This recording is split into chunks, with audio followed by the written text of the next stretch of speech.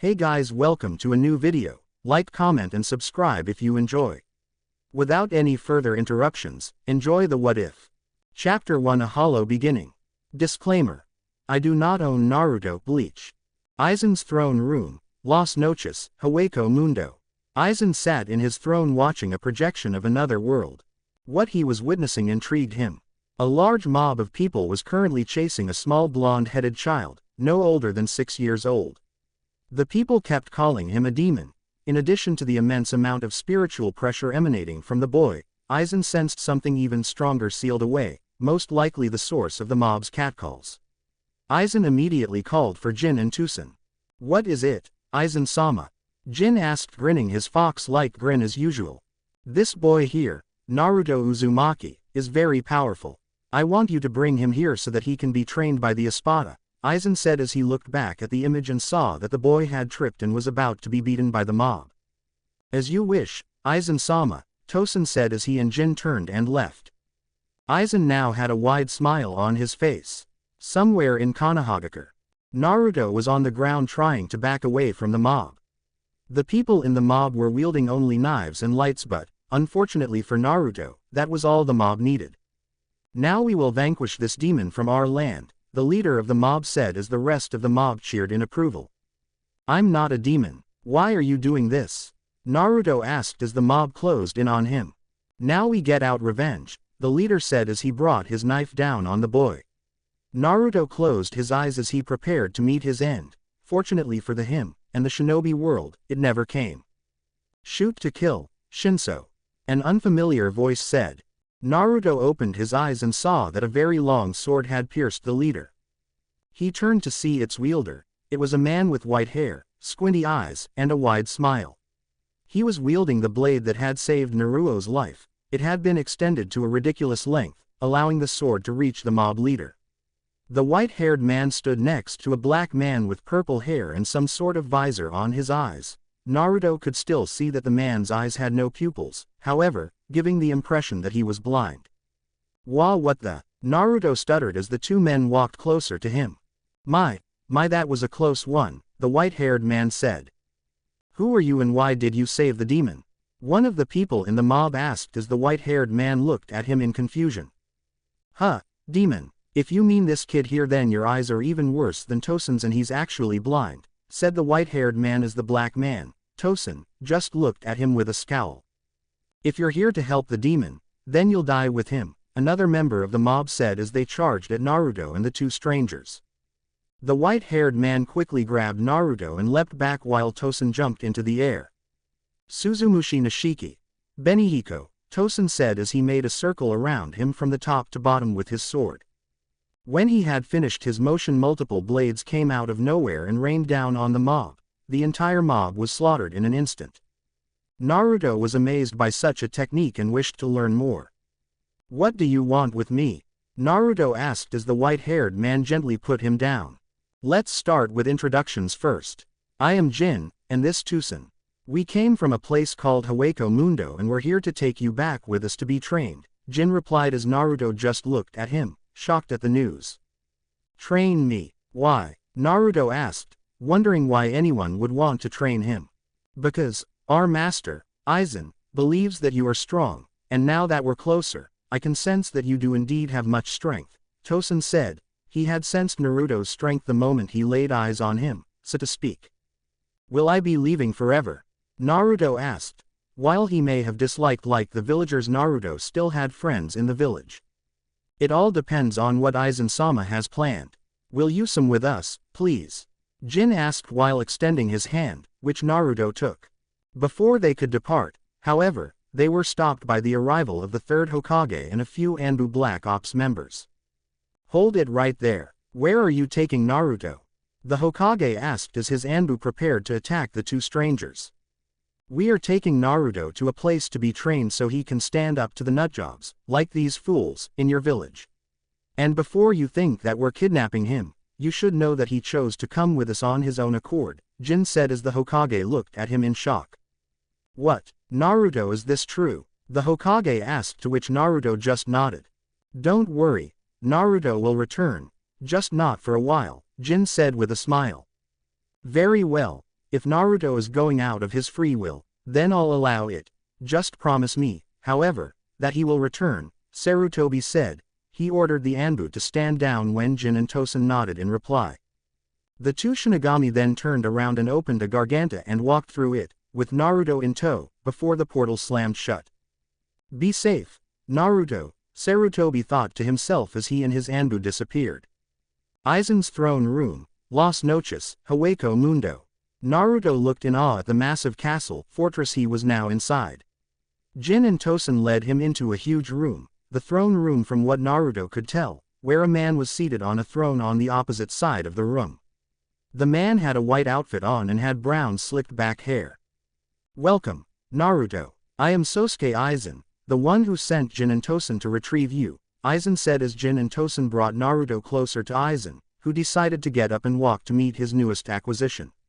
Naruto bowed respectfully to the man. Are you going to be the one training me? Naruto asked as Aizen smiled gently at him.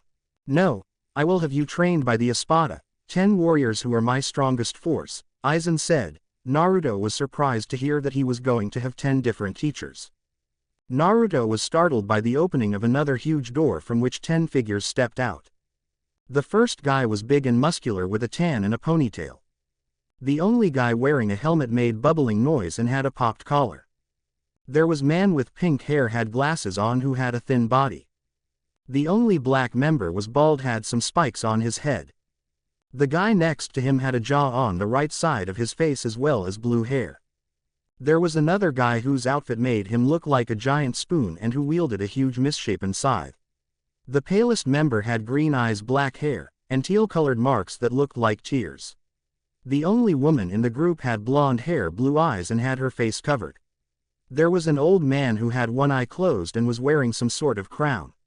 The final member had a lazy look in his eyes and brown hair. The guys must be the Espada. Is that them? Naruto asked as he looked back at Aizen. Yes, but training can wait until tomorrow. Why don't you go with Jin to your room? Aizen said. Naruto nodded in reply and began walking with Jin before he suddenly stopped. Hey, I have a quick question. Will I be able to go home when my training is done? Naruto asked while Aizen still smiled at him. Yes, you are free to go when your training in Las Noches is done, Aizen said as Naruto smiled and left to rest. Are you really going to let him leave? Tosen asked as Aizen turned to look at him. Yes, after we've taken the Soul Society and the real world, we will take over his world, with him as the main weapon, Aizen said to his subordinate as he sprouted a wide smile. If only he knew what happened in the future. 7 years later, Naruto sat atop a tower in Hueco Mundo staring out at the massive desert. He had on a white jacket and black shirt underneath, along with black pants and sandals. He had his Zanpakuto, which was a blade with black hilt with red wrappings around it and a red, round, spiral pattern Tsuba an. The Tsube looks like the Uzumaki clan symbol.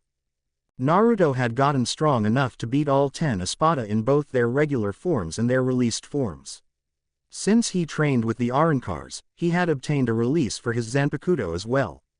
On top of that, he also got 2 Fracciones named Django and Tararan. Now, with his training complete, Naruto set his sights on a new objective. Ready or not Konoha, here come Naruto Uzumaki, said Naruto as he left to have a final talk with Aizen. Chapter 2 Departure and Return. Las Noches, Hueco Mundo. Naruto used a flash step to get to Aizen's stronghold. Naruto had gotten the abilities of a Shinigami, but didn't have a Shikai or Bankai. Thanks to Aizen, the Kyuubi had been resealed inside Naruto's blade, hence him having a release. This made his Zanpakuto more Arankar-like in how it was used. Since the tailed beast was still connected to his soul, Naruto still had the healing abilities that the Kyuubi provided. Naruto's training also resulted in him gaining several hollow abilities, though without the need for an inner hollow to use them. Naruto entered the center of Las Noches and decided to head to his room one last time. When he got there he saw some new clothes on his bed. A note was attached to it. Dear Naruto, I thought you might like some new clothes considering you're leaving soon. This should be appropriate for you big return. Enjoy. Signed, Aizen. Naruto smiled at the note and put on the clothes. There was a shirt similar to Grimjow's, but it had short sleeves instead of the long sleeves that the sixth Espada rolled up. The pants were white and baggy with black trim. His sandals were Espada edition sandals, and he had white forearm gauntlets on his arms that had skulls in the middle. The outfit also included a pair of spalders with a similar design. Naruto took a look at himself in the mirror after trying out his new outfit before going to Aizen's throne room. Naruto walked inside but found that Aizen was not at his throne. Rather than going out and looking for him, Naruto decided to wait for him. He was in no hurry to get back, and wanted to at least talk one last time with the Espada. Speaking of the Espada, Grimjow had just walked into the throne room. "How are you, Grimjow-sama?" Naruto asked as his teacher looked at him and gave his usual grin. "Bored as hell. What are you doing?" Grimjow asked. He sat next to Naruto. "Just waiting for Aizen-sama. I need to discuss my departure with him," Naruto said as Grimjow looked at him with a surprised expression. "Is it time already?" Grimjow asked, to which Naruto nodded in reply. "Yay, it's been a while since I began my training. If my math is correct, it should be 7 years past in my world. I can't wait," Naruto said as he sported his trademark grin. "I like that look in your eye," Grimjow said as he smiled. Naruto gave a small chuckle. "I'm just pumped as all. There are some people I've been dying to see," Naruto said before Grimjow flashed a sleazy look. "Oh, you mean like a girl?" Grimjow asked in a mocking tone. Naruto, not surprisingly, got steamed at him. "Shut up, Grimjow-sama," Naruto yelled as Grimjow laughed at him. "I thought I heard some sort of commotion," another person said. Naruto immediately recognized that voice thanks to its lazy tone. "So you actually decided to wake up, Stark-sama," Naruto said, as Stark just looked at him with his laziness still present in his eyes. "I had no choice since Lilinet kept waking me up while you two started making noise over here," Stark said as he cleaned his ears. "Well, that's great way to say farewell, Stark," Grimjow said. Stark was confused by Grimjow's comment, but he finally understood after a minute or so. "So today's the day, huh?" Stark said in a dull tone. "Yep, time for me to head home and cause a little trouble. Though I still have to consult Aizen-sama, so I am waiting for him to return," Naruto said. Stark nodded in reply before he sat next to Naruto. "Then wait no longer," a familiar voice said. Naruto, Grimjow, and Stark turned around to see that Aizen had appeared to see Naruto off. Along with Aizen remaining Espada, their Fracciones, and Naruto's own 2 Fracciones came to see him off. "Oh, so you were gathering the rest of the guys to see me off?" Naruto said while smiling at Aizen and the Arankar. "Yes, I thought that everyone that worked with you should be here to wish you luck. Though I'm sure that the people that fight you should pray for luck if they want to survive," Aizen said, showing his usual smile. "Got that right. Well then, I guess this is goodbye," Naruto said as he extended his hand to Aizen, who took it. "For now at least," Aizen said as he shook Naruto's hand. "Good luck, Gaki," Noitra said while grinning at Naruto. "Are we coming with you, Naruto-sama?" Turaran asked while giving a hopeful yet sad look at him. Turaran was an Arankar with long green hair who looked like a teenage girl. Her outfit was just a top with a skirt and some leggings. She had a piece of a mask in the form of a headband. Django, Naruto's other Frakken, was a bit taller than Naruto. He had brown medium hair and a hollow mask in the form of a human skull over his entire face. He had an Espada outfit with long sleeves and his shirt was open. Both of them had regular katanas, but Turaran's had a pink hilt and a black-colored blade while Django's had a black hilt and a sickly pale-colored blade. Turaran and Django were the 28th and 29th numerous class Arankars, respectively, though they were both at the same level of strength as Ulquiorra when he used his Segunda Etapa without releasing their Zapakudos. They had chosen not to become Espada out of their loyalty to Naruto. "No, you should remain here in Hueco Mundo. I will, however, call when I need your assistance," Naruto said as the 2 Arankar bowed. "If that's what you wish, Naruto-sama," Django said, giving a weak smile. Naruto opened up a garganta and stepped through it. He took one last glance back at his teachers before it closed completely. "Take care of yourselves, and thanks for everything," Naruto thought to himself as the Espada disappeared from sight. Main gate, Konohagakure. Azumo and Katetsu were at the entrance to Konoha, bored as usual. They had been there the whole morning, taking check of everyone that had passed into and out of Konoha. Though they hoped it was nothing bad, Azumo and Katetsu wished that something interesting would happen. They got their wish when a black portal opened up in the sky above them. What in the name of Kami is that? Azumo asked as he and Katetsu just looked at the portal with a little scared look. I'm not sure, but it doesn't look friendly, Katetsu said. Katetsu was about to go get back up before was stopped by Azumo grabbing his arm. Wait, there's someone inside, Azumo said while pointing at a figure that appeared within the portal. No way, Thatsa, Katetsu said as he stared at the person inside the portal. The person he saw inside of the portal was none other than Naruto, who then stepped out of the portal and floated gently to the ground. Naruto walked to the gate and nodded to the two guards as they stared wide-eyed at him. Yo, said Naruto casually as he walked into the village towards the Hokage tower. Azumo and Katetsu just stared with open mouths and then looked back at each other. Hokage's office, the academy. A few minutes later, the third Hokage, Hiruzen Sarutobi, was dealing with the one threat that no Kage had been able to get rid of: paperwork. The stack in front of him was huge in height as the old man tried to make it smaller with every sheet signed. The sad part was that the stack was going to be at the same level tomorrow, if it didn't go higher.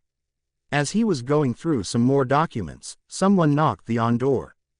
Come in, the third said as he took down another sheet to be signed. Long time no see, old man, and voice said. This voice made the Hokage look up with wide eyes. Standing in the doorway was Naruto, smiling at one of the few people that treated him with kindness. The Sandaime had tried to have Naruto be seen as a hero, as per the Yondaime's instructions, but it fell on mostly deaf ears. The few people who did listen tried to at least adopt the poor kid, but the civilian council, in their arrogance and complete hatred of the boy, shot them all down. When the Hokage told the councils that Jin and Tosen had taken Naruto, the civilian council was happy to be rid of the so-called demon child. The shinobi council, however, was not so cheerful. When the Sandaime assured them, in secret, that Naruto would return one day, they got a little bit happy. Unlike the civilian council, the members of the shinobi council did not hold any real hatred towards Naruto, as they knew the Kyuubi's attack on Konoha was not Naruto's fault. Now, after 7 years, Naruto has returned, Hiruzen sensing the definite change that had occurred. Welcome home, Naruto, Sandaime said as he gave the blonde a big hug. Thanks, old man, though I doubt I'll get the same warm welcome from most people. How've you been? Still dealing with paperwork, Naruto said. The third frowned in response to that comment as he was well aware that the child was mocking him and his torment. Unfortunately, yes, I am unable to escape this torture until I find a successor, the Sandaime said, going back to his desk and motioning Naruto to sit. Naruto, however, waved it off. I'm not here to talk long, I just wanted to say hi and get back to the academy. Though they can't really teach me anything there, I still need to graduate to be a ninja, Naruto said, to which the Sandaime nodded. The Sandaime then held up a finger. Hold on a sec, I almost forgot. This will let you go through the graduation process without having going through all the teachings over again, so you can graduate with your class, he said before he took out a piece of paper and wrote down a note that he then gave to Naruto. Thanks, old man, Naruto said before taking the note and waving goodbye to the man who was like a grandfather to him before leaving. Academy classroom. A few moments later. Don't forget that the graduation exam is tomorrow, so everyone study hard and sharpen your skills tonight, Iruka announced to the class. Everyone was excited about finally graduating, having worked hard, for the most part, to become ninja. Some of the students had decided to become ninja to gain power, some were there to achieve glory, and some were just there only because their parents forced them to go. Shikamaru cough. The opening of the door stopped the chattering amongst the students. The figure that stepped in made the guys look shocked, the girls with blushes on their faces and few with nosebleeds. As Naruto walked in, he gave a mock salute to Iruka and gave him the note from the Hokage. Iruka nodded at Naruto in understanding and motioned for him to take a seat. A certain Uchiha was looking at Naruto with a frown. The fact that this new guy walked in here like he owned the place felt like an attack on the Uchiha's pride. Class, our new student, a returning student to be more precise, is Naruto Uzumaki. He will be participating in the graduation exam with the rest of you, Iruka said. Some of the students were shocked by this revelation while others, including a certain pink-haired girl, were very upset. Iruka-sensei, that's not fair. Why does that blonde baka get to take the exam when he hasn't even been here for so long?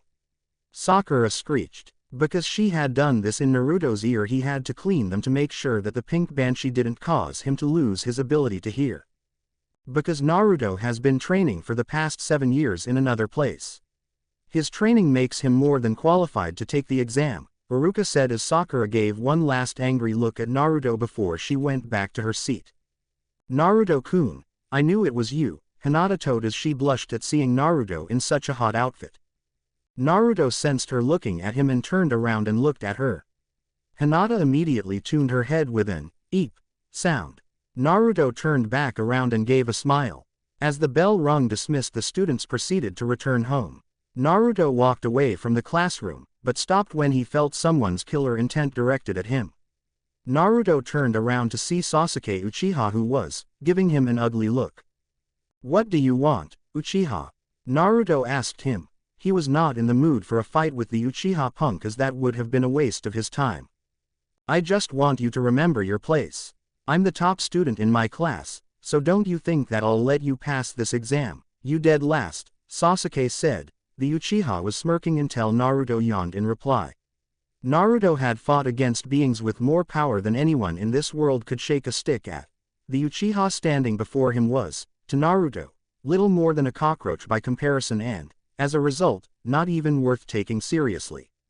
You finished gloating yet? I have gotta go to my apartment to make sure I've got food to eat, Naruto said as he turned around. Don't you turn your back on me. The Uchiha yelled as he threw a punch. Sasuke stopped his attack when Naruto disappeared. Sasuke looked around for Naruto but couldn't find him until he reappeared behind the Sasuke, his sword pressed against the Uchiha's neck. I'm not gonna fight you today, Sasuke. I'll save that for tomorrow. Just be ready to be beaten by a dead last. In the meantime, Naruto said as he once again disappeared, leaving the Uchiha enraged at this humiliation. Chapter 3: A Secret Revealed. Konohagakure. Naruto was quite surprised to find his apartment completely untouched. He thought for sure that some of the crazy villagers would have come here to ransack the room and then burn it down, yet here it was, nothing out of place except for a little dust.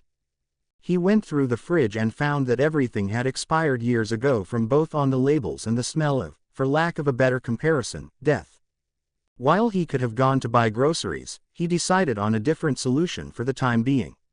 He left his apartment and headed to the one restaurant he had missed since he left Konoha, Ichiraku Ramen.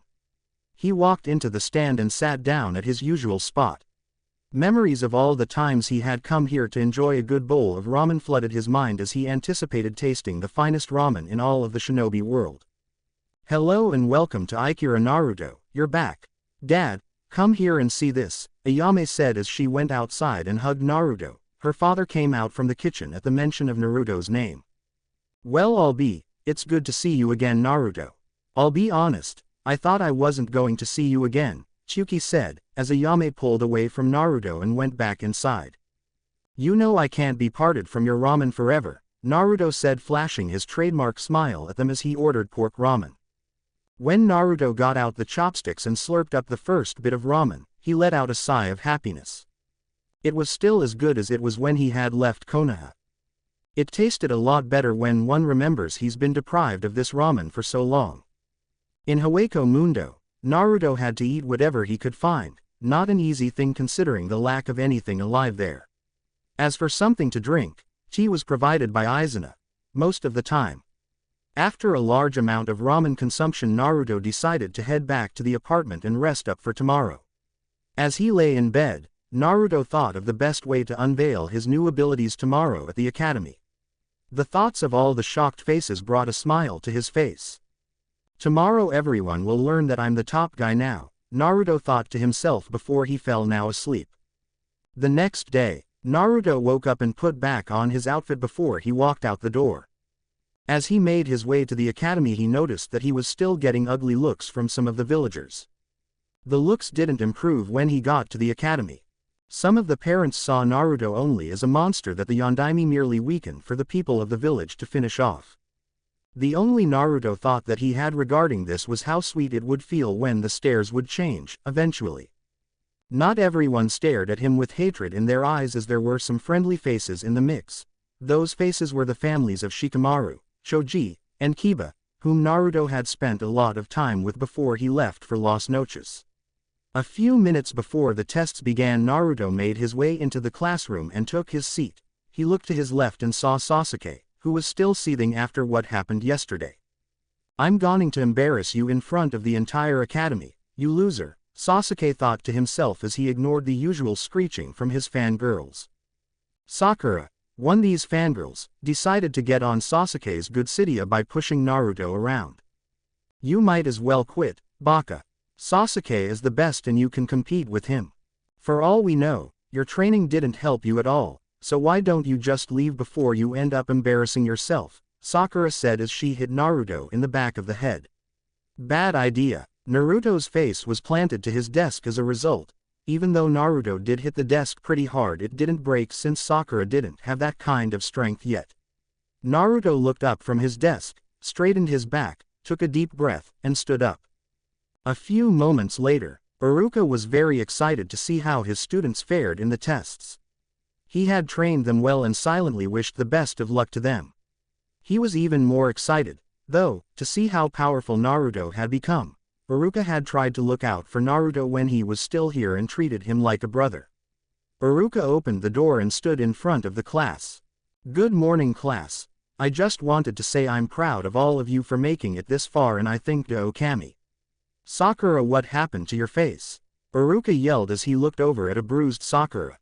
After Sakura had smacked Naruto, Naruto simply smirked and punched her in her face, causing her to hit the floor hard, using 1.5% of his strength. After Sakura didn't move for a while, Naruto picked her up and sat her in her desk before he proceeded to gently shake her until she regained consciousness. When Sakura came to, however, the pain of Naruto's attack hit her so fast that she would have screamed in pain if Naruto hadn't covered her mouth with his hand. After he whispered something in her ear, he removed his hand. Sakura decided to stay quiet until Iruka came in. Sakura now looked at Naruto, who looked back at her, allowing Iruka to make the connection. He decided not to say anything about it, however, as he figured Sakura probably said or did something that was stupid enough to force Naruto to respond like this. Naruto punched her in the face and she fell on the floor, a random student from the class said to the Chunin. "As that's so, we'll about this after talk after the exams, Naruto," Iruka said as Naruto gave a nod in understanding. Naruto and his fellow classmates took a series of different tests to test their skills, ranging from jutsus to use of weapons. Though the jutsu that the students usually demonstrated was the clone jutsu, Naruto was allowed to demonstrate an alternative technique due to the unique circumstances surrounding his training. The final test with the combat skills portion, the students would spar with each other to show their fighting skills. In the first match, Choji fought Kiba, if you can call sitting on Kiba for the entire match fighting. The next match was between Sakura and Shikamaru, but the match was called a draw after a while due to Sakura's face being sore as well Shikamaru's laziness. In the next match, Hinata defeated Ino with her clan's gentle fist attacks. After the match ended, Hinata looked over at Naruto to see if he watched her. Naruto looked back at her and gave her a smile and nod, causing Hinata to blush on the outside and to jump up and down in her mind. After a few other fights, Sasuke and Naruto's little spar, if you wanted to call it that, was next. Almost all of the girls were, not surprisingly, cheering for Sasuke, with Hinata the only exception. Naruto walked out into the little grass area where the spar would take place. Before the match began, Naruto unsheathed his Zanpakuto and stuck it in the ground, which, to those who knew him in Las Noches, meant that he would fight the opponent in question but still saw her as a waste of his time. "I'm gonna crush you, loser, and prove that you are what we all know you Asa dead last," Sasuke said as got screams of approval from the fangirls and a raised eyebrow from Naruto. "As that's so, well then, why don't I make your victory a little bit easier, our great Uchiha," Naruto mockingly said, to which Sasuke responded by looking at him with a frown. "And how do plan to you do that?" Sasuke asked as Naruto held up one arm and put it behind his back. Rocker 1600 note. Moderate editing from the original begins. I will give you an advantage. One hand a no, one finger is all I will use for this spar. Sound good to you? Naruto said smirking, while the Uchiha just frowned. Naruto closed his free hand into a fist, save for his index finger. Do what you want, you'll still lose no matter what, Sasuke said as readied himself for a fight. Ready, begin, Iruka said. Sasuke made the first move when he chargarf at Naruto. Sasuke threw a right hook but was dodged by Naruto, who sidestepped the punch. Sasuke then tried a body kick, which Naruto easily evaded. Sasuke kept using attack after attack, but nothing connected. Then, Sasuke nailed Naruto in the chin with an uppercut. Everyone held their breath, thinking the Uchiha had finally won the fight. Chuckling broke the silence, which then turned into all-out laughter. It was coming from Naruto, which enraged Sasuke. Are you serious? That's it. I gotta say, I knew you were weak, but this is pathetic, Naruto said as he looked at the Uchiha. Why you? Sasuke said before Naruto placed his finger on Sasuke's chest. Before Sasuke could react, Naruto used his finger to push Sasuke back. Naruto had applied enough force to send Sasuke flying back to the academy building. When Sasuke landed on the wall of the building, the amount of force Naruto had used caused Sasuke to go right through the wall, leaving a noticeable hole. The fangirls immediately crowded an unconscious Uchiha while Naruto picked up his sword, sheathed it and walked away with a wide smile. As he was about to go back inside to receive his headband, Iruka stopped him. Naruto, I'm sure Sakura did something or said something stupid, but please have better control over your attacks from now on. That goes for this little display as well, Iruka said as he got a nod from Naruto. Don't worry, that was just so she knew not to hit me again. As for Sasuke, I actually held back a lot, Naruto said with a grin as he walked back to the academy. Despite the angry looks from some of the villagers, Naruto was more than satisfied with becoming a full-fledged shinobi of Konoha. Naruto was on his way home when he saw Hinata walking home with her father Hiashi. Hey Hinata, congratulations on becoming a shinobi, Naruto said. He chuckled in the back of the mind as he saw Hinata blush. Thank you, Naruto-kun, Hinata said while her father, Hiashi, just smiled at the two. Congratulations to you too. I hope that you and my daughter will do great things for Konoha, said Hiashi, as Naruto nodded at him. We will. I've gotta go now, so I'll see you around, Hinata, said Naruto, walking away as Hinata waved goodbye. Hiashi simply looked at the young Naruto. I don't know what you did for her, but I thank you for it. Though she still has a long way to go, you helped her gain some confidence in herself, Hiashi thought to himself before he and Hinata continued to walk home. Rocker 1600 note. Moderate editing form the original ends. Naruto made his way back to his apartment and found a note pinned to the door when he arrived. Naruto, I want to congratulate you on becoming a shinobi. I have something I wanted to talk to you about, think of it as a reward for becoming a shinobi. Meet me at the Hokage Tower after reading this note. Signed, the third Hokage. Naruto then used a flash step to get to the Hokage Tower. Sarutobi was waiting for him at the top of the tower, smoking his usual pipe. He nearly dropped his pipe in shock when Naruto appeared, seemingly out of nowhere. You got here fast. How'd you do that? Sarutobi asked, surprised by how fast the boy could move. It's a technique called a flash step. It's one of the things I learned at Las Noches. Anyways, what did you want to talk to me about? Naruto asked as he folded his arms. Naruto, have you ever wondered about who your parents might be? Asked Sarutobi, getting a raised eyebrow from Naruto. Sometimes. I always thought that my parents died during the Kyuubi's attack. After I earned the Kyuubi's trust, I tried asking him about my parents to see if he knew, but he's been very reluctant to tell me, Naruto said while taking note of the fact that Sarutobi's eyes widened in shock. How did you find out about the Kyuubi? Sarutobi asked as he had made it clear that it was forbidden to mention the Kyuubi's presence within Naruto to the boy. Aizen, the man who helped train me, told me, Naruto calmly, to which Hiruzen did a facepalm.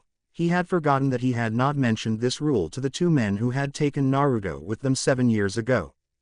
I see. Well, your parents did die during the Kyuubi attack, but your father is the one who sealed the Kyuubi in you, to protect the village, Sarutobi said as he saw that Naruto was looking at him as if he had two heads. That's impossible. That would mean that my dad is, Naruto said before Sarutobi finished the sentence for him. The Yondaime Hokage, Minato Namikaze, Sarutobi said. Naruto's face was suddenly with feelings of shock, then happiness, and then anger, which Sarutobi had expected to an extent. My own father sealed the Kyuubi inside me, Naruto said as he clenched his fists. I thought you might react that way, but you have to understand that he had faith that you would one day be able to control it, which you have. And I can promise you that your father truly did care about and would not have done it if he didn't have a good reason to. Sarutobi said. He placed his hand on Naruto's shoulder. This revelation helped Naruto calm down. That makes sense, and I guess being the son of the Yondaime makes up for it, Naruto said. Sarutobi smiled at seeing how much Naruto had matured since he left. I have something I want to show you. Follow me, Sarutobi said before leading Naruto out of the Hokage Tower. He led him to the Namikaze estate, which was located about a half a mile outside of Konoha. The place was, needless to say, enormous, as it was twice as big as the Hyuga estate. Naruto saw that the place was surrounded by a barrier, with a blood seal on the front door keeping it intact. Go ahead, release the seal, Sarutobi said, to which Naruto looked at him with a raised eyebrow. Naruto placed his hand on the seal, which quickly deactivated the barrier. Naruto was a little bit shocked that it worked. So is this place mine now? Naruto asked, to which Sarutobi nodded. Yes, but let's not move in yet. It's best for us to make sure that everyone knows you're the son of the fourth before getting comfortable in your birthright, Sarutobi explained. Naruto nodded in agreement. That sounds fair to me. Thanks for showing me this, old man, Naruto said as he hugged the old cage. I knew you were strong enough to know the truth now, Sarutobi said as he broke off the hug and walked back to the tower. I hope you're watching me, Dad, because your son is about to become the greatest shinobi of all time, Naruto as he looked one last time at the estate before reactivating the barrier. Chapter 4 Teams and Problems. Academy Classroom, Konohagakure. Naruto was a bit anxious today. Why? Because today was the day where he would get put into a genin team. He just hoped he didn't get put into a group of morons, primarily Sasuke and Sakura, if at all possible. He especially hoped he didn't get the both of them. Okami, he prayed that he didn't have those two.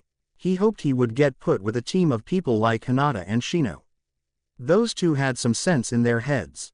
He would take Shikamaru at this point. Though he found his a bit annoying, Naruto was at least on good terms with him. His thought process was disrupted when he got to the classroom. Iruka came into the classroom a few minutes later to address the class. Welcome, class. First off, I would like to congratulate all of you for passing and becoming genin.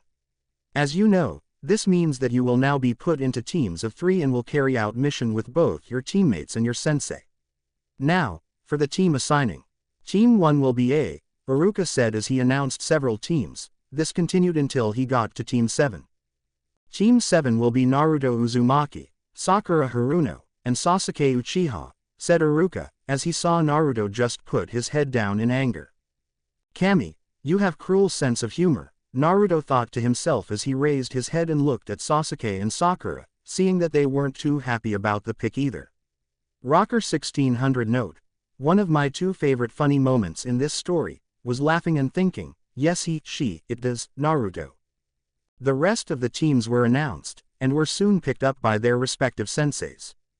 Only Team 7 was left and Naruto was getting pretty tired of waiting for a sensei that, to be perfectly blunt, probably couldn't teach him much. People far more powerful than anyone in Konoha, or the entire shinobi planet for that matter, had trained him personally. His squad leader would probably favor the Uchiha and spoil the little punk with jutsus. Naruto had to drown out these thoughts as they were making him sick to his stomach. Naruto was interested, however, to see just how he fared against a Jonin. Where is he? He couldn't have gotten lost, could he? Sakura asked as she wondered what was taking their squad leader so long. Sakura, it's bad enough that I am stuck on the same team as you. Please don't make things worse by annoying me with your useless blabber, Naruto said as Sakura an angry look in response. What did you say? You ignorant ba, Sakura said before Naruto gave her one of those, "Remember what I can do to you," looks, silencing her. HMPH, Sasuke said, annoyed at both his teammates and wishing he didn't have to wait around. The classroom door opened a couple of hours later to reveal a man with gray hair, a mask that covered half of his face, a standard Jonin outfit, and a headband that covered one of his eyes. He walked in and briefly observed the three genin. "Okay, you three are with me. Come outside so we can talk a little," the man said as the young ninja got up and followed him outside. "Okay, now I'm going to ask you guys about what you like, things you hate, and your dreams about the future. I'll start off. I'm Kakashi Hatake. I have no desire to tell you my likes and dislikes of my dreams for the future. Yahama. As for my hobbies, I have lots of hobbies," Kakashi said while Naruto and the others had anime sweat drops on their heads. Well, that was informative, Naruto thought to himself as he looked at Kakashi lazily. "Okay now, blonde kid, tells us a little bit about you," Kakashi back as Naruto regained his focus and straightened out his back. "My name is Naruto Uzumaki. I like ramen and hanging around with my friends. I hate people who are annoying and anyone who threatens my village and my friends. My dream is to one day become the strongest ninja and become Hokage," Naruto said as Kakashi nodded at the son of his late sensei. "He's certainly gotten much more powerful than even I am," Kakashi noted as he told Sakura to tell the about herself. "My name is Sakura Haruno. I like giggles. Well, the person I like giggles is Sasuke. I hate Naruto and others who don't like Sasuke.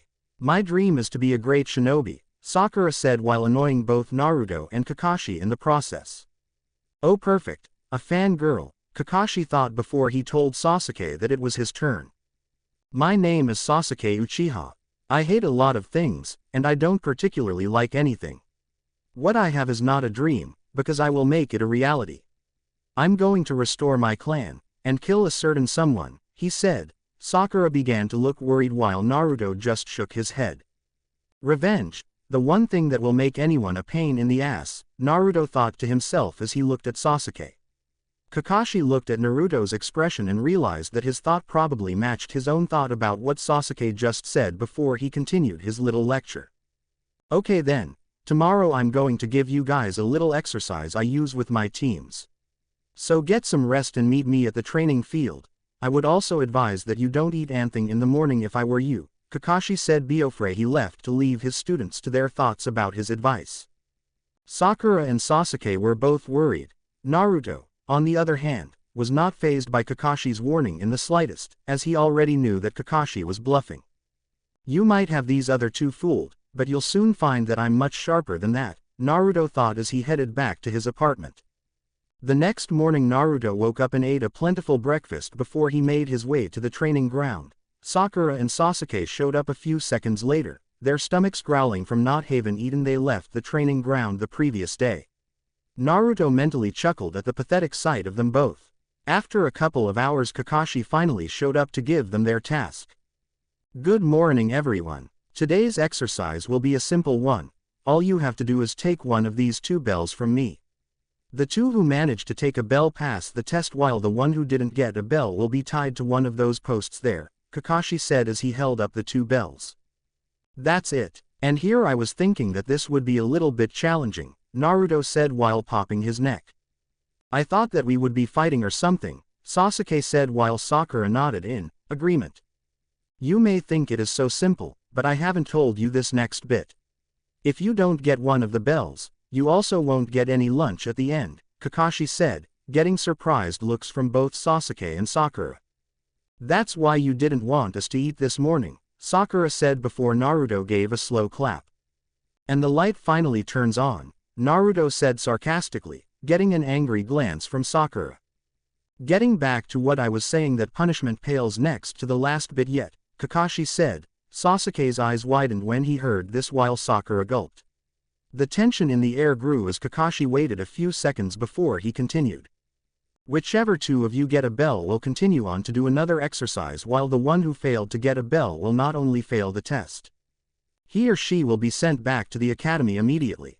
This training exercise is actually an extremely difficult post-academy exam with a failure rate of over 66%. In other words, out of the 27 graduates this year only 9 will be chosen to become genin, Kakashi declared. He took a moment to mentally enjoy the reactions from Sasuke and Sakura before he saw that Naruto wasn't even fazed in the least. I see. That's very clever, Kakashi. If it wasn't for my time training at Las Noches, I wouldn't have figured out what you really want from us. Too bad these two wouldn't bother agreeing to it, Naruto thought to himself. Kakashi guessed that he either felt that his strength would be enough to beat him or, he could tell from Naruto's expression, that he already figured out what the true purpose of this test really was. Shaking off these thoughts, Kakashi refocused his attention to the 3 graduates. Alright, you 3, I want you guys use whatever means to take these bells, and that includes the use of any ninja tools and jutsus. If not prepared to kill me, you won't get the bells. Understood? Kakashi asked. The genin nodded in agreement. It's time to see how I fare, Naruto thought as he readied himself for battle. Ready, go, Kakashi said. While Sakura and Sasuke scattered, Naruto stayed put, crossing his arms. I have no intention of hiding and waiting. I'm going to see right now if I can hang with one of the best Konoha has to offer, Naruto said. He cracked a smile as Kakashi readied himself. I've actually wanted to see what you can do as well, Kakashi said while pulled out an orange book from one of his pouches. What are you doing? Naruto asked, raising an eyebrow at his sensei. Finding out what happens at the end, Kakashi said as he saw Naruto's face drop to the ground. Anyways, Naruto said before disappearing in a flash step. What the? Kakashi said before looking up to see Naruto with one leg raised vertically in the air. Hollow leg drop, Naruto yelled as he brought his leg down on Kakashi, causing a huge crater in the process. Holy crap, Sasuke and Sakura thought to themselves, with their jaws on the floor, as they witnessed the immense power Naruto had just displayed. When the dust settled, Naruto stood over a log that was broken in half. A substitution jutsu. This guy is quick on his feet, Naruto said as he looked around for his sensei. I have to admit I wasn't expecting that from him. I guess I won't be able to fight and read a book at the same time with him on my heels, Kakashi thought to himself as he hid in the tree from his student. He also decided to put his book back into its pouch. How in the name of Kami did you get so strong, Baka? Sakura asked as she and Sasuke came out of hiding and walked to Naruto. Years of intense training and a drive not fueled by revenge, Naruto said, having clearly directed the second part of his comment at Sasuke. Are you saying that my way is wrong? That I shouldn't punish the man responsible for my clan's destruction? Sasuke asked while Naruto just shook his head. You just don't get it, Naruto said while Sasuke began to walk away. Whatever, I'm gonna go find Kakashi and get my bell, Sasuke said before he disappeared, leaving Naruto and Sakura by themselves. Sasuke will definitely get a bell. He'll also help me get one too, Sakura said, to which Naruto just rolled his eyes. That idiot won't get a bell with that kind of attitude. Heck, even if he did manage to beat Kakashi, he still wouldn't get a bell, Naruto said with a smile while Sakura looked at him with confusion. What do you mean? Sakura asked while Naruto still smiled. This is what I mean, Naruto declared, holding up both bells. When did you get those?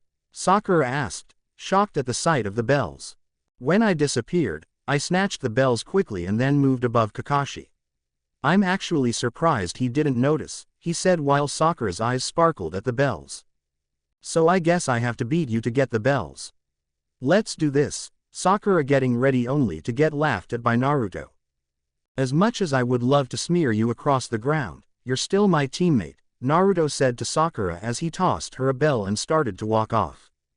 Why just give it to me so willingly? Sakura asked as Naruto turned around and looked at her. Because you'll need it more than me, he said before flash stepping away, leaving Sakura lost in thought. Naruto searched around for Sasuke. He expected to see him fighting Kakashi, but he found something else. Sasuke was neck deep in the ground, having been put there because of Kakashi. Naruto had to fight the urge to snicker at the prodigies situation. So I guess you didn't get a bell, huh? Naruto said. This got him Sasuke's attention, as well as a frown. I almost had him. What do you want, loser? Sasuke asked, while Naruto stood a few inches from his face. Your goal to get revenge for your clan isn't going to get you anywhere, Naruto replied. Sasuke was shocked at what Naruto just said. I have to avenge my clan. What do you know about it? Sasuke asked while Naruto just looked at him with a calm and collected expression. I don't know what it's like to lose your whole clan, but if you continue to go down this path of revenge, it'll only consume you in the end. Then what will you do? Naruto asked as Sasuke simply smirked at him. Here's my answer. Loser, Sasuke said before proceeded to spit on Naruto's sandals. Oh well, can't say I didn't try. You don't deserve this, but I really don't care, Naruto said as he tossed the second bell in front of Sasuke. When did you get that? Sasuke asked. Naruto just stepped away again without responding. Naruto landed on a tree, where a certain masked, orange book reading Jonin was sitting on a branch. Kakashi put his book away and started to slowly clap. I'm impressed that you were able to get those bells in such a short time, Kakashi said as Naruto sat down on the tree branch. You should have at least attempted to use your Sharingan, though, it would have at least made things more interesting, Naruto said to Kakashi before taking a moment to mentally smirk at the Jonin's reaction. How did he? Never mind. I even want to know, Kakashi thought to himself as he regained his composure. Anyways, I'm just surprised that you didn't stop me or try to get the bells back, Naruto said as Kakashi sat down next to him. I wanted to see what you would do with them. So, why did you give those to the bells? Kakashi asked while Naruto thought back at his time in Las Noches. Flashback. Somewhere within Las Noches, Hueco Mundo. You really think that you can take me? Apache asked, enraged that Mila Rose would even try to take her on. Heck yeah I could, unicorn weakling, Mila Rose said as she got face to face with Apache.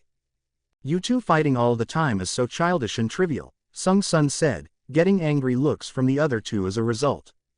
What did you just say? Apache asked, getting even madder because of the comment. Naruto, meanwhile, watched as the three Frackin members fought amongst themselves from the top of a nearby tower.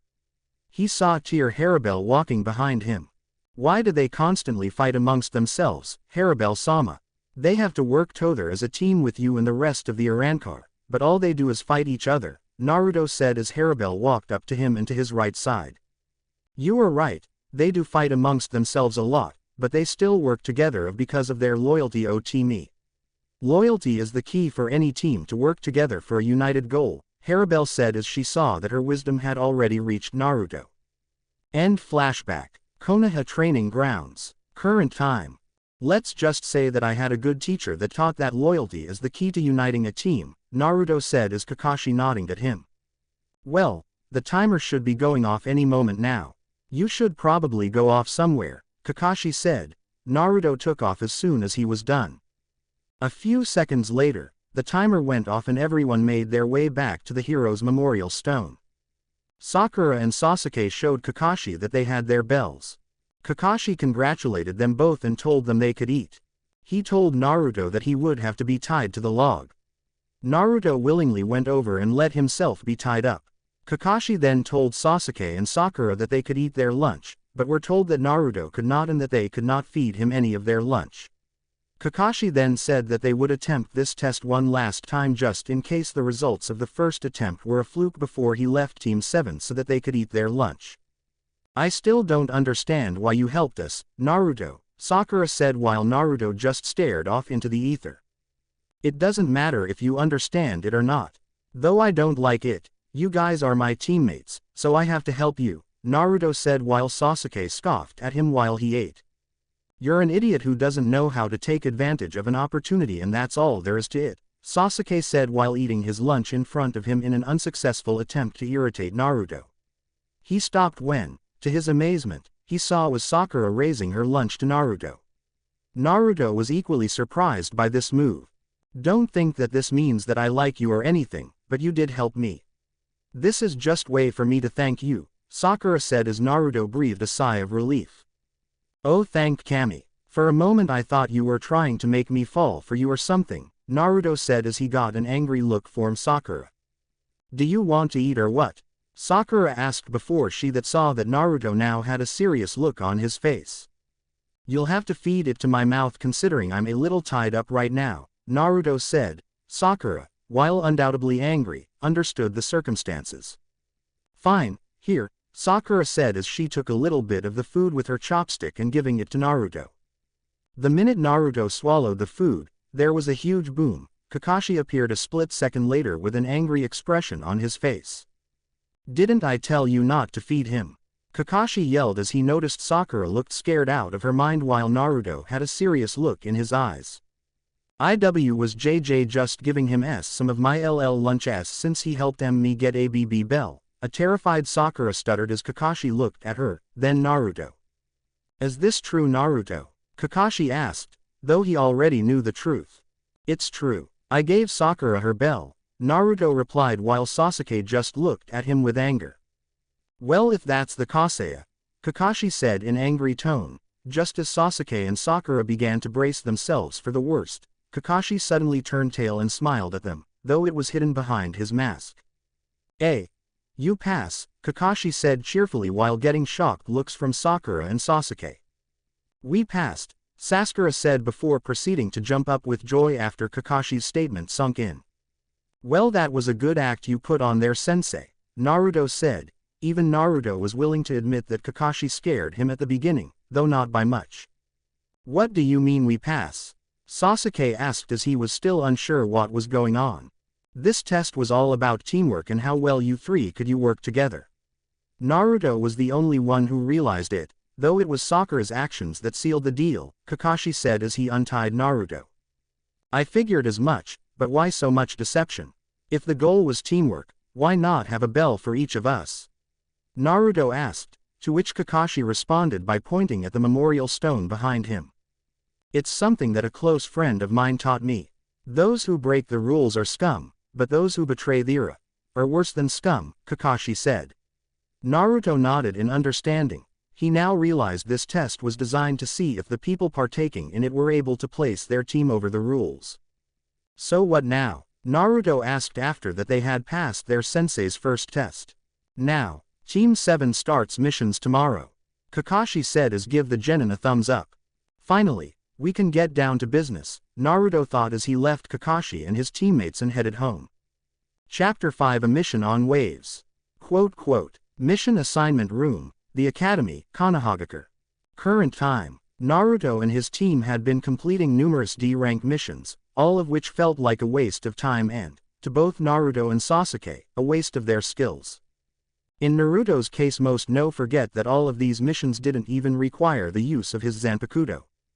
Naruto was dying to get some action and, after going on a mission to retrieve Tora, the pet cat of the Fire Daimyo's wife, for the 10th time, he almost used his Zanpakuto on the feline in his frustration, having deciding that he would just put the cat out of its misery and to get it out of his hair, so to speak. Kakashi managed to talk Naruto down, thankfully, after he promised that they wouldn't do this mission again. Naruto wasn't too happy in sparing the cat's life, but as long as he didn't have to deal with this cat ever again, he was satisfied. Upon returning Tora, the daimyo's wife crushed it with a hug and paid the Hokage before she left. Naruto now felt a little sorry for the annoying feline. As the daimyo's wife left the room, Naruto decided to voice his frustration. Old man, this pile of crap that you call missions is not what I thought I was going to be doing when I graduated, Naruto said as he crossed his arms. I understand that these aren't the most ideal missions, but they are essential to the village's financial survival, Sandaime said as he got a frustrated sigh from Naruto and his teammates, as they were also tired of getting these chores. Can't you give me a mission that might force me to put some of my training to use? Naruto asked. Naruto was getting a little edgy over the fact that he had not been able to use what he had learned during his training in Las Noches outside of practice sessions with the rest of his team, and he couldn't even use full power even then after nearly, and accidentally, killing an unsuspecting genin team when he demonstrated his Gran Rey Zero to his team. Well, there's this one C-ranked mission that we have here. A bridge builder from Land of Waves needs a team to escort him back home so that he can finish a bridge, Sandaime said as he looked over the mission description. Sounds better than walking a dog or pulling out some old woman's weeds, Sasuke said. He, like Naruto, was also at his wits' end with all the ridiculous missions. Okay then, Bring out the client, Sandaime ordered as two chunin near the door of the room went to retrieve the builder. The builder was an old man holding onto a bottle of alcohol and seemed to be little more than a drunk to Team 7. What he said next did little to improve Team 7's, or at least Sakura and Sasuke's, opinion of him. What is this? I pay you guys to give me top protection and you give me a cyclops, an emo-looking, duck-butt-haired freak, and a pink-haired monster with the largest forehead that I have ever seen, the bridge builder said, earning himself some ugly looks from Sasuke and Sakura while getting a snicker from Naruto. Got anything to comment on me? Naruto asked. He just was dying to see what this guy could come up with for him. Nice outfit, the bridge builder said as he gave Naruto a thumbs up. Naruto chuckled at this, to which Sakura and Sasuke got even more steamed. Mr. Tazuna, you only had enough money for a low-rank escort detail. Besides, you said bandits and highwaymen were the only people that might come after you on your way home, so I think that you were in good hands, Sandaime explained while smiling at Tazuna, who just rubbed the back of his head in embarrassment. The Sandaime's comments, and Tazuna's reaction to Tot comment, caused multiple alarms to ring out in Naruto's mind. Why would he need top protection if he's only worried about a bunch of thugs? If he's hiding something, then this might just make things interesting, Naruto thought to himself before he decided not to voice his suspicions. Shall we go then, Mr. Tazuna? Kakashi asked Tazuna, who gave the Jonin a sigh before nodding. Tazuna and his shinobi escort left the Konoha and headed out to the Land of Waves a few minutes later. On the way there Sasuke didn't say much. Sakura tried to get his attention, and Kakashi rolled his eyes at Sakura's advances while Tazuna drank the rest of his drink. Naruto, on the other hand, was thinking the Espada and his fracciones. He wondering how they doing and if he would ever see any the Espada again. He knew that, eventually, he would see his fracciones since he could call for them to join him whenever he pleased, though there was no need for that just yet. He snapped out of these thoughts when he saw a puddle on the right side of the road. Naruto would not have considered that out of the ordinary, if it wasn't for the fact that it hasn't rained in these parts for well over a month. Naruto smirked street this as he walked past the puddle only to turn around sharply and, with his left hand, stab the puddle of water in the center. Tazuna, Sasuke, and Sakura looked at Naruto as if he was crazy until blood pooled out of puddle and two masked figures jumped out. Glad I wasn't the only one who noticed that, Kakashi thought to himself as he brought out a kunai. You little brat, how'd you find out? One of the masked guys asked as he brought out his clawed hand, which was chained to the clawed hand of his counterpart. Next time you should transform into anything except a puddle of water when it hasn't rained here in over a month, Naruto said as he unsheathed his Zanpakuto. So the kitty has a sword.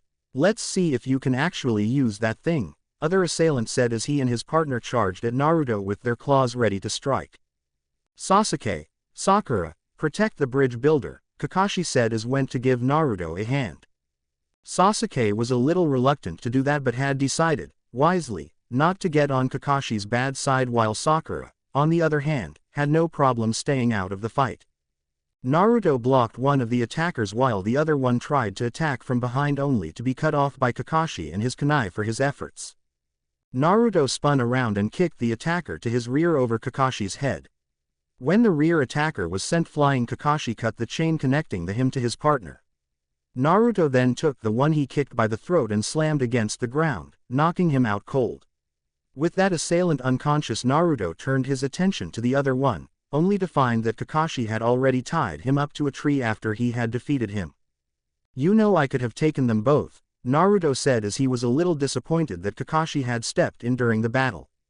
I know, but where's the fun in letting my students do all the fighting? Kakashi asked, rhetorically, as gave Naruto an eye smile.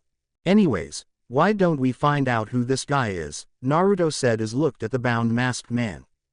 These two are the demon brothers of Kiri. The one you took out is Mizu, and the one we have here is Gozu. They were both ninja from Kurigakure but had defected a while back. Now they're just a couple of missing nins, Kakashi said. Naruto nodded in understanding before he began to question Gozu. So tell me, for what reason would a couple of missing nins like yourselves have to attack us?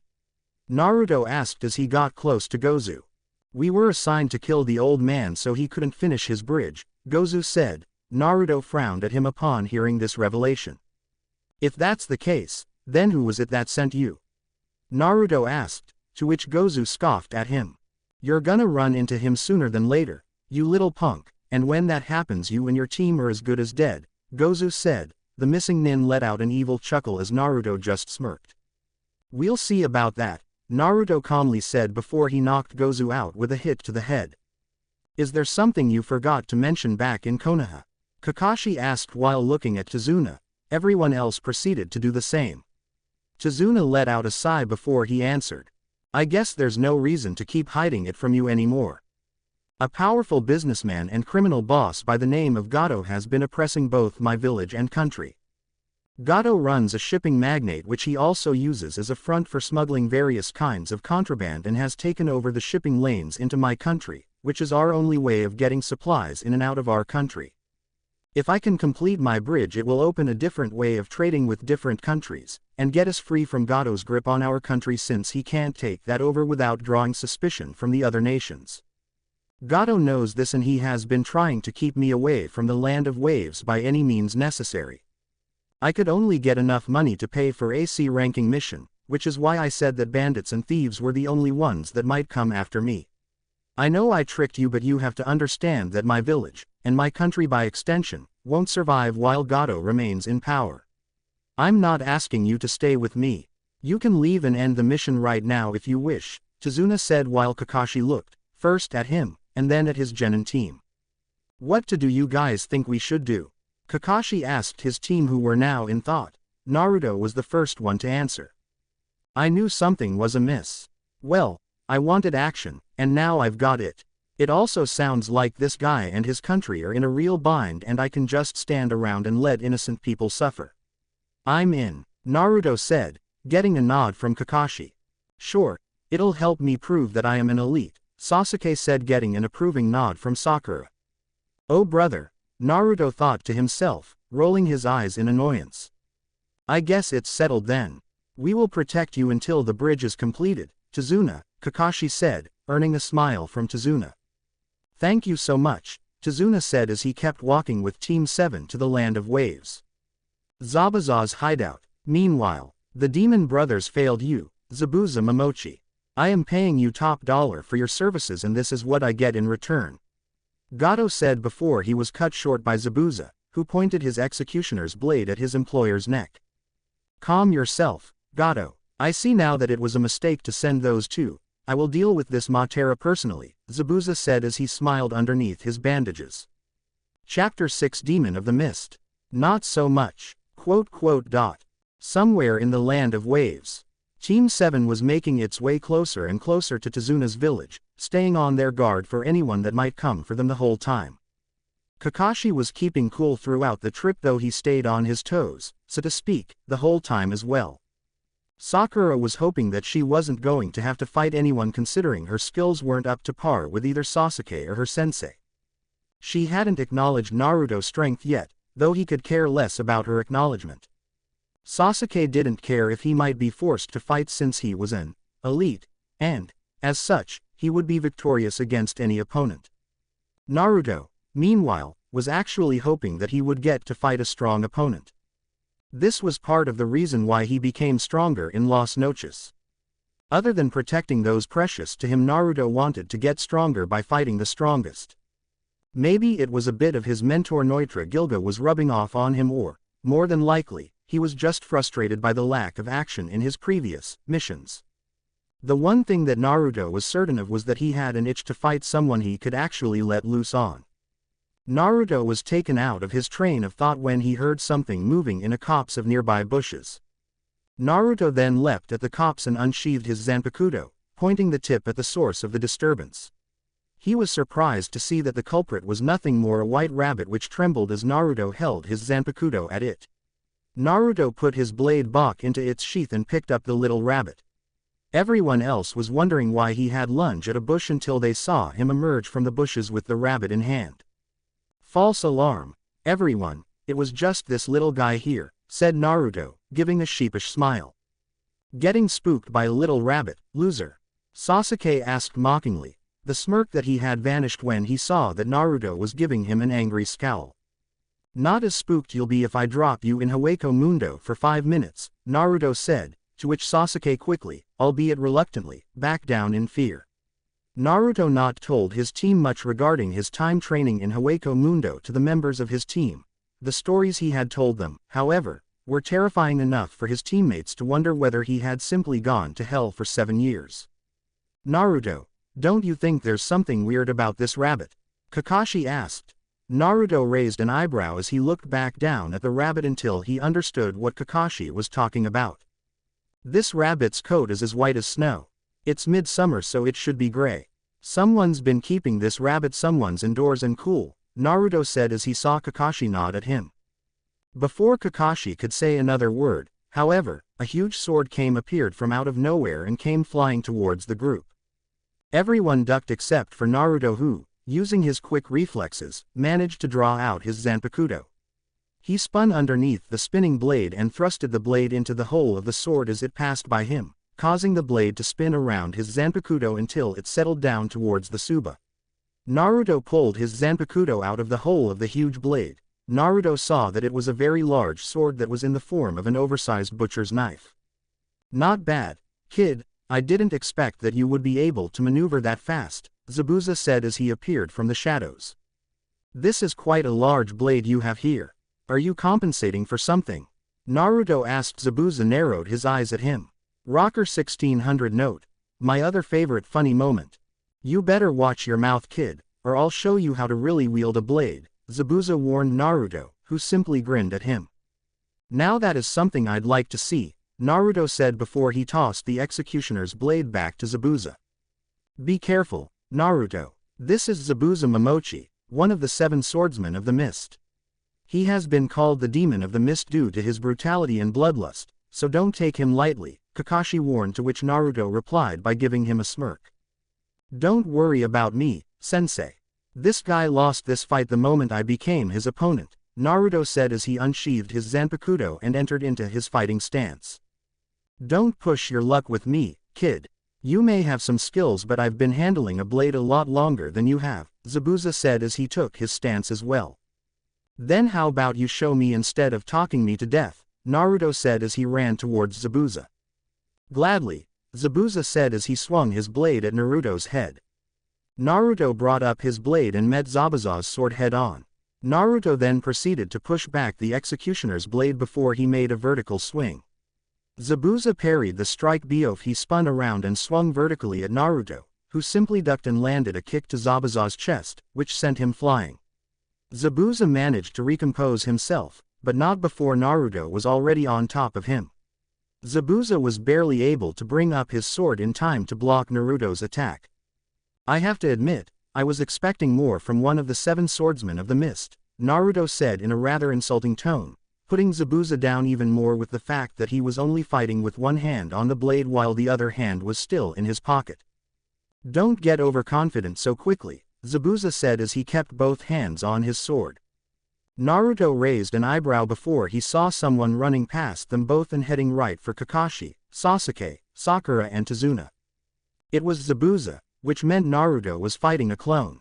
Naruto immediately used his free hand to disarm the clone of the executioner's blade and, in one swift and fluid motion, sliced off Zabuza's head.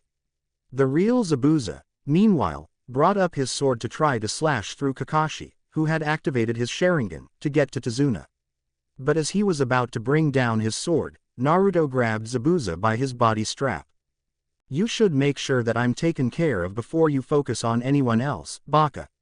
Naruto said as he flung the swordsman to the spot where he had been fighting Zabuza's clone.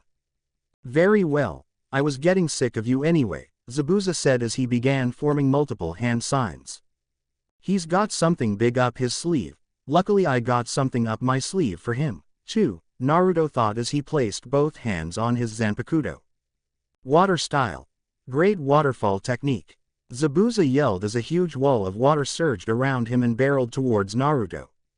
Move, Naruto, Kakashi yelled as he got the others out of the way.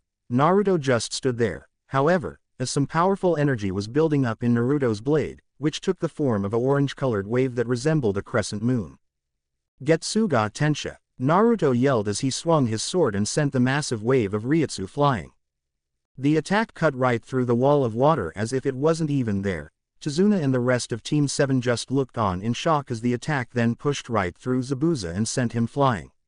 He eventually smacked right into a tree back first. Zabuza then looked up and saw Naruto walking slowly towards him. Zabuza stood up, but was immediately pinned the tree by 3 kunais, before he could do anything else. Kakashi then appeared on a tree branch above him. "Nicely done, Naruto," Kakashi said, flashing his usual eye smile. "Thanks. That's the same attack I used for my jutsu test back at the academy," Naruto said. When he did the attack at the academy it was, intentionally, much weaker than the one he just used right now, and even then he was still using only a tiny fraction of the full power of that attack. "Impressive. Anyways, I think it's time to finish him," Kakashi said as he pulled out a kunai. "Agreed," Naruto said as he took out his Zanpakuto in one hand. "I am not gonna be put down by some little punk. You can ki," Zabuza said before he was struck in the neck with 3 Senbon needles. "What the?" Naruto asked before a Kurigakure hunter nin appeared next to Zabuza. "Thank you. If it had not been for your intervention and strength I don't think I would have taken Zabuza down," the hunter ninja said as he looked down at Zabuza. "No prob. Always happy to help someone with a problem," Naruto said as he sheathed his Zanpakuto. "Now then I will take him away and dispose of his remains," the hunter ninja said while picking Zabuza up off the ground. "Don't you think you should take care of that now? I mean, that is how you guys do things professionally in your department," Naruto asked as he suddenly got a little suspicious of the ninja. "You're quite clever. The problem with that is that we hunter nins also dispose of the body where can see us doing so. We'll definitely meet again, though," the hunter ninja said before taking off with Zabuza. That was an accomplice of Zabuza's. "This fight isn't over yet," Naruto said, getting an agreeing from Kakashi. "You're right, but for now let us get Tazuna to his village so that he can do his job and we can do ours," Kakashi said before he walked back to Sakura and the others with Naruto next to him. "This mission just keeps getting better and better," Naruto thought to himself as smiled with sheer excitement. Chapter 7 Back up from Las Noches. Land of Waves. Current time. Naruto and his team had finally made it safely to Tazuna's village, with their client in tow. And, to be blunt about it, the town was in dire straits.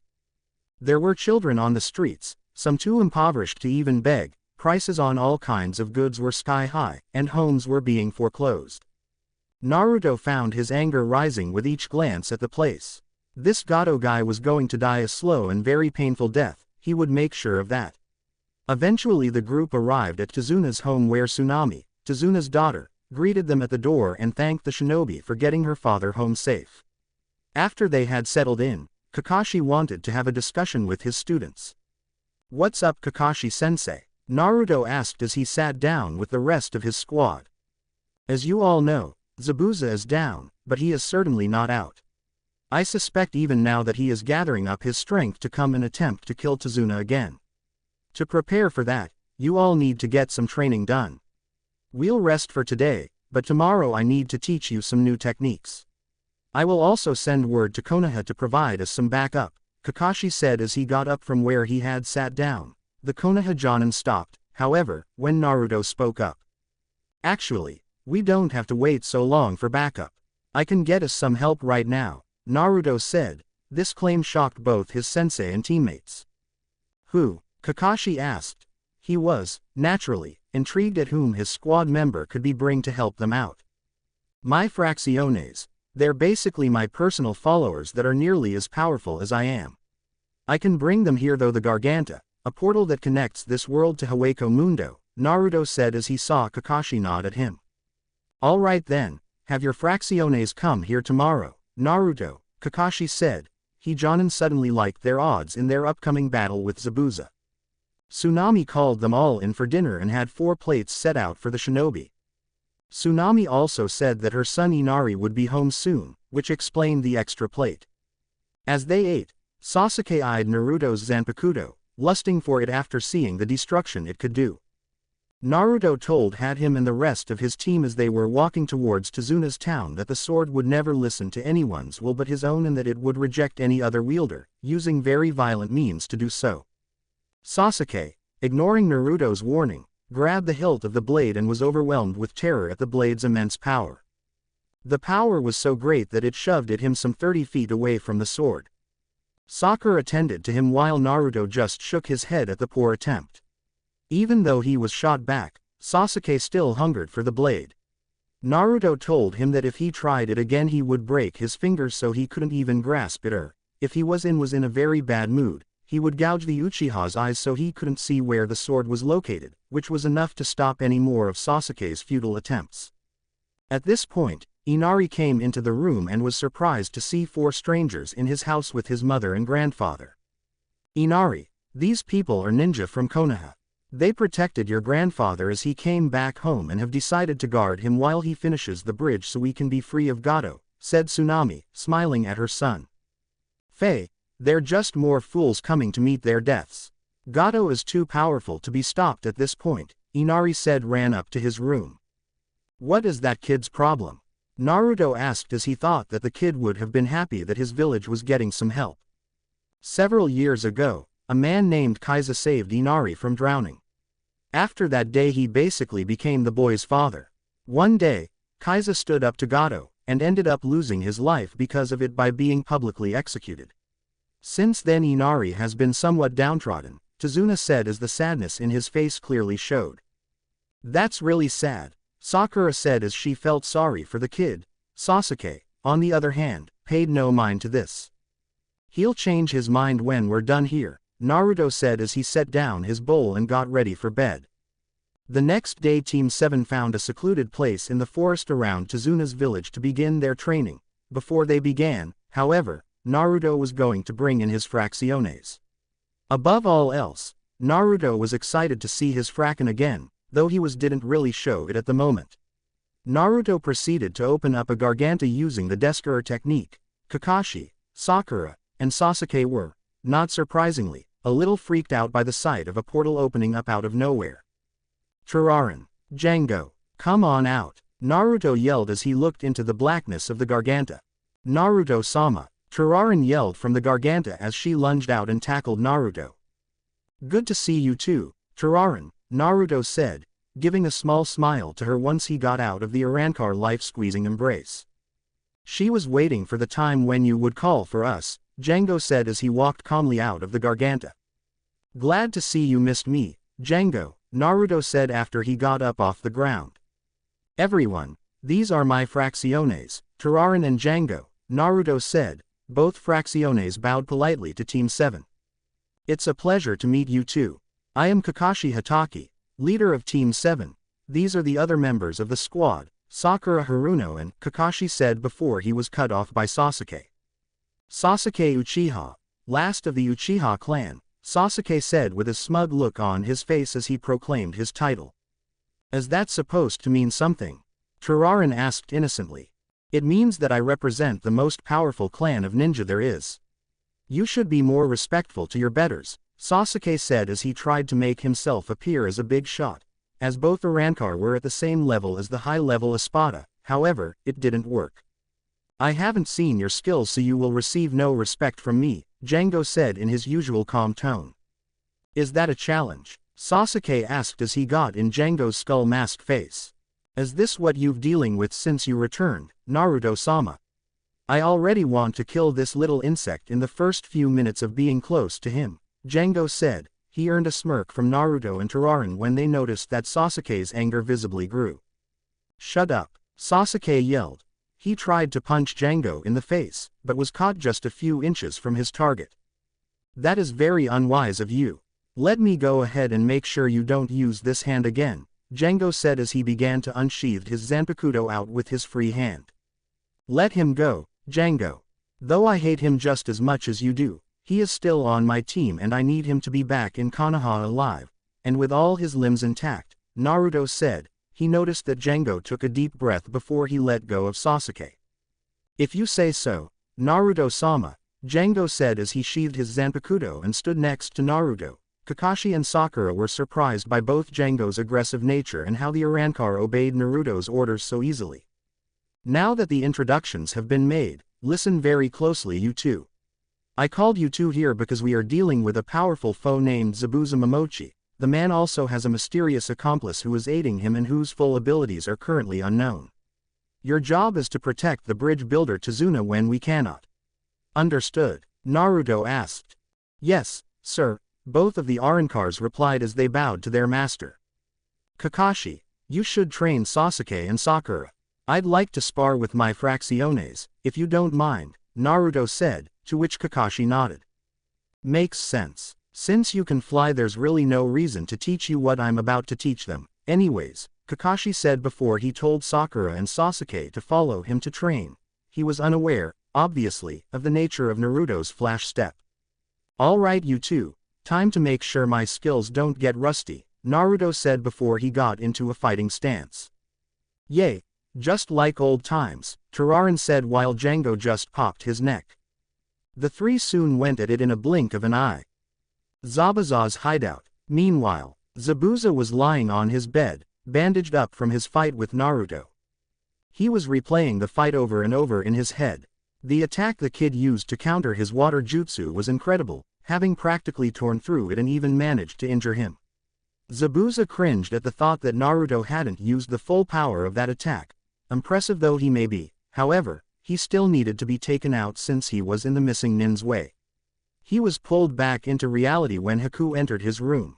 I managed to find some medicine that will help you heal more easily, Zabuza, Haku said as the Kekkei Genkai wielder took out a container of medicine and gave him a pill.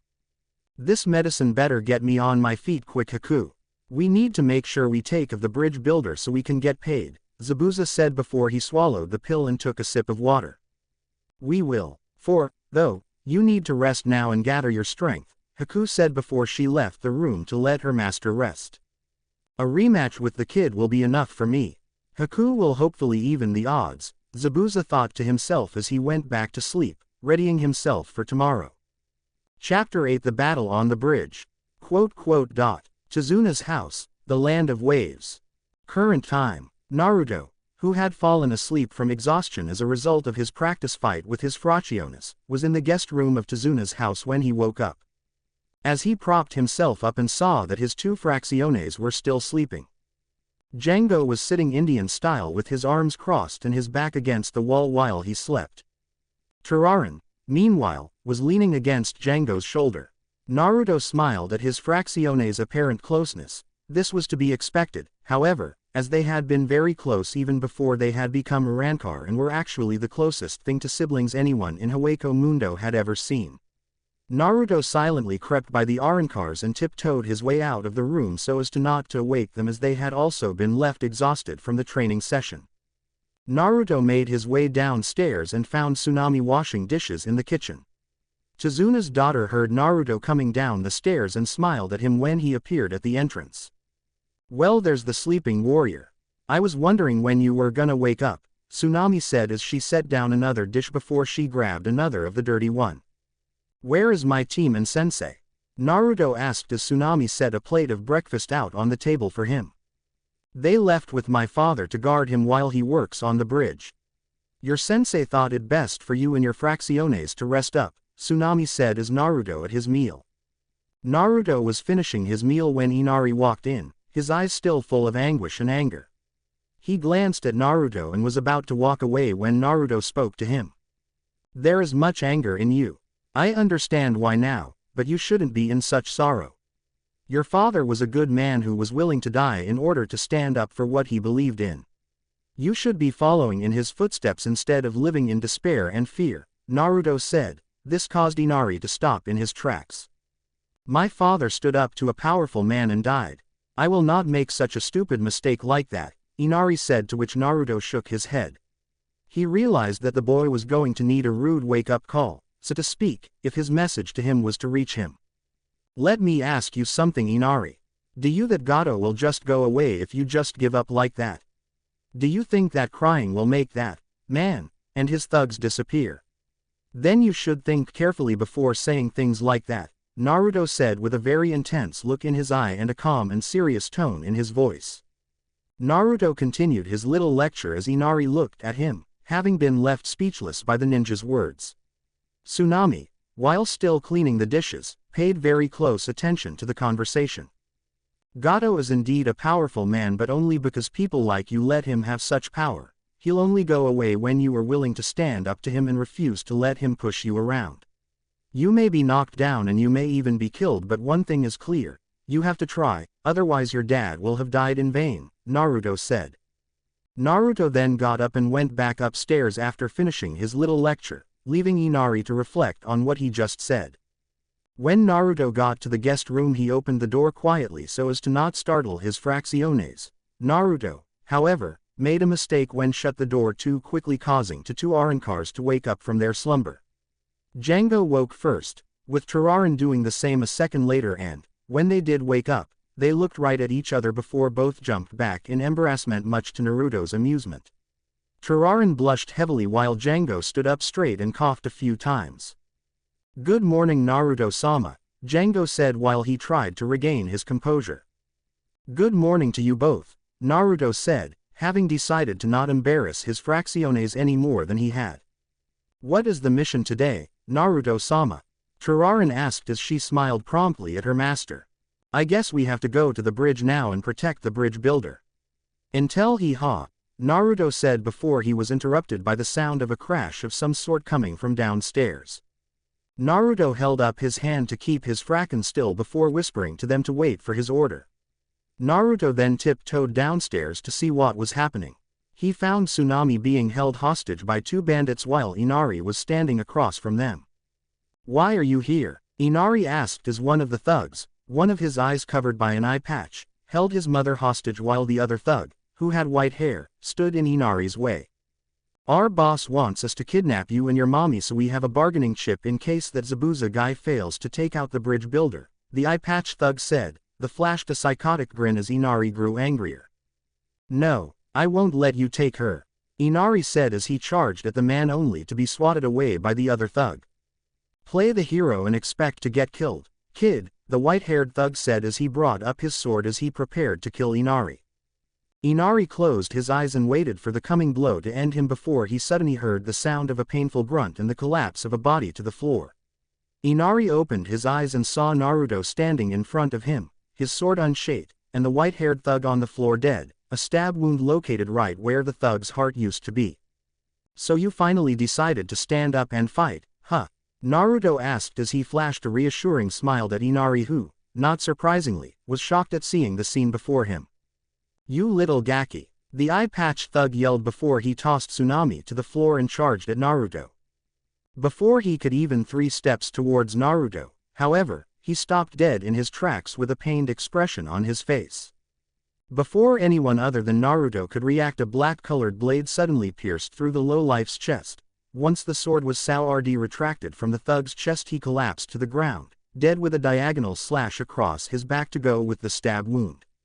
Django and Turaran, who were obviously the ones who took him down, stood behind the thug's corpse as they sheathed their zanpakutos.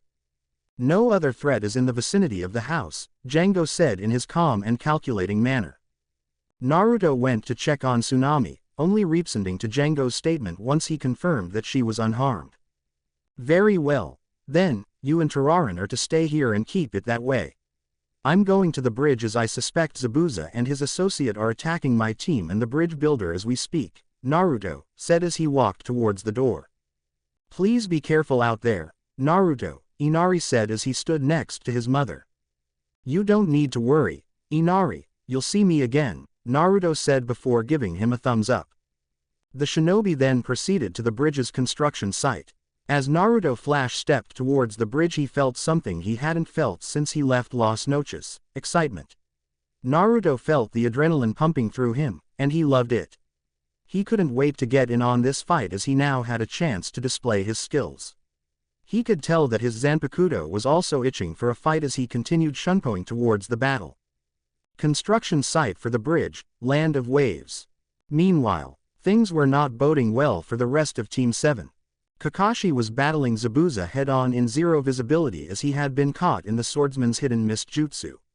Sasuke was trying to fight Haku but was caught in her crystal ice mirror jutsu. All the while Sakura was stuck giving what protection she could to Tazuna while the others fought though, to be perfectly blunt, Tazuna would die if either Kakashi or Sasuke fell in battle if Naruto doesn't arrive soon since Sakura nowhere near as capable in battle as her three teammates. Zabuza swung down at Kakashi only to be blocked by a kunai in his hand. "Where's the blonde kid, Kakashi? He's the one I really wanna fight right now," Zabuza said as he added pressure to his sword in an attempt to overpower Kakashi. "He'll be here soon enough, Zabuza. Until then, however, you'll just have to settle for me," Kakashi said as he broke out of the power struggle and went on the attack. Sasuke, meanwhile, now looked like a human pincushion with all the Senbon needles that now stuck out of him courtesy of Haku. Even now the Uchiha struggled to his feet in his current state though his arrogance was still as strong as it had been for the past 5 years. "Why don't you just stay down? You will only get knocked down again and if you keep struggling I'll have no choice but to kill you," Haku said, as she was getting frustrated by her opponent's persistence. "Shut up. An elite like myself will always prevail in the end," Sasuke said, to which Haku sighed. "If that's how you feel then I guess reasoning with you would be pointless," Haku said as she pulled out even more needles. Haku threw a handful of these needles at the Uchiha which would have put the prodigy into a death trance had something not blocked the needles before they could hit Sasuke. Haku gasped at the sight of Naruto standing in the way of the needles, which were now on the ground in front of him. He had apparently blocked them with his own body without getting a scratch on him. The Uzumaki Namikaze clansman sighed, as if he had been reluctant to save his teammate. "As much as I didn't want to save him, the civilian council back home would have my head if I let their precious Uchiha die. But at least I finally get to see what you're made of," Naruto said as a smile crossed his face. "You hurt Zabuza-sama. You will pay for that," Haku said before she threw another barrage of needles right at Naruto.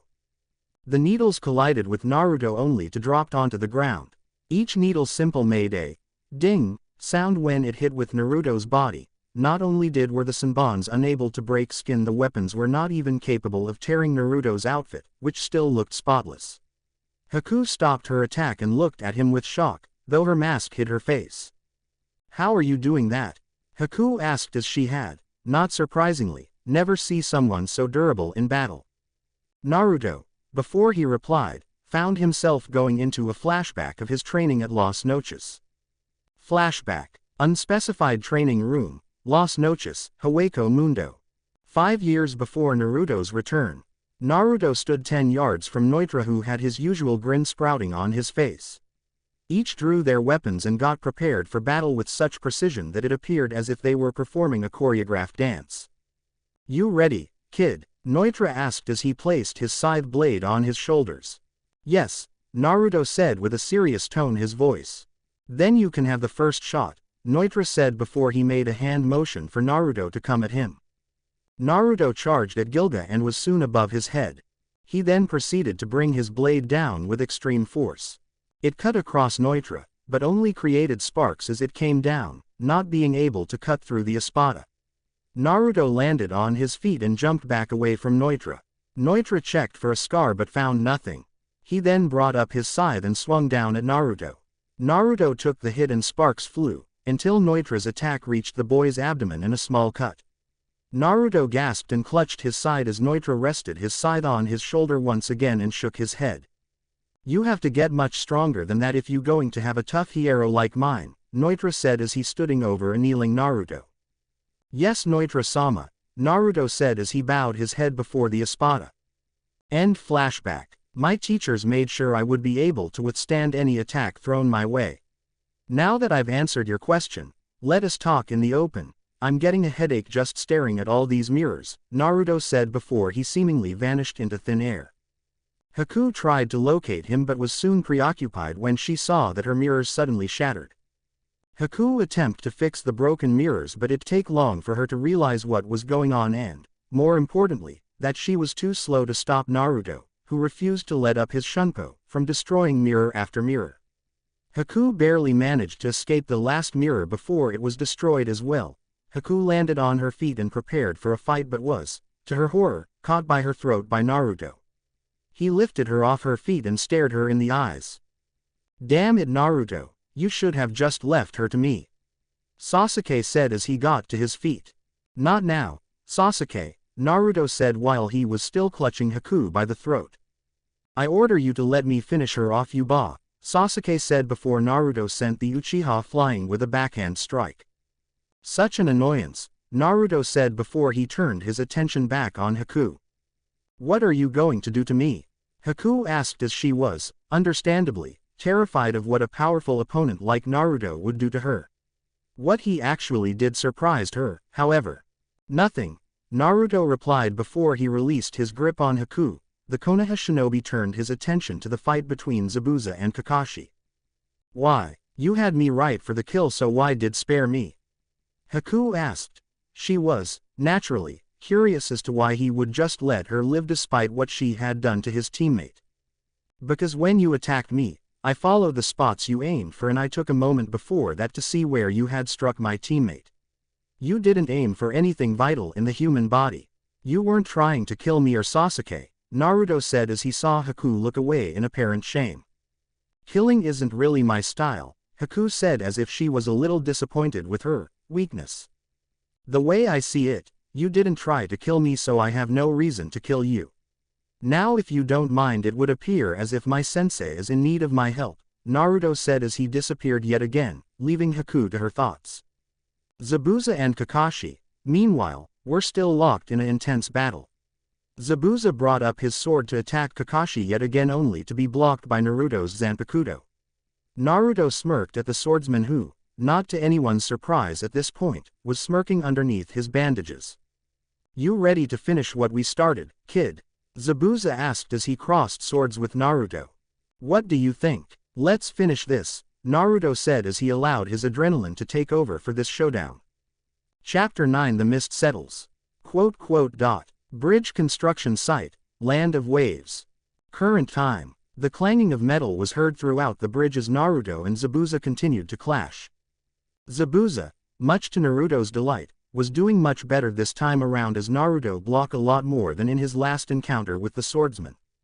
While Zabuza was taking everything that Naruto was unleashing upon him, the missing nin could tell that his opponent was still holding back a lot of his strength. While that annoyed Zabuza to an extent, he knew how much trouble he would have been in if Naruto went all out. His thoughts were interrupted by another vertical swing from Naruto. Zabuza managed to block the blade in the nick of time before he jumped back several yards to give himself some room to catch his breath. Not bad. You've definitely gotten better since last time, Naruto said as he rested his blade on his shoulder. I've had time to rethink my strategy a bit. Though I can still tell that you're still holding back quite a lot, Zabuza said with a heavy breath as he had his blade rest on the ground. If I didn't, this fight would have been over rather quickly. No offense to your skills, mind you, Naruto said, considering the opponent he was facing. The blonde tried to not undersell Zabuza's kenjutsu abilities. None taken. I'm equally impressed that you dismantled Haku's ice mirrors. I've never seen anyone do that before, Zabuza said. Zabuza, having trained his associate himself, knew that she was actually more dangerous than he was, with her mirrors being one of her deadliest abilities since they were supposedly unbreakable. You should be proud of Haku. She is an impressive shinobi herself with that kind of power. To be honest, I don't want to have to take away her father figure from her, Naruto said, only to hear a scoff from Zabuza. Some father. I've only seen her as a tool, not a daughter, the whole time, Zabuza said, to which Naruto shook his head. She sees you as a father, and if you really wanna fight to the bitter end, it will only cause her great pain, Naruto said as he looked to Haku, who was watching the battle with fear clearly in her eyes. I'm a shinobi and it only makes sense that I fight to the end. This is something she'll understand when she's older. So you ready to end this or not? Zabuza asked as he lifted his sword off the ground. Naruto sighed as he twirled his sword one time in a circle. The two began their clashed swords yet again, with the pace picking up with each swing. Zabuza made one vertical swing with just about everything he had, which missed Naruto, creating a huge crack on the ground instead. Naruto used Zabuza's prone position to his advantage by stabbing Zabuza's left arm, rendering it useless. Zabuza grunted as he recuperated himself. Haku was horrified by this and started to run to Zabuza's aid, only to be stopped by Kakashi. Haku could only look on helplessly as her adoptive father tried to continue fighting with only one arm. Zabuza was swinging wildly now as his broken left arm meant that he couldn't control his sword properly. Naruto sidestepped everything Zabuza threw at him and struck the missing nin the moment he began slowing down. Just as with his previous attack, Naruto struck the other arm and rendered it useless. Zabuza's sword hit the ground with a huge clang, which sounded like an explosion in the otherwise silent construction site. Zabuza staggered as his breathing became even heavier as he stood staggering, both his arms now completely limp at his sides. Naruto just looked at the former swordsman of the mist with an emotionless face as if waiting for his opponent to decide his own fate. Zabuza didn't say a word to Naruto, he only nodded before closed his eyes in anticipation of his own death. Naruto obliged his opponent by bringing the tip of his Zanpakuto to Zabuza's heart and piercing it. Zabuza gasped and coughed up blood before he stumbled over. Naruto caught him and laid him on his back before he nodded to Kakashi, who let Haku go to the dying Zabuza. Haku rushed to Zabuza's side and began to cry. "Zabuza-sama, please don't go," Haku said with tears streaming down her face as the blood poured out of Zabuza. "Don't grieve, Haku. Our time together might be over, but you've still got plenty of time left. Take care of yourself, stay strong, and I know you'll go on to do great things," Zabuza said, while smiling underneath his bandages at his adoptive daughter who continued to cry.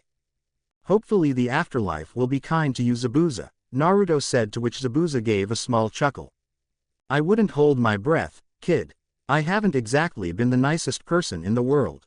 I guess anything's possible in the end, though," Zabuza said as his eyes closed. A few seconds later his breathing stopped, marking Zabuza's end.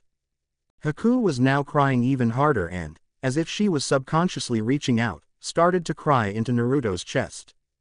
Naruto was a little shocked, but he put his hands on her back and patted her in an attempt to comfort the grieving Haku. Sasuke had regained consciousness from Naruto's backhand attack and wondered what he had missed when he saw Naruto holding Haku while Zabuza was lying dead on the floor. Kakashi had his head down as an act of respect for the fallen swordsman.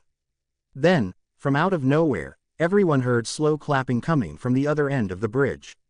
Everyone had a scowl etched on their face when they saw Gato standing there with a small army for hired thugs. "Looks like Zabuza and that little bitch couldn't get the job done. Oh well, at least I don't have to pay him for his services," Gato said. The little man began to cruelly laugh at the death of Zabuza while his henchmen did the same. "Bastard," Haku said. She was about to charge at Gato before Naruto seized her arm. "I'll handle this piece of trash, Haku-chan," Naruto said. Naruto noted that Haku blushed at the suffix added to her name. "Hang on, kid. Look, I know you're the one that defeated Zabuza, so how about you leave your teammates and come work for me? I can pay you handsomely," and Gato said before he and his thugs were suddenly being suffocated by an invisible force. "You are either very pathetic or very stupid if you're actually willing to think for 1 second that I would work for a scumbag like you," Naruto said as he refused to let up on the pressure of his Ryutsu. "What is he?" Haku asked as she looked on with Kakashi, Sakura, and Sasuke. "He's human. He just has a power much greater than anything else in the ninja world," Kakashi said, getting a nod from Haku, who was still watching of the power shown by Naruto in awe.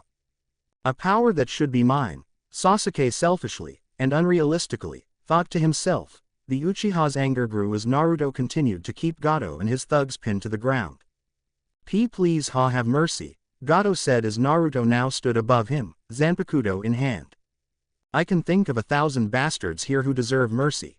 Unfortunately, for you anyways, you nowhere on the list," Naruto said before he drove his blade right through Gato's skull, killing him instantly. Naruto then released the pressure he was applying and let the hired thugs get to their feet. They were all full of fear after witnessing their boss's death.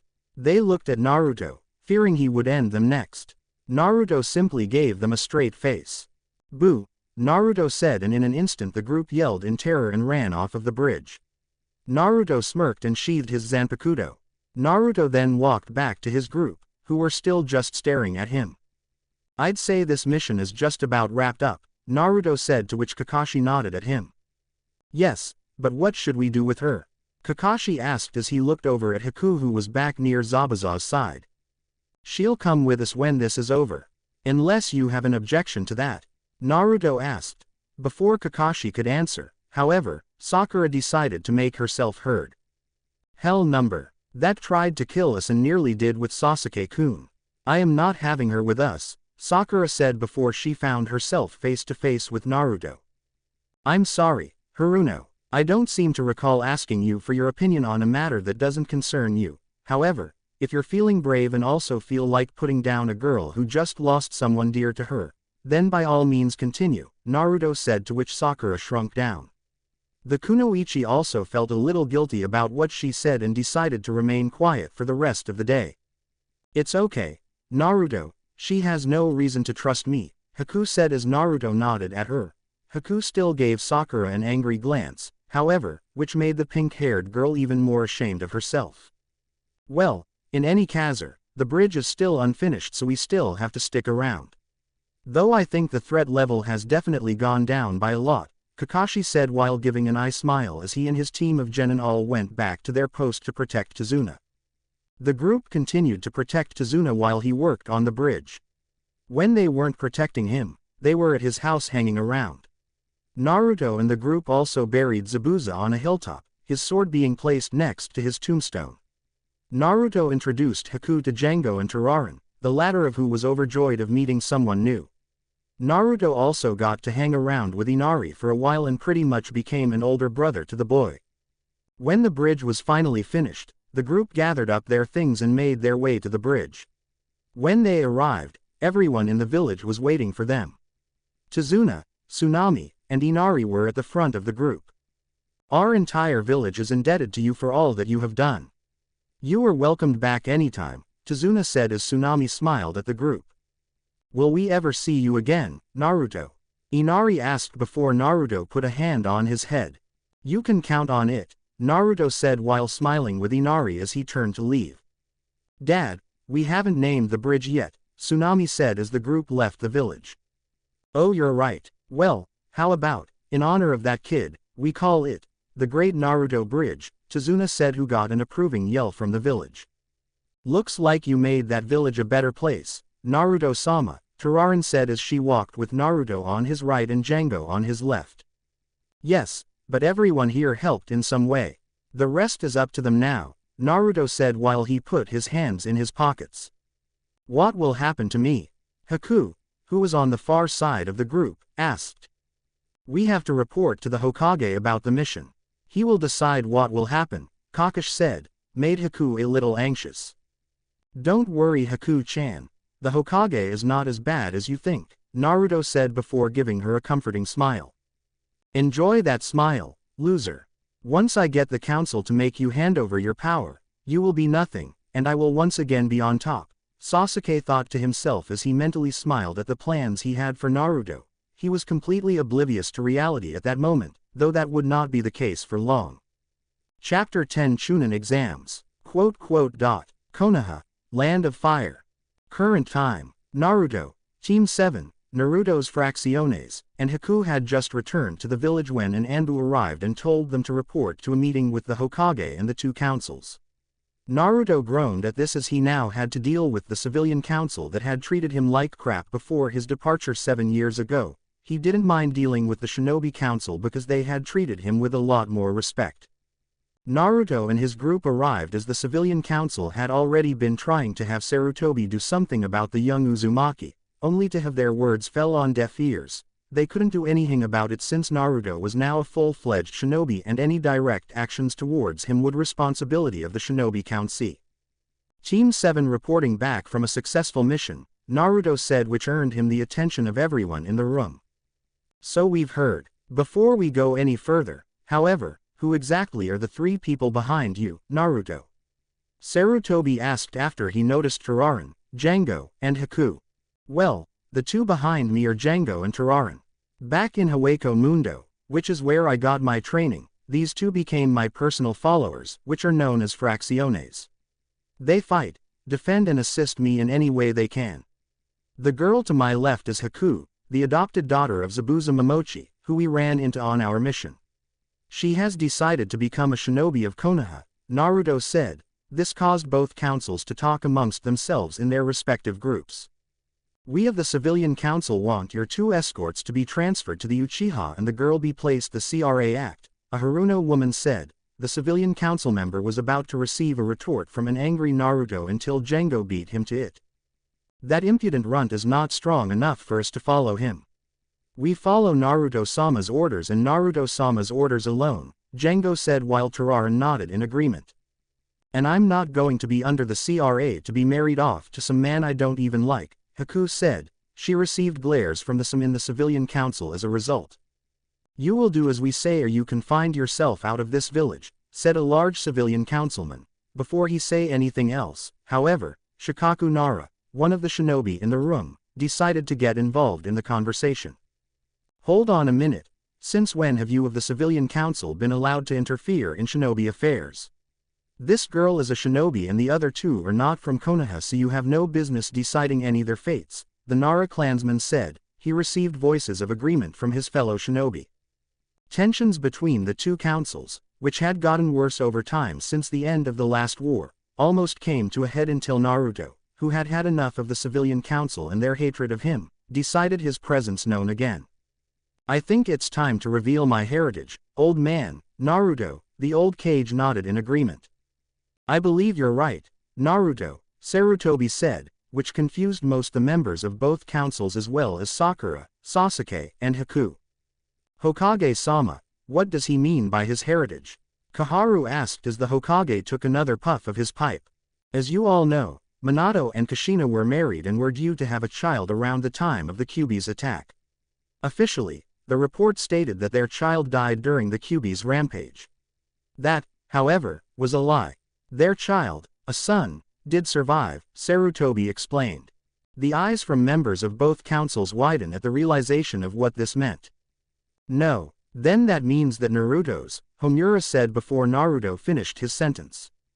A Namikaze and an Uzumaki, in other words, the last of two powerful clans. The old man already showed me the Namikaze estate and I also understand that I fall under the CRA to resurrect both of my clans, Naruto said. He flashed a smirk upon seeing the civilian council members sweating a little. Even if you are the last of those two clans, you will still obey our orders and you will surrender your fracciones to the Uchiha now. A civilian council member said. For his defiance the man was kicked into the wall by Naruto. I will not relieve my fracciones to that spoiled punk. And as for Haku, she will now be under the protection of the Namikaze and the Uzumaki clan. Now, if you don't mind, I'm going to move into my parents' estate, Naruto said as Haku and his fracciones left. Sasuke was fuming at Naruto and would have attacked him if he wasn't stopped by Kakashi. That was Sasuke's sake, however, since Naruto probably would have crushed him. Hokage-sama, you must restrain to boy. He letting his power go to his head, Koharu said only for Sarutobi to scowl at her. Like you and the rest of the civilian council did in treating the boy so harshly. Naruto has power already and he doesn't abuse it like you, so I trust him.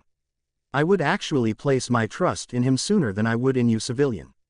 Now unless you have any more issues to discuss, this meeting is adjourned, Sarutobi said. Every member of the civilian council was now angry at having been defied by a kid, the Kyuubi brat no less, and having to let him get away with it. The shinobi council members, on the hand, smirked at seeing the reactions of their civilian colleagues. After having to deal with a civilian council that had been gaining more and more power over the years, they were glad to see that someone was strong enough to keep them in check. The fact that it was Naruto, whose treatment by the civilian council was a known fact, made this moment all the more sweeter for the shinobi. Namikaze estate. Meanwhile, while Naruto, Haku, Django, and Tararan headed to the estate, the latter three left in awe of the immense size of the place. Django was calmly walking around admiring the craftsmanship of the estate while Tararan was just running around saying it was awesome. Naruto found the master bedroom and set his stuff down. Haku found a room close to his and began unpacking. Once everyone was set up, Naruto got some food and cooked a meal for his house guest. Django and Tararan had now turned in for the night, leaving Naruto and Haku alone. That was really good, Naruto, Haku said as she put her dishes in the sink to be washed. Thanks, Haku. It's been a while since I've cooked, so I'm glad I haven't lost my touch, Naruto said as he washed the plates. I should be the one thanking you, Haku said as Naruto stopped washing and looked at her. For what, Haku? Naruto asked, though he knew what she was going to say. for letting me come to this village and having a home. When Zabuza died, I thought I was going to have to wander around the world alone for the rest of my life. You decided to let me come with you, however, and you were willing stuck up for me in front of your council. I just feel really indebted to you, Haku said as she blushed. It's just me being me. I couldn't just leave you out there alone and not knowing what you were going to do next, Naruto said before was then hugged by Haku. Still, thank you for everything, Haku said. She then kissed his cheek before letting go of him and heading to bed. Good night, Haku said. Good night, Naruto said rubbing his cheek and smiling as things were now looking up for him.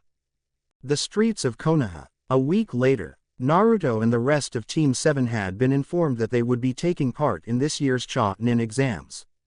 Naruto and company were excited to have an opportunity to improve their standing in the shinobi ranks. Naruto had been training with his fracciones to keep his skills sharp. Today, though, he was walking with Haku to show her around the village. After about an hour of walking, Naruto heard the voice of a kid and, based on what was being said, it sounded as if there was a scuffle going on. Naruto and Haku looked around the corner to see a little boy, whom Naruto recognized as Konohamaru, being held up by a guy wearing a black outfit with a black cat hat, purple face paint, and a bandaged item secured on his back. Next to him was a blonde girl with our pigtails. She wore simple white outfit with a red sash and fishnet undershirt.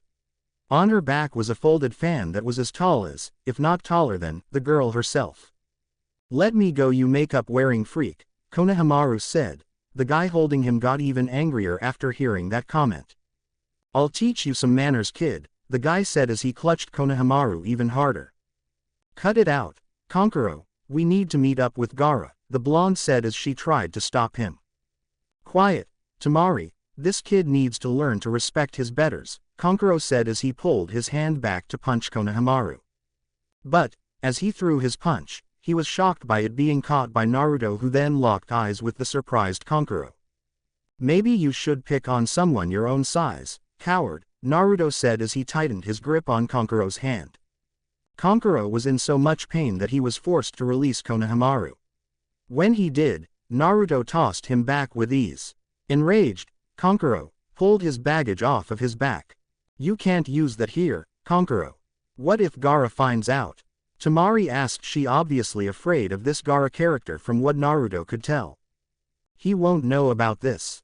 Besides, I can't really back down from this guy, Kankuro said before he saw Naruto smirk. Bring out your little puppet, then.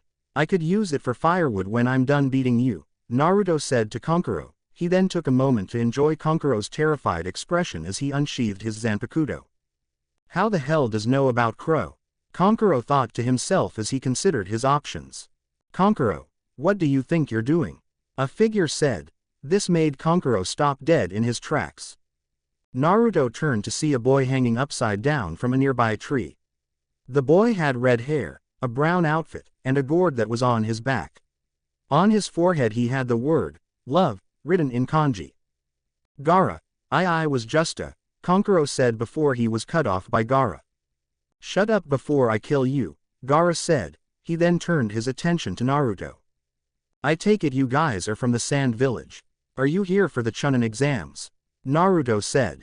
Gaara just nodded his head. You seem strong. What is your name? Gaara asked as Temari and Kankuro stood next to him. I am Naruto Uzumaki. And who might I ask is wanting to know? Naruto asked as Haku now walked up next to him. I am Gaara. This is my brother Kankuro and my sister Temari. I look forward to fighting you in the exams, Gaara said as he saw Naruto nod at him. Likewise, Naruto said before Gaara and his siblings turned and left. Konohamaru went up to Naruto once the three Suna shinobi left. Thanks for the save, boss, Konohamaru said while grinning at Naruto. No problem, Naruto said as he smiled back. Naruto had met Konohamaru when he was training sometime before he went to the Land of Waves. Konohamaru wanted to fight him to prove he was strong enough to become Hokage.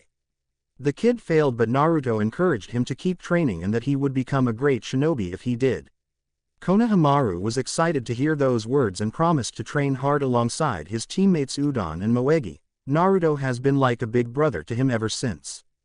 Hey boss, who's the pretty girl next to you?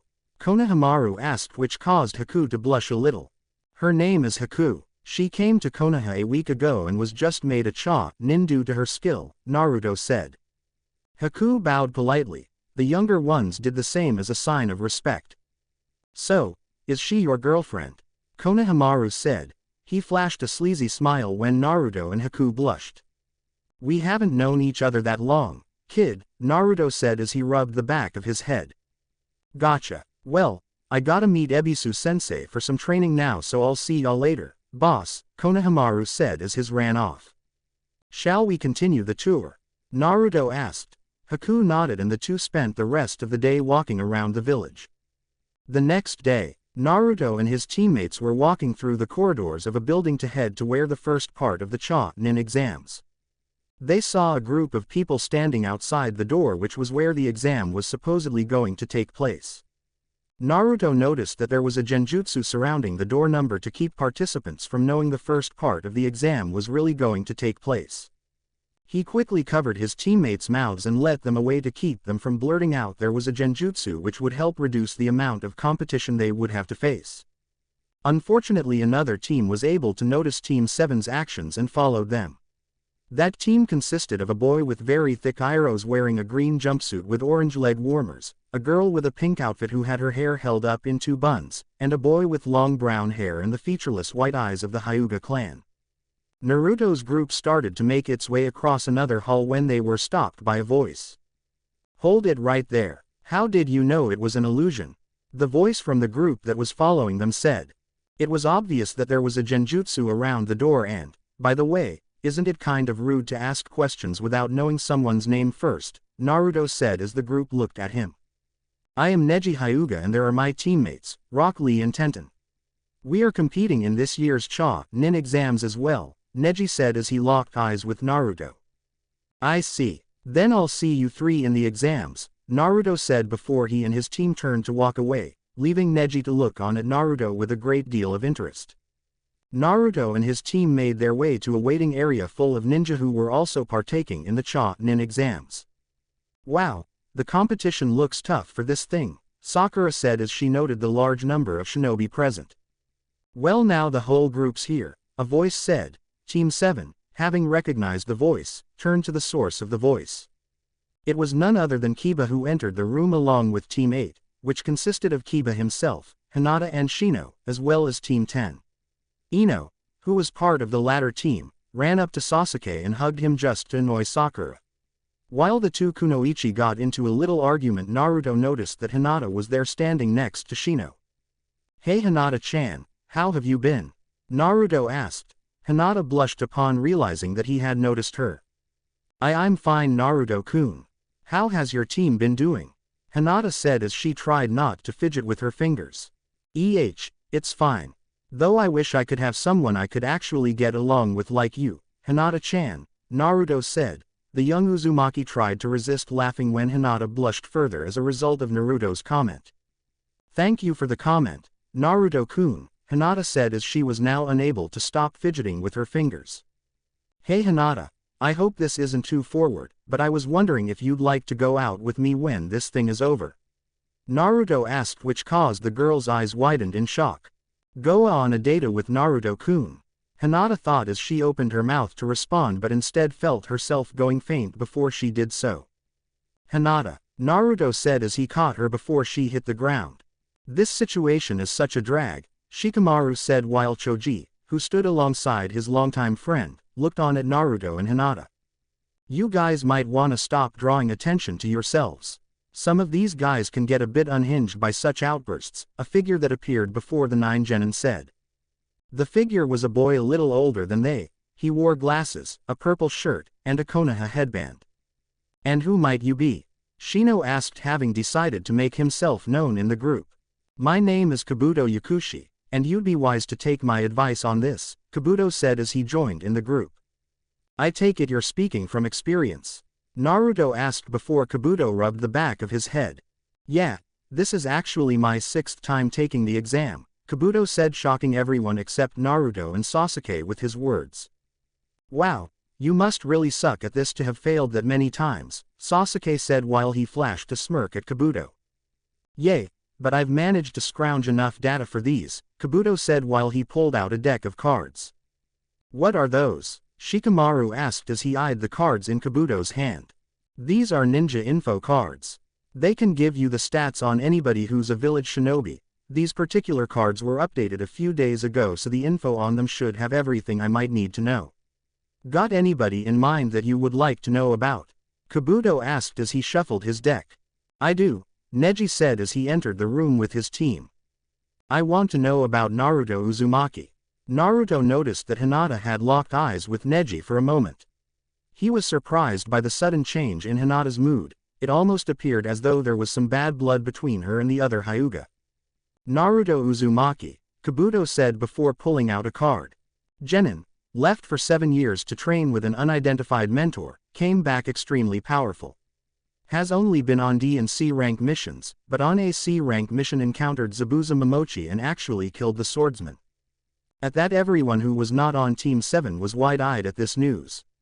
Naruto took on an A- ranked criminal who was a member of the Seven Swordsmen of Mist, the infamous demon of the hidden mist no less, and won. Their shock was directed elsewhere, however, when a huge plume of smoke emerged.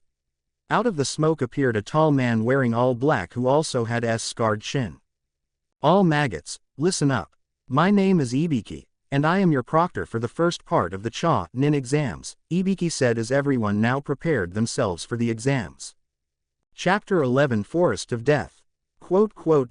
Team 7 passed the first part of the Nin exams. The instructor, Ibiki, explained that it was a simple test and that any cheating would be met with immediate expulsion. Naruto answered the questions well since he had found tons of scrolls at the Namikaze estate. This would take Ibiki by surprise later on when he read the Uzumaki's test. After everyone was done with the first 9 questions and ready for the final question, Ibiki explained that they could try to answer the final question, but if they got it wrong they immediately failed the test and, if that wasn't bad enough, they could never take the test again. If, however, they chose not to answer it, they could leave and try again next time. When no one stood up, Ibiki told them that they had all passed, shocking everyone in the room. Ibiki explained that a ninja has to take risks in order to complete a mission, further proving it by showing the scars on his head and by the fact that he had 2 nin who knew the answers pose as participants, which would have allowed the genin to cheat assuming they could avoid getting caught. The moment Ibiki finished his explanation, one of the window broke as a figure broke in and dropped a banner down. It woman with purple hair that looked like a pineapple and brown pupil-less eyes who wore a tan trench coat with a fishnet shirt that went down to her thighs along with an orange short skirt. All right, you runts, my name is Anko Mitarashi and I'm the proctor for the second part of the Nin exams, Anko said as she stuck a pose in front of the group of genin. Just when I thought that the people in this village couldn't get any weirder, Naruto thought to himself while the whole room kept quiet. You're early again, Anko, Ibiki said, causing a sweat drop to emerge on Anko's face. Shut up, Ibiki. Anyways, everyone follow me to the second part of the exam, Anko said as she led the group out of the building, while noting the unusually large number of remaining genin. They walked until they got to a large forest with a fence going around the entire area. To most of the genin, the forest appeared very intimidating. Naruto, however, simply smirked at the sight of the immense forest. He knew nothing inside this place would be a challenge, not after being in the harsh terrain of the hellhole that was called Hueco Mundo. He did have teammates that he had to take care of. That was only a minor setback that could be easily overcome in this part of the exam. He was brought out of thoughts when Anko began to speak to the large group. Alright kids, this the 44th training ground, but most have come to know it as the Forest of Death. In this part of the exam you and your team will be given a heaven or earth scroll. Your job is to find another team with a different scroll and take it from them. Once you have both, you must make your way to the tower located in the center of the forest. Oh, and until you reach the tower with both scrolls you cannot open the scrolls, Anko said as most genin looked at the forest that had an ominous feeling emanating about it. Sounds like fun, Naruto said, which got him some looks from the most of the other participants. It's not as easy as it seems. You'll be going against your fellow ninja and there are also nasty creatures in the forest, all to keep you from succeeding, Anko said with a toothy grin on her face. Like I said, sounds like fun, Naruto said, leaving most of the competitors with the impression that he was insane. Anko smirked as she disappeared from sight only to reappear behind Naruto, kunai knife pressed against his neck. To the surprise of the other genin, Naruto wasn't fazed in the least by this threatening move. Guys like you are usually the first to die. I don't care if you were the one to take down Zabuza Momochi, if you get cocky in here you'll meet your end, Anko said. Naruto simply smiled at her as if nothing had happened. I don't die so easily, and this place is a picnic compared to the area where I stayed for 7 years. So bring on your so-called forest of death, Naruto said. This got some chuckling out of Anko. I like you, kid. You're not afraid to stand your ground in front of an authority figure, and you've also got a strong feel about you. Hope you make it through this part, Anko said as she put her kunai away. I'll see you on the other side, then, Naruto said as Anko went back to front of the group. Okay. Come forward to get a scroll for your team. After that, report to your assigned gate and wait for the starting signal, Anko said as the group of genin got in line for a scroll. Naruto got an earth scroll, which meant that he needed a heaven scroll to pass this part of the with his team. Team 7 then took their positions at their appropriate gate. When the horn sounded to start the second part of the exam, Team 7 ran into the forest to gain some ground. After running for a while, they decided to stop and formulate a plan of how to get the other scroll needed. Okay. We need to locate a team with a scroll opposite of ours. The sooner we do that, the sooner we can get to the tower, Naruto said, having planned out a method of search and attack. Why don't you just leave the fighting to me and we'll be done in no time, loser, Sasuke said.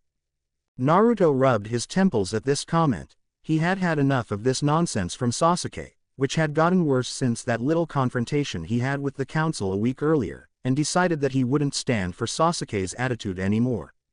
That's it. We're settling this now, Sasuke. You stay here, Sakura, and try to keep yourself hidden, Naruto said as he seized Sasuke by the shirt and Flash stepped away. Naruto brought Sasuke to an empty and quiet part of the forest. He didn't want any interruptions during this talk. What was that for, loser? Sasuke asked. Naruto simply looked at him with an unemotional expression before he said anything. Sasuke, I know you, seeking revenge against your brother, and do I believe he should face justice, but I want to ask you one simple question, Naruto said as Sasuke glared at him. And what might that be? Sasuke asked while he reassured himself that nothing Naruto could say would deter him from his goal. He had no idea of just how wrong he was. What exactly do you plan to do with your life after you defeat Itachi? Naruto asked. Sasuke opened his mouth to retort, but quickly made a quizzical face. He hadn't thought about it at all, not in the slightest. Not once since the massacre of his clan did he consider what he would do after he killed Itachi. That was his motivation in life, his reason to get stronger, and yet now that he thought about it more closely, realized that it hadn't gotten much of anything. He didn't even have a Sharingan, the most prized jutsu of his clan, to show for his efforts. Naruto, on the other hand, who was a dead last, who was supposed to be beneath him and who had no real desire for revenge, had probably become the most powerful ninja in the entire Leaf Village, and maybe even the entire shinobi world from what Sasuke had witnessed. Naruto, who read Sasuke's thought to the letter, decided to clarify his point. My point exactly. You're so focused on revenge you don't stop to think about where you'll be when it's over.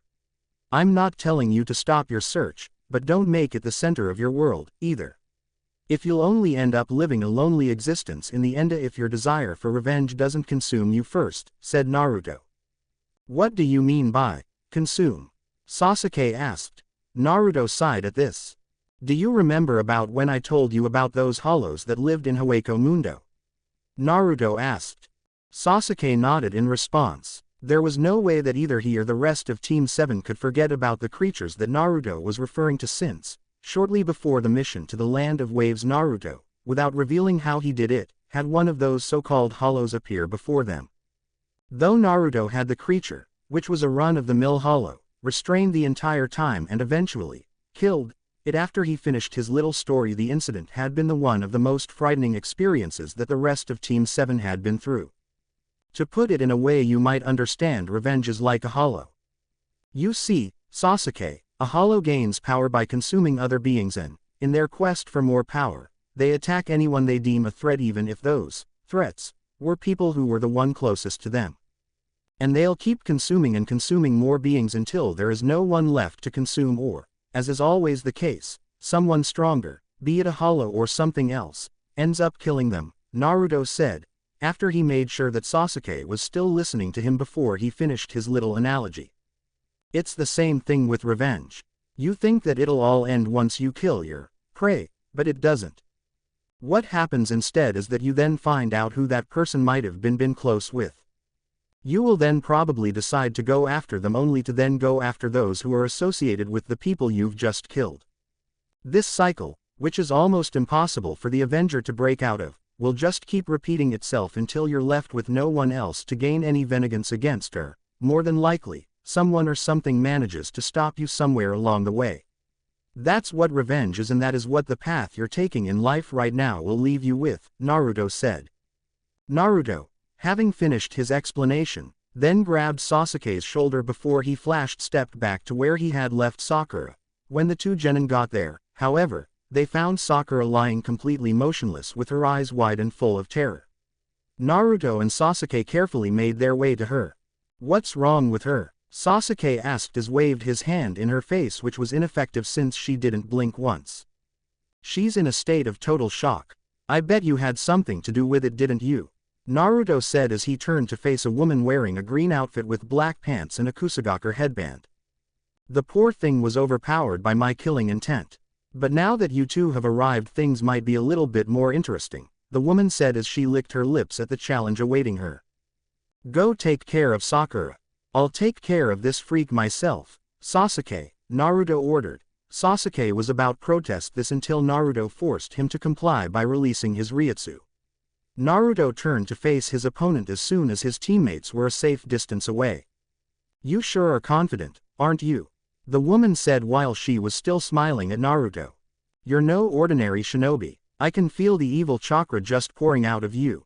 So why don't you drop the charade and reveal your true self?" Naruto said as he could sense this person's chakra was immense compared to that of the opponent he has faced since becoming a shinobi. "You're a clever boy. Not many can see through my disguises," the woman said as she pulled off her skin to reveal a pale face with snake eyes. "My name is Orochimaru," the assailant said in a sickly male voice. "Orochimaru, one of the 3 legendary Sannin. It's gonna be a real honor to kill you," Naruto said. The Uzumaki revealed a small grin to the Sannin while he unsheathed his Zanpakuto. "Kukukua, so sure of ourselves, are we? Very well then, but know that I am far more skilled than anyone you have faced before," Naruto Uzumaki, Orochimaru said before he pulled Kusangi out of his throat. "I sure hope so, traitor, since finding a good opponent to fight against has been impossible since I came back to Konoha," Naruto replied. Naruto rushed Orochimaru, causing their swords to lock up as they tried to overpower each other. In a flash, they were moved to a large tree branch as multiple sword strikes were being made every second. Naruto and Orochimaru's arms were a blur of swift movements and sparks. Naruto, after a few minutes, then managed to outmaneuver Orochimaru and impale him in the stomach, only to see that the Sannin had turned into mud. Naruto narrowed his eyes as he sensed a presence from behind and instinctively threw a head kick to the approaching Sannin. Orochimaru barely ducked under the head kick, and then proceeded to impale Naruto's head. The blonde moved his head out of the way of the blade and grabbed Orochimaru's arm, which he then used to fling him through some trees. Naruto then stepped toward his foe only for Orochimaru to meet him with his fingertips glowing with purple flames. 5 elements seal, Orochimaru said as he rammed his fingers into Naruto's gut. "There, now you won't be getting any more help from the Kyuubi." Naruto remained still on the tree branch as Orochimaru kept his fingers on Naruto's gut. Then, to Orochimaru's confusion, he heard slight chuckling coming from Naruto, which then turned into a full-blown laugh. "What the hell is so funny?" Orochimaru asked as he was irritated that this little kid was laughing at him. "Sorry to disappoint you, you snake, but the Kyuubi isn't exactly sealed in me anymore, though he's kept close," Naruto said before he took a moment to enjoy the look of terror that appeared on the snake Sannin's face. That terror only grew when he saw the seal dissipate before his very eyes. "What? Orochimaru said as he did not understand how this brat had so much power without the Kyuubi. I'm done playing with you, but since I've already revealed a little secret, I might as well show you what I mean. Say hi, Kyuubi, Naruto said as he held up his blade, which turned red and sent out an energy shockwave that sent Orochimaru flying. Rocker 1600 note.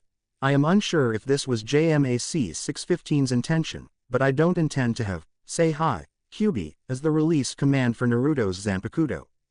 By the time he hit a tree, Orochimaru was kneed in the gut and sent to the ground. Orochimaru recomposed himself in time to block Naruto's Zanpakuto, but was getting severely overpowered. Naruto proceeded to grab Kusangi with his bare hands and flung it out of Orochimaru's hand. Naruto proceeded to impale him in the chest. Orochimaru, however, turned into a log and disappeared. This is more than I had expected from this kid. I need to do what I came here to do and leave. I'll deal with the Jinchuriki later. Time to make the Uchiha come to me, Orochimaru said. He proceeded with caution so as to not be discovered. Elsewhere in the forest, Sasuke was staying under a tree, watching over his pink-haired teammate, who had gone unconscious after she was snapped out of the shock. He was also thinking about what Naruto had said to him. He saw how strong Naruto was, and it seemed that this strength, along with his drive, was due to his desire to protect his friends. He wondered if his quest for revenge was actually holding him back rather than helping him move forward. Sasuke was still questioning the path he had taken in life. He suddenly felt a strong pain in his head that seemingly came from out of nowhere. He put his right hand on his forehead as the pain grew with every second until he was enveloped in a dark void. After a few minutes he opened his eyes, which he had closed during the ordeal. He found himself reliving the scene that had haunted him for 5 years, the massacre of his clan at the hands of brother Itachi. This time, however, Sasuke felt that something was wrong. As he saw his brother finish his speech, he noticed that the younger version of himself got up and, to his complete shock, awakened the Sharingan. The younger Sasuke then pursued Itachi. I know this isn't what happened that night, so why does this feel so familiar, as if it had occurred, a shocked Sasuke thought to himself as his younger self was defeated by Itachi. Current 12/13 of a year. Old Sasuke then watched in disbelief as his brother began crying while he was picking up his forehead protector, which little 7/8 of a year old Sasuke had knocked off. Itachi then incapacitated little Sasuke, but not before he using the Tsukuyomi on him. Current Sasuke fell unconscious soon after.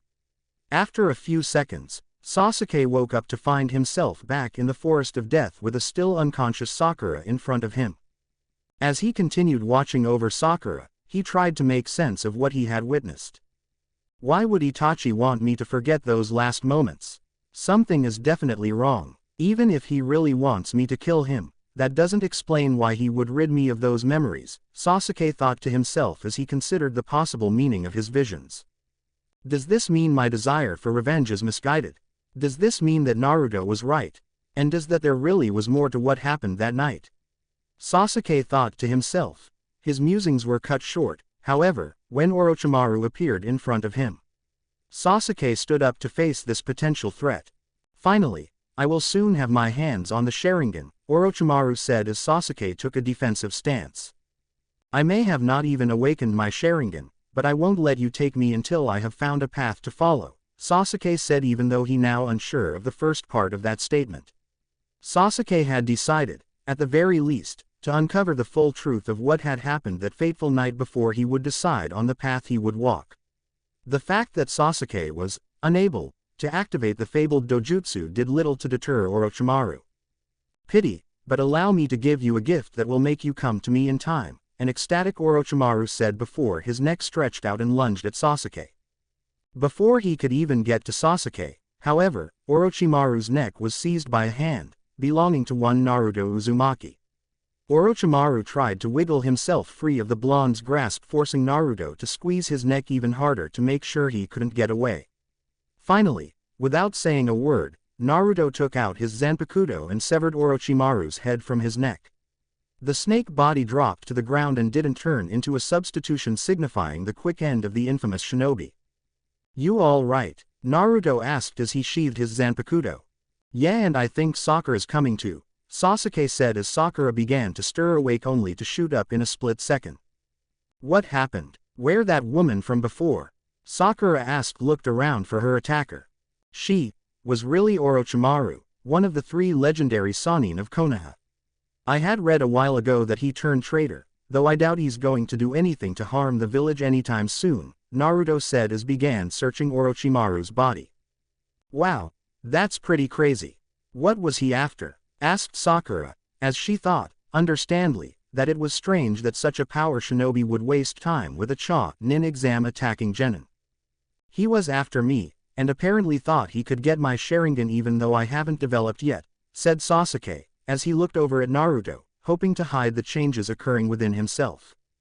Naruto, meanwhile, found 4 scrolls that he placed next to him before he continued his search. His teammates took a look at those scrolls and realized that none of those was the one that they needed to pass the exam. Damn, he doesn't have the scroll on him.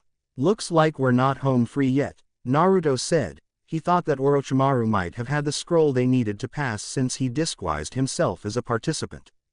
We'll still have plenty of to find a team with the right scroll, Sasuke said, earning a nod and a smirk from the Uzumaki.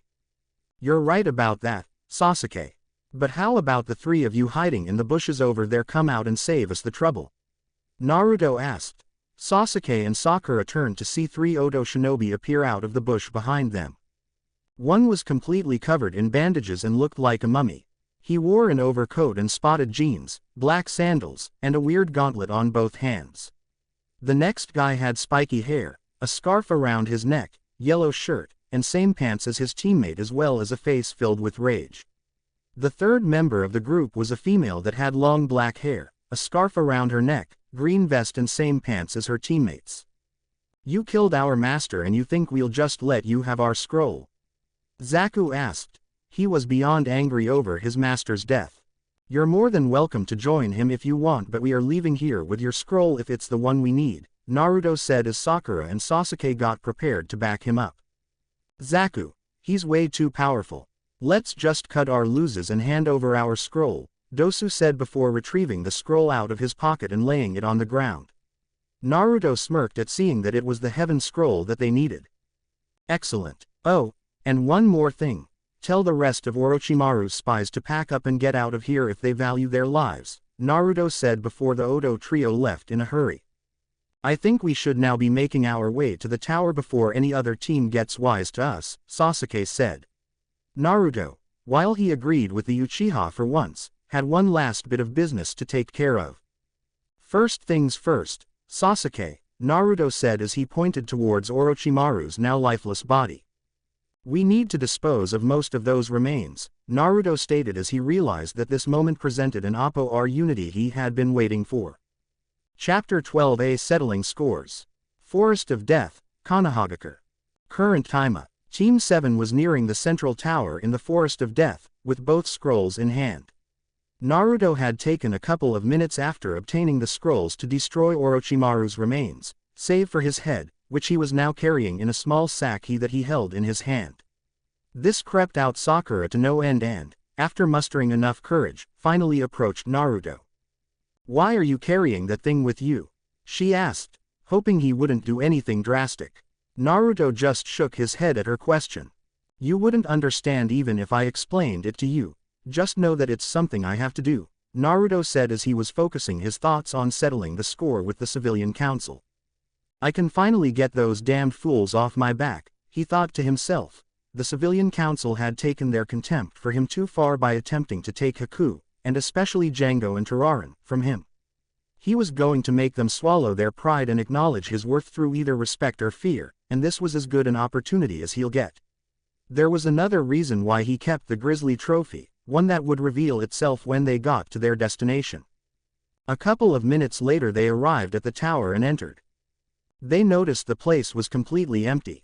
The other teams were probably still duking it out within the forest. Considering the fact that they had finished in under half an hour, however, this wasn't much of a surprise. Naruto and company were looking for a secluded area within the tower to open their scrolls when Naruto sensed the presence of another team. Naruto motioned for Sasuke and Sakura to stop as he tried to determine whether the other team was heading towards them. Sure enough, the team was headed their way. He motioned for teammates to hide and to prepare to ambush the team if necessary. He immediately flew above a doorway in order to get the drop on their pursuers. After a few tense moments, three figures appeared.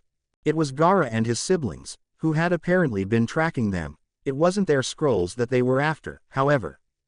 We already have our scrolls, so who are we looking for? Kankuro asked Gaara nervously, as if he was trying not to provoke his younger brother. Gaara, however, either didn't hear his brother's question or he didn't care. Neither Sasuke nor Sakura understood why he was so afraid of Gaara, but Naruto already knew why. Ever since his first encounter the Sand Ninja, both he and his tailed beast turned Zanpakuto could sense the spirit of Shukaku within him. They could also sense the killing emanating from both of them. Naruto clenched his fists at the thought of the misery that the sand villagers put him through to make him turn out like this. Naruto was determined to show Gaara that he wasn't alone, though he decided to wait until they had a chance to fight each other to do so. As the three siblings unwittingly walked past Naruto, Temari said something to Kankuro. She was unaware that Naruto and the rest of Team 7 were hiding in the shadows, listening to her every word. Did you notice that some of our allies from Otogakure simply ran out of the forest?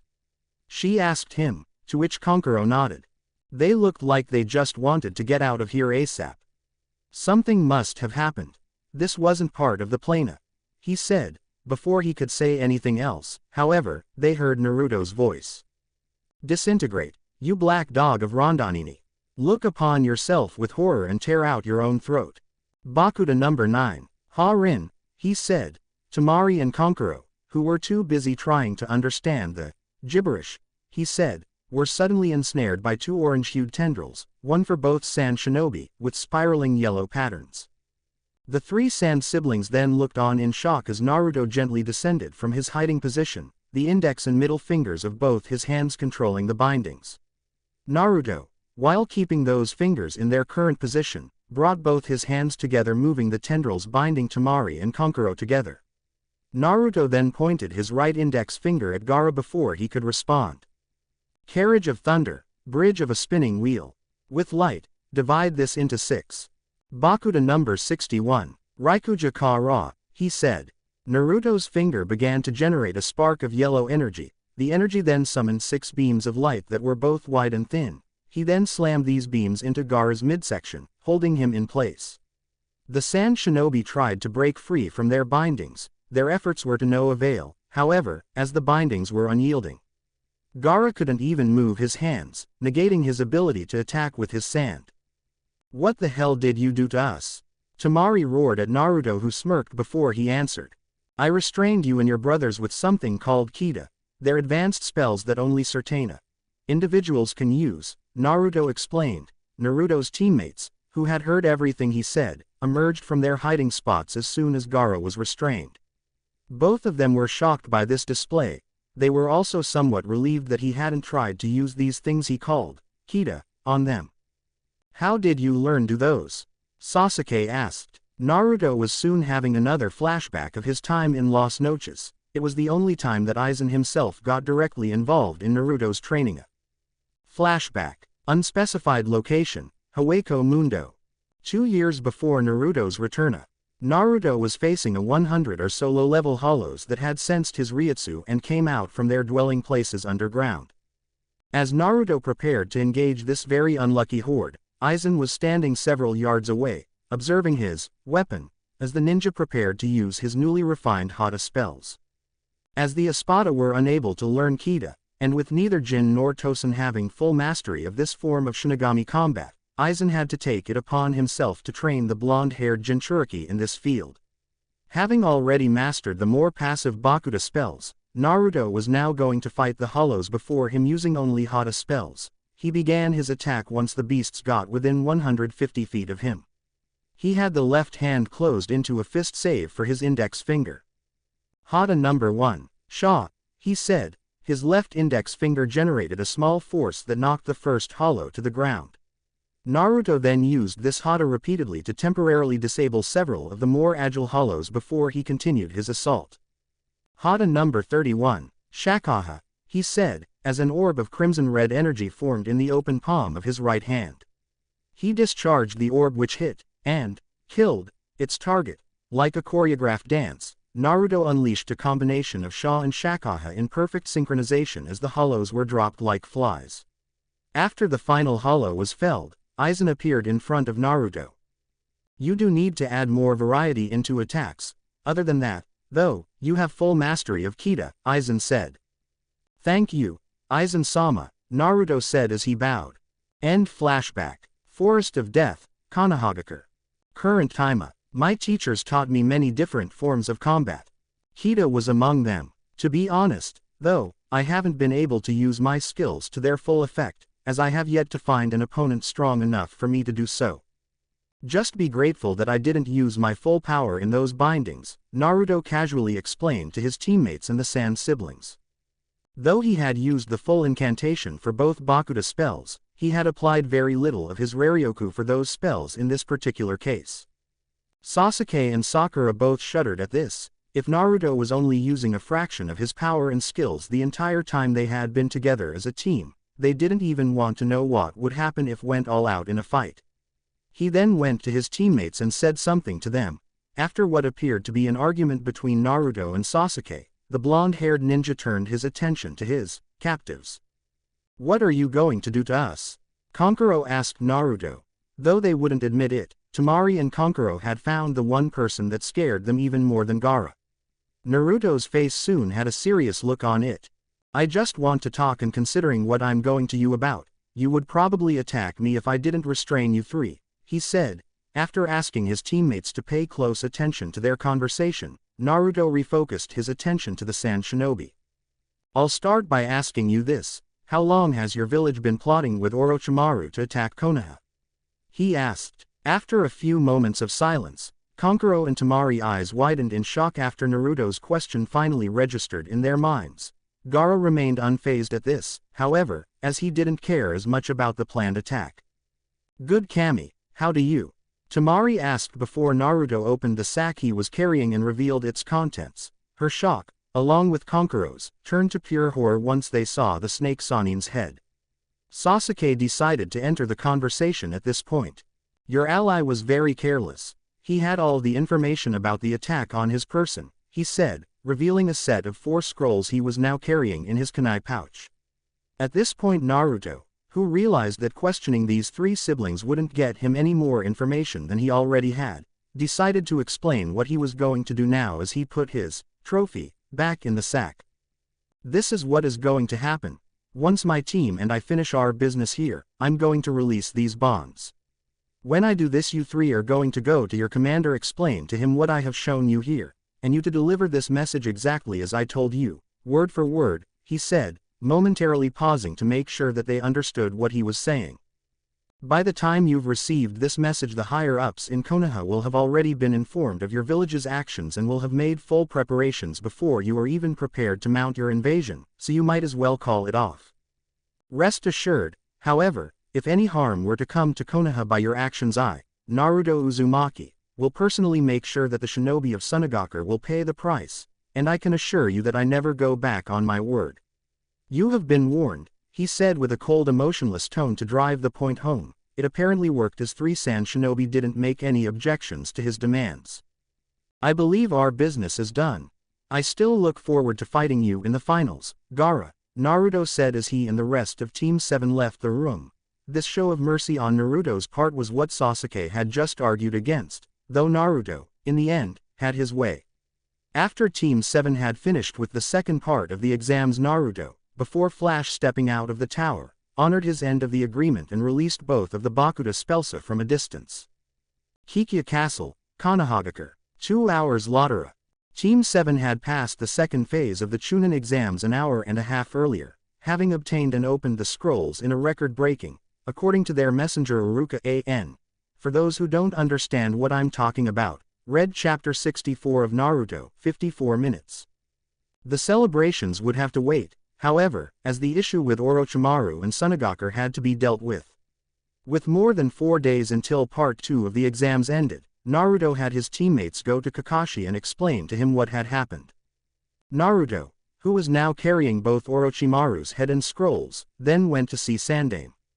After finding him in his office, Naruto asked the old man to hold an emergency meeting with both councils, which the old Hokage did since he could tell from Naruto's demeanor that something serious was going on.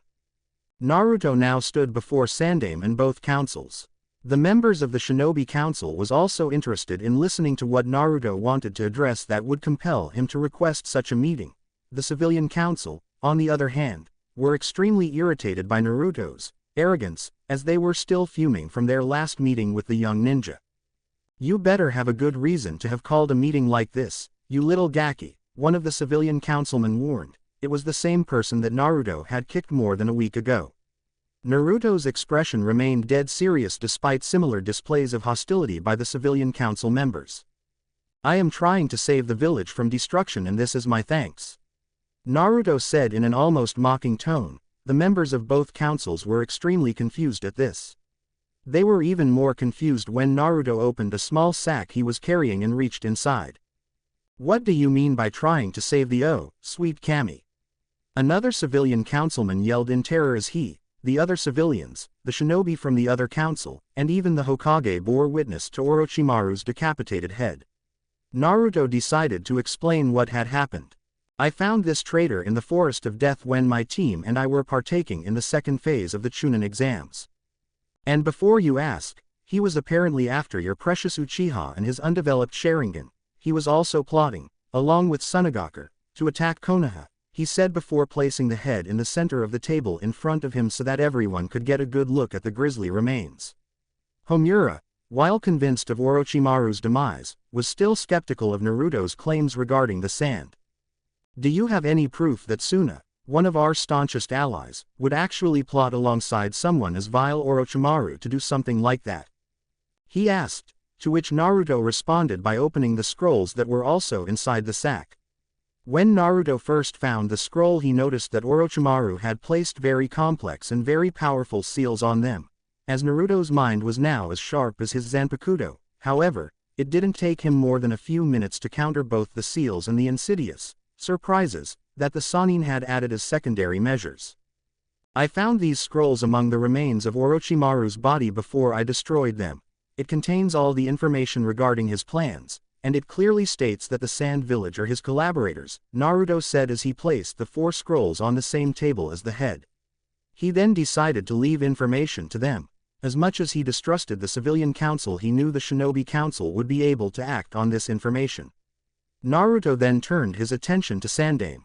"I'm sorry I had to do this to him, old man, but I had no other choice," he said. He had read about Sandaime's history with the missing nin and knew about his attachment to the Sannin. Hiruzen simply looked back at Naruto.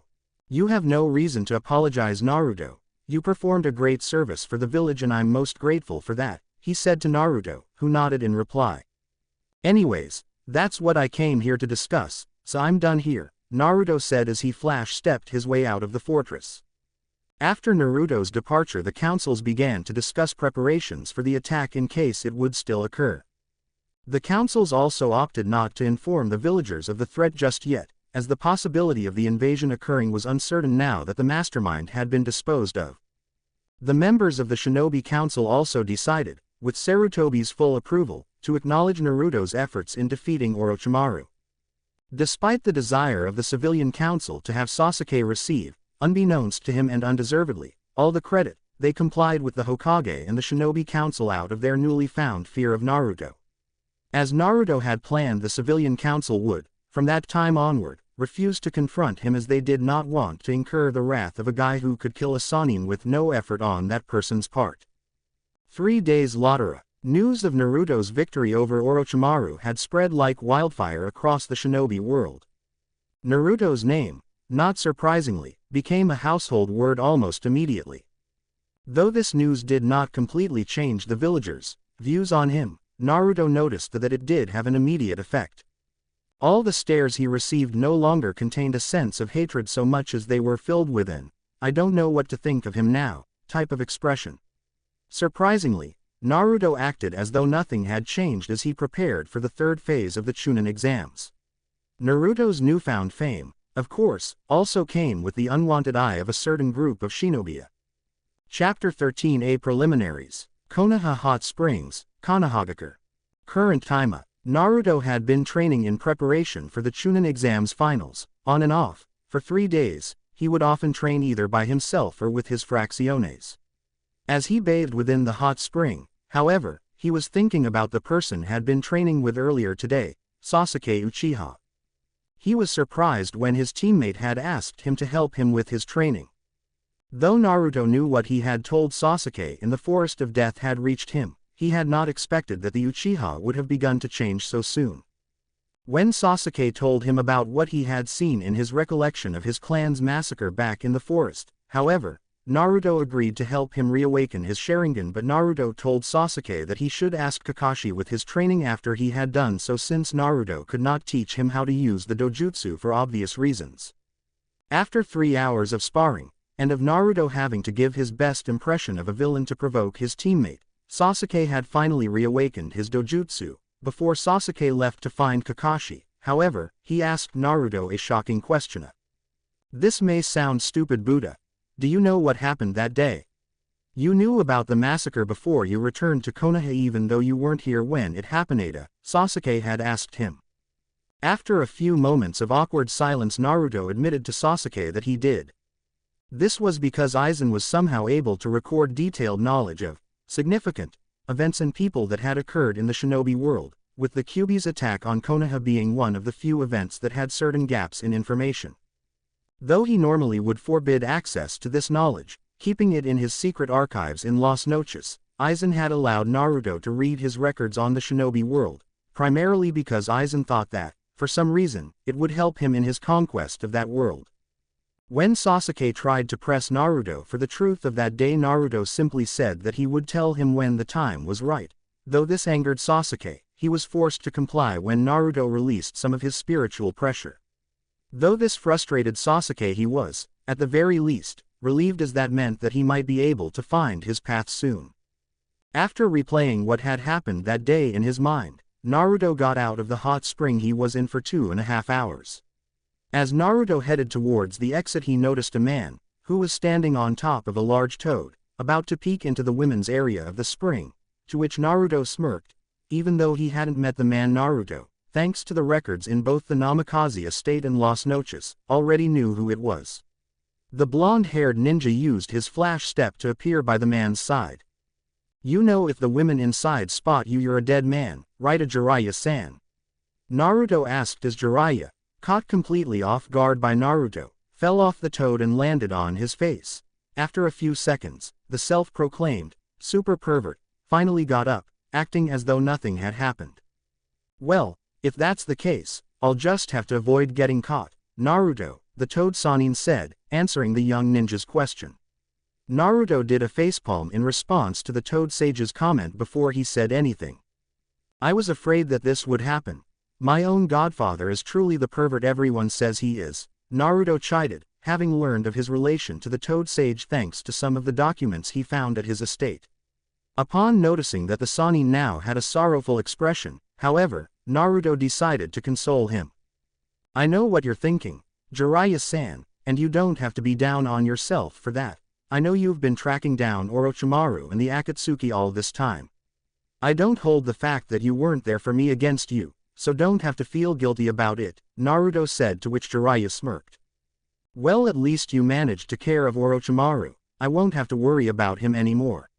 We both still have something else to keep an eye out for, however, Jiraiya said, earning a nod from Naruto. While he did not know how Naruto had learned of the Akatsuki, Jiraiya was just relieved that he knew. It made his job a lot easier. I'm pretty sure the Akatsuki will soon make their move against me. Rest assured, however, because those missing nins will only be greeted with the ends when they do come, Naruto proclaimed, to which Jiraiya, surprisingly, did not question him. If these had been normal circumstances, the Toad Sage would have been completely concerned for Naruto's safety. These were not normal circumstances, however, as Jiraiya realized that Naruto was already at a level several times greater than a cage. I wouldn't hurt, however, to stay close by for the time being. Pushing those thoughts aside, the Sannin and his godson did a quick catching up before Naruto decided to continue their conversation at another time. Jiraiya then accepted Naruto's offer to stay with him at the estate. Naruto was about to leave before Jiraiya decided to ask one more question. I have asked, Naruto has the Kyuubi. He began until Naruto interrupted him. You don't have to worry about him. It took me a while to earn the Kyuubi's trust, but I did earn it. He stopped trying to break the seal at least 3 years ago, Naruto said, to which Jiraiya breathed a sigh of relief. With that, Naruto finally left the hot springs as he prepared for the next Daya. Chunin Exams Preliminary Arena, Konohagakure. The next Daya. Naruto and the rest of his team had arrived at the assigned meeting area for the third phase of the Chunin exams. They were surprised by the number of people who were apparently still taking part in the exams despite the eliminations and the withdrawal of both the Otogakure Shinobi and Kabuto's Genin team. Sasuke and Sakura were further surprised by the presence of the Sand siblings considering what happened 4 days prior. After a few tense days, the leaders of Sunagakure were able to re-establish relations with Konoha after a team of Sand shinobi found the murdered Kazekage, which was another piece of Orochimaru's handiwork based on the evidence at the murder scene. This allowed the 3 Sand Genin to continue participating in the exam. As Team 7 stood alongside the other contestants, the third Hokage, with Kakashi and the squad leaders of the other participants by his side, declared that because there were still too many contestants, 18 in total, to start the Chunin exams finals. A series of preliminary matches, therefore, would be held to thin out their numbers. After everyone went up to the arena's viewing area, a screen up in the wall was turned on with the images of the contestants appearing. After a few seconds only the images of Sasuke and Choji were still on the screen, indicating that this would be the first match. Sasuke beat Choji through a combination of his Sharingan and Taijutsu. Shino fought in, and won, the next match in whom he fought a shinobi from Omegakure. The next match saw the defeat of another AIM shinobi at the hands of Konkuro and his puppet Crow. The next match pitted Sakura against Ino. The 2 kunoichi ended up fighting to a draw, knocking each other unconscious in the process, after duking it out for more than 15 minutes. This forced Hayate Geka, the exam proctor for the preliminaries, to disqualify both Sakura and Ino. Sakura woke shortly after the fight up and was greeted by Ino. They became friends again despite their continued rivalry over Sasuke. Sakura then heard someone slowly clapping. She looked up and was surprised to see that it was Naruto. And so the flower finally begins to blossom. Took you long enough, Naruto said, to which Sakura simply smirked. I'm tired of needing you and Sasuke to save me all time. After what happened in the Forest of Death I vowed to become stronger so that maybe one day maybe I'll be the one doing the saving, she replied. Naruto simply encouraged her to keep improving before he turned his attention back to the fights. The next fight was between Temari and Tenten. It was a one-sided battle as Temari wind attacks easily repelled all of Tenten's ninja tools. After defeating Tenten, Temari tried to throw the now unconscious kunoichi at her own weapons, though Tenten's teammate Rock Lee managed to catch her before she fell. Lee and Temari almost got into a fight of their own until Naruto intervened. Naruto, having gotten to know Lee before the preliminaries, convinced him that he could always avenge his teammate in the finals. Naruto then turned his attention to Temari. What you just did was completely uncalled for. If I see, or even hear of, any more displays like that on your part, and I'll make sure that you'll never wield that fan again, Naruto said coldly. Temari, with her previous encounter with the shinobi forever burned into her memory, simply nodded and went back to the viewing area without saying a word.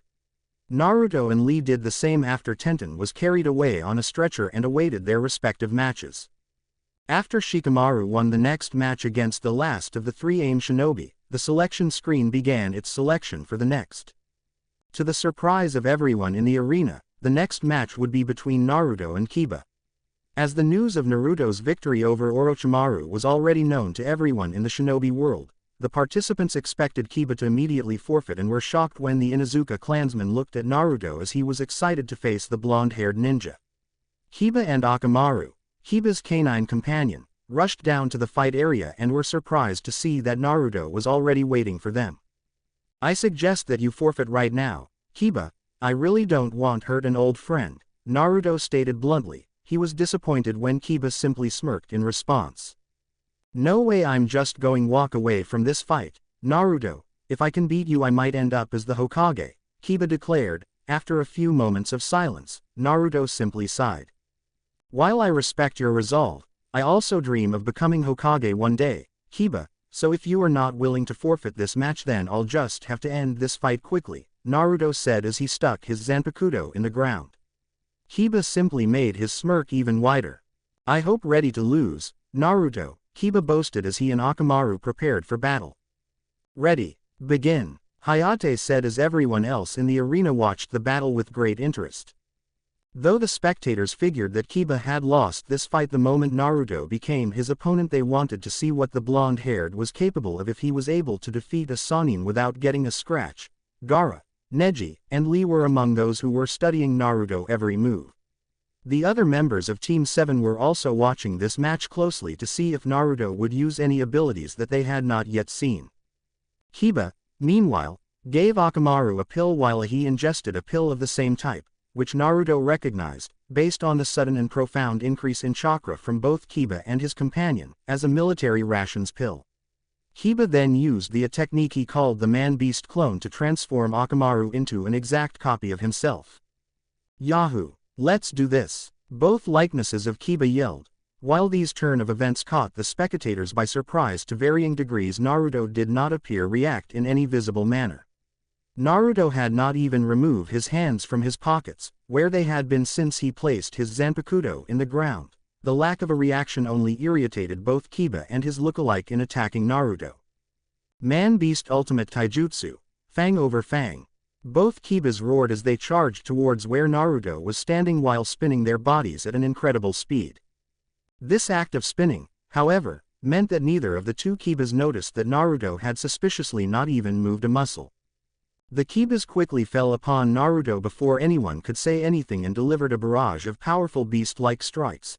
After a few moments the two tag team members emerged from their winning blow as Naruto fell to the ground with multiple injuries.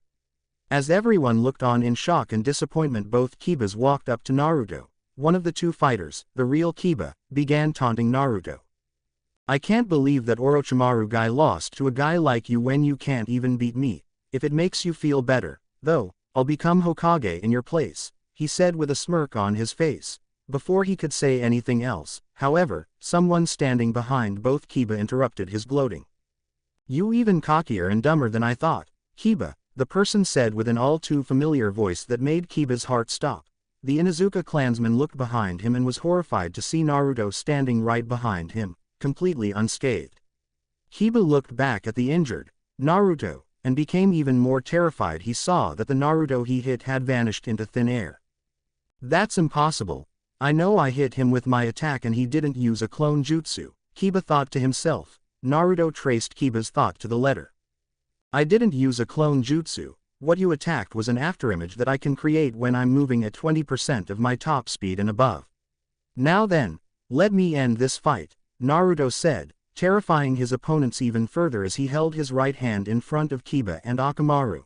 Naruto's index and middle fingers were pointed upwards while the other finger were closed together. Bakuda number 1, Sai, Naruto said as he moved his outstretched hand in an outward sweeping motion. Both Kiba and Akamaru, who was still in his beast clone form, suddenly felt their arms lock behind their back while their legs had also been locked in place, the latter of which caused both them to fall to the ground. Despite using every ounce of strength that they had, Kiba nor Akamaru were to move a muscles in any of their limbs. It's useless to struggle against that technique. I've paralyzed all of your limbs and I'm the only one who can undo your bindings. The next time you choose to fight me you should learn how to take me seriously, Naruto said. With both Kiba and Akamaru unable to fight any further, Hayate declared Naruto the victor, ending the fight. After Naruto released both Kiba and Akamaru, the dog reverted back to his canine form while Kiba declared that Naruto was now his rival. Naruto simply encouraged him to get stronger if he wished to face him again before both shinobi went back to the viewing area while everyone just looked as if he were a ghost. After winning his fight, Naruto proceeded to watch the next fight, which was between Hinata and Neji, who are apparently cousins.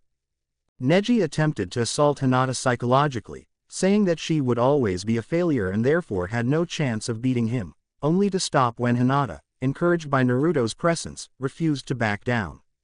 When Naruto had vanished 7 years earlier, Hinata, after a few weeks of digging around, became one of the few people to find out what that had went off to train somewhere and that he would return someday. Though the third Hokage, having learned of this, convinced her to not tell anyone else about this revelation.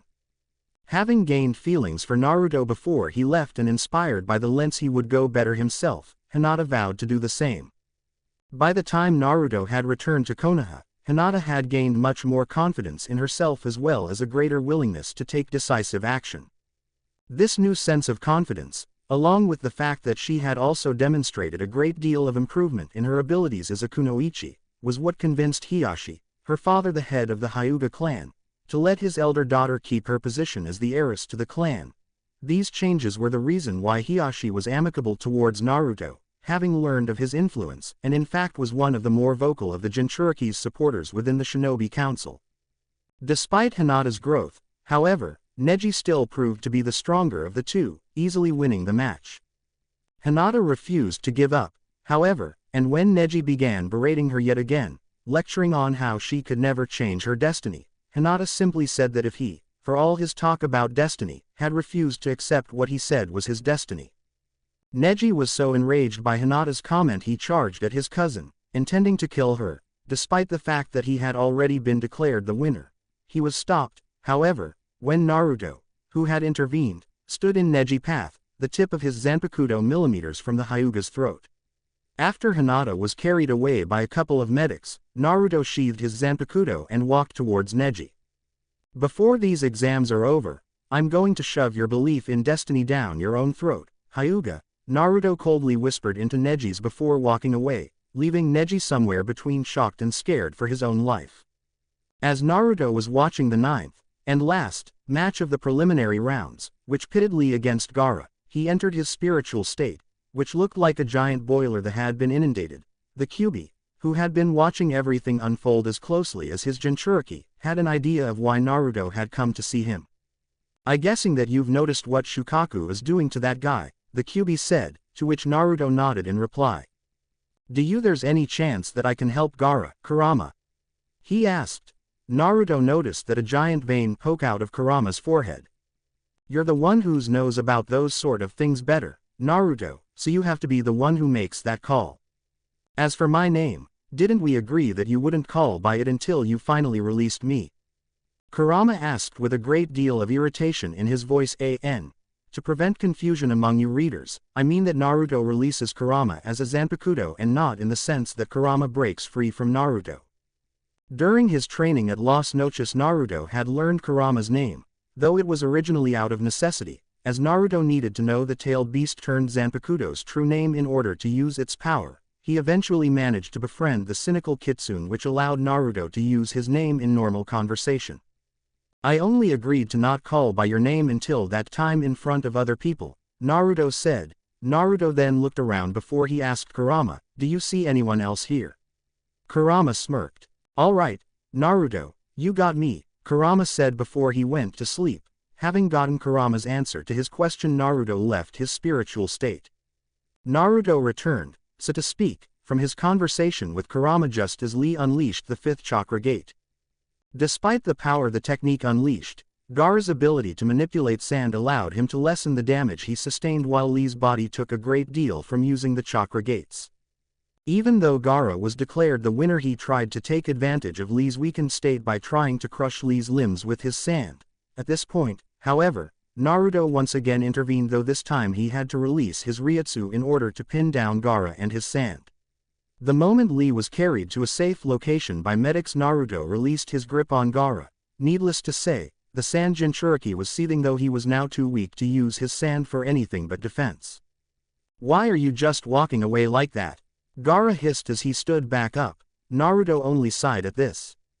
"When I fight you in the finals, I'll let my actions answer that question for you," Naruto replied as he went to the viewing area, leaving Gaara speechless as he stood.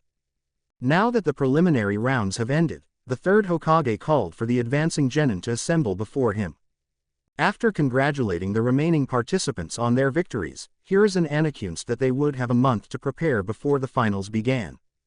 After explaining the reasons behind the break, Hiruzen revealing that whether they become Chunin or not, regardless of the outcomes of their future matches, depends on their performance, which would be evaluated by a council of judges, which included daimyos, high-ranking shinobi from the participants' home villages, and by Hiruzen himself.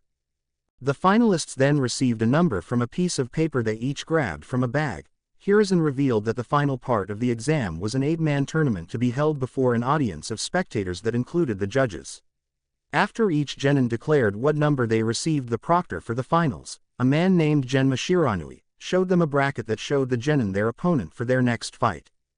1 Naruto Uzumaki, 2 Neji Hyuga, 3 Gaara, 4 Shikamaru Nara, 5 Tamari, 6 Sasuke Uchiha, 7 Kankuro, 8 Shino Aburame. After seeing their matchups, the genin were dismissed by Sarutobi so that they could have their month of preparations. Naruto soon began training in preparation for his fight with the Hyuga prodigy. Chapter 14a Round 1, Naruto vs. Neji. After seeing their matchups, the genin were dismissed by Sarutobi so that they could have their month of preparations. Naruto soon began training in preparation for his fight with the Hyuga prodigy. Chunin Exam Stadium, Kanahagakure. 1 month later. The start of the Chunin Exam Finals was 15 minutes away, and the stadium which the matches were to be held was packed with spectators, which included Konoha shinobi and villagers as well as dignitaries from other nations. Sakura and Ino, who had found an empty section of seats in one of the middle rows, were talking about some of the finalists when a female's voice interrupted their conversation. "Mind if we take those 2 seats next to you, Sakura-chan?" the voice asked. Both genin turned their heads to the sound of the voice and saw Turaran and Django standing in the steps next to their seats. "Not at all, Turaran-san. I'm rather surprised that you and Django-san would wait until now to arrive, though, since Naruto-kun's fight is the first one to take place," Sakura pointed out. Sakura, as well as most of the Rookie 9AN, that's the name group of shinobi that is made of Teams 7, 8, and 10, had gotten to know Naruto's Fracciones rather well in the month before the finals, with Sakura and Turaran becoming good friends despite the fact that the Arrancar found Sakura's infatuation with Sasuke to be annoying. "Turaran didn't want to get out of bed today. I had to remind her of that fact just to wake her up," Django explained as he and Turaran sat down. While Sakura explained to the Arrancars the matchups for the finals, Naruto, along with Sasuke and Kakashi, had arrived 5 minutes before the finals were to begin. After talking with the 2 genin for a few moments, Kakashi went to the stands while they, along with the other finalists, stood before the Sandaime and Genma. After congratulating the finalists for their successes, and giving a little speech about what these finals mean to the shinobi, the proctor asked the contestants if any of them wanted to forfeit right then, as now would be a good time to do so. Shikamaru immediately took him up on the offer. This was partly due to his laziness and, more importantly, because he already knew that he would have been unable to defeat his opponent. That opponent, Gaara, now had a spot in the semi-finals and would fight either Naruto or Neji, depending on who won that fight. After no one else forfeited, Genma asked for all the remaining finalists, minus Naruto and Neji, to head for the viewing area. As the 2 finalists face each other, the sounds of excitement from the stands was deafening. "Is that blonde-haired one the kid who killed Orochimaru?" one spectator asked rhetorically. "This is going to be an interesting fight," another one said. "A Hyuga prodigy and a Sannin killer. I can't wait to see what happens," yet another spectator said. While most of the spectators were getting restless, Izumo and Katetsu, who had taken a day off from their guarding duties, were watching the 2 genin very closely. "So who do you think might have this fight?" Izumo asked his best friend. "Neji is a Hyuga prodigy who has yet to be beaten in battle, while Naruto defeated a member of the 7 Swordsmen of the Mist and a Sannin without getting a scratch on him in either battle. If I had to put my money on it, I would have to give to Naruto. Heck, depending on how the fight unfolds, he might become a Chunin regardless of the outcome," Katetsu replied. Neither of them realized that Kiba, who was sitting next to Hinata in the stands, sighed at the last part of Katetsu's answer. "They're talking as though Neji can actually beat Naruto. You had better beat this Hyuga kid, Naruto," Kiba thought to himself. Naruto, meanwhile, had already unsheathed his Zanpakuto as Neji smirked at him. Neji had a small conversation about his belief in destiny and his past with Naruto, and had angered the normally unfuzzable ninja when he said that Naruto did not know what it was like to be burdened with a symbol that he couldn't rid himself of. "Do you actually consider as an equal to you, Uzumaki?" Neji asked, having figured out the meaning behind Naruto's strange habit of sticking his sword in the ground. Naruto simply looked at him with his usual calm expression. While you're not worth using my sword, I told you that I show you that your belief in destiny is nothing but a load of bull, Naruto replied. And just how do you plan to do that? Neji asked. Naruto answered without any change in his expression. You place a great deal of confidence in the abilities of your clan which you inherited. I cannot think of a better way, therefore, to enlighten you than by showing you the gap in power between the abilities you've had since your birth and the abilities that took me 7 long years of intense training to hone, Naruto explained. Sakura, who heard their conversation, was a little confused. What is Naruto-kun talking about? Sakura asked to herself, out loud. Turaran and Django paled when they saw Naruto extend his right arm while he had the blade of his Zanpakuto pointing at the ground. Uh-oh, Django said, scaring Sakura and Ino. Why are you saying uh-oh? Ino asked him. What did this Hyuga guy do to provoke Naruto-sama? Turaran asked in response. After a few moments of awkward silence, Sakura told the Fracciones about Naruto's confrontation with Neji a month prior. Both of the Fracciones breathed a sigh of relief at this. That's good. Naruto-sama is probably not going to go that far over something like that, Turaran said, confusing the two kunoichi even further. Just watch the fight and you'll understand, Django said as Genma told the two finalists to begin their match. Neji immediately got into his fighting stance. Byakugan, Neji yelled as the veins in his pupils and around his temples began to bulge. Neji, confident that he would neutralize Naruto's chakra before he could do anything, looked up at Naruto to locate his chakra points. What Neji saw, however, made his heart stop cold and made his eyes widen in terror. I can't sense any chakra flowing through his system. What is going on? Neji thought to himself as Naruto now smirked, knowing what was the cause of the change in Neji's expression. What's the matter, Hyuga? Can't sense my power with those eyes of yours? Naruto asked mockingly. The blonde continued before Neji could say anything. Do you want to know why you can't sense any chakra within me? The reason is real simple. I don't have any chakra. It was all converted into another type energy known as Raryoku. Whenever you feel my Raryoku emanating from me, it means that I've released some of it, at which point it is known as Ryutsu. This energy is much lighter and more potent than chakra, and it is channeled through a different circulatory system. That is why you can't see anything flowing within me, which means that your precious gentle fist techniques are useless against me, Naruto explained, causing Neji's eyes to widen even further. Everyone in the stands, including Hiruzen and Team Guy but minus Naruto's Fracciones, were equally surprised by this. Neji, in his shock, charged at Naruto and threw a right hook, which Naruto easily sidestepped. Naruto immediately threw a reverse roundhouse kick at Neji, who could do nothing but place his hands up to block the attack.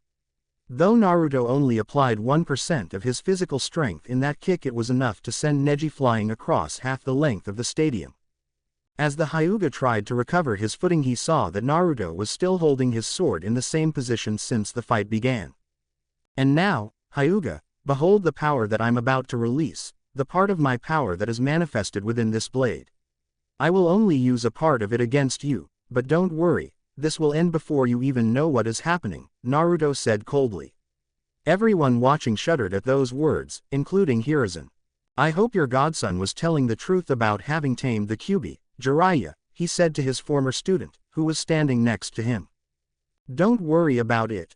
I'm pretty sure it won't be too bad, Jiraiya said in response. Naruto had explained the nature of the changes in the seal that kept Kurama within him and how it let him wield Kurama in the form of a blade to both men a few days prior, so they both knew was going to do. As everyone, including Neji, looked at Naruto, the blonde ninja took a deep breath. Devastate, Kurama, Zensa Katacha an, roughly translates to prelude form. It's Naruto's initial Jinchuriki form, Naruto said. The sword in Naruto's hand suddenly disintegrated except for the red wrappings around the hilt, which turned into some sort of red energy that soon enveloped the ninja, which made his whisker marks thicker and his blue irises blood red in color while his pupils becoming slit-shaped. His canine teeth grew longer while his nails did the same, turning them into claws. Despite the more feral appearance, however, Naruto's demeanor did not change as well, thereby proving that Naruto could indeed use Kurama's chakra-turned Ryutsu without any risk to himself. The nature of Naruto's Zanpakuto meant that Naruto had two different types of releases. The first type allows him to summon Kurama himself to fight alongside him, with the tailed beast's size and strength determined by how many of his tails Naruto chooses to release, while the second type allows him to use Kurama's Ryutsu to varying levels. These levels ranged from the Zensa, which was the weakest level, to using the full power of Kurama, in which case he would meld his Raryoku with that of the tailed beast, which would envelop him a shroud that looked like a modified form of the tailed beast. Regardless of what release he used, however, the increase in abilities was undeniable, as this display showed. What is this power? Is this Naruto's full po? Sakura asked before Django answered. No, it's not, Sakura-san. As powerful as you may think this form is, Naruto is still not using even 10% of its power. His speed alone in that state would only be a fraction of what he's capable of if he used the full power of that form, Django said, which shocked the young Kunoichi. She, at that moment onward, secretly hoped that Naruto would never be forced to use his full power, as the situation necessary to force Naruto to do so would probably be darker than she could ever imagine. That was the least of Neji's problems, as he was now rendered immobile by the massive amount of energy emanating from his opponent. Even breathing was now a laborious endeavor for the Hyuga. Let's begin, Naruto said nonchalantly. Before Neji could register Naruto's words, the ninja had closed the distance between the two combatants and punched Neji in the abdomen, sending the Hyuga flying. It had all happened at speeds too fast for Kakashi and Sasuke, who had both activated their Sharingans, to follow.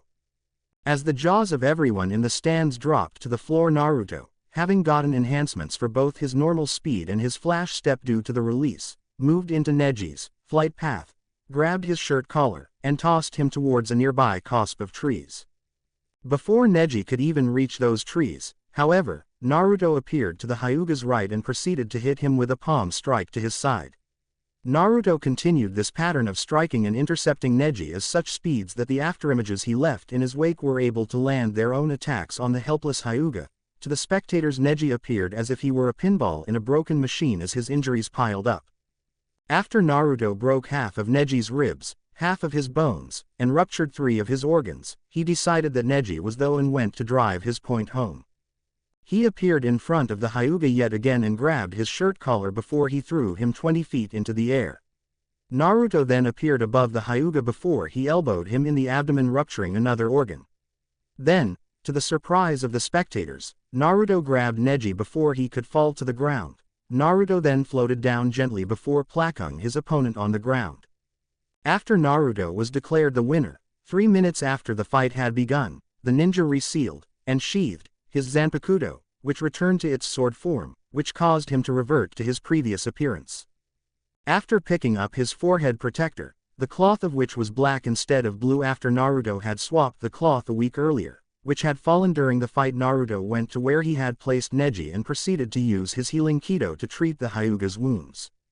In place of Ryutsu, Naruto used Neji's chakra for the same effect, since Neji still had almost all of his chakra, not being able to use it in the battle. Once he finished healing and lecturing, the Hyuga 2 medics carried him on a stretcher to take him away for treatment of his remaining injuries. After a few more moments of silence, Tararan's voice could be heard by everyone in the stadium.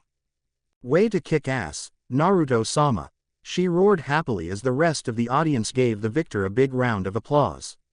Naruto simply smirked and raised his right fist in victory before he flew to the viewing area that set aside for the finalists.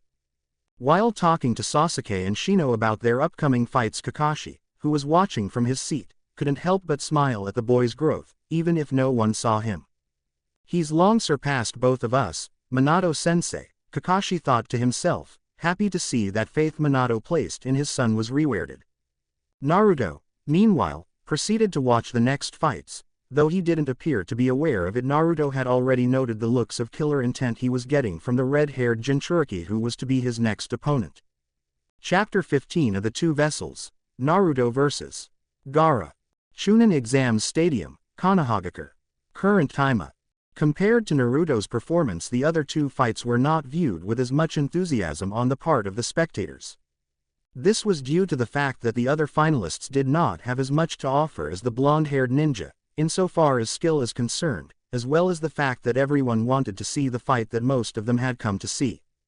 Though it was not official until today, almost everyone assumed correctly, that the first match of second round of the Chunin exam finals would be between Naruto and his fellow Jinchuriki, Gaara.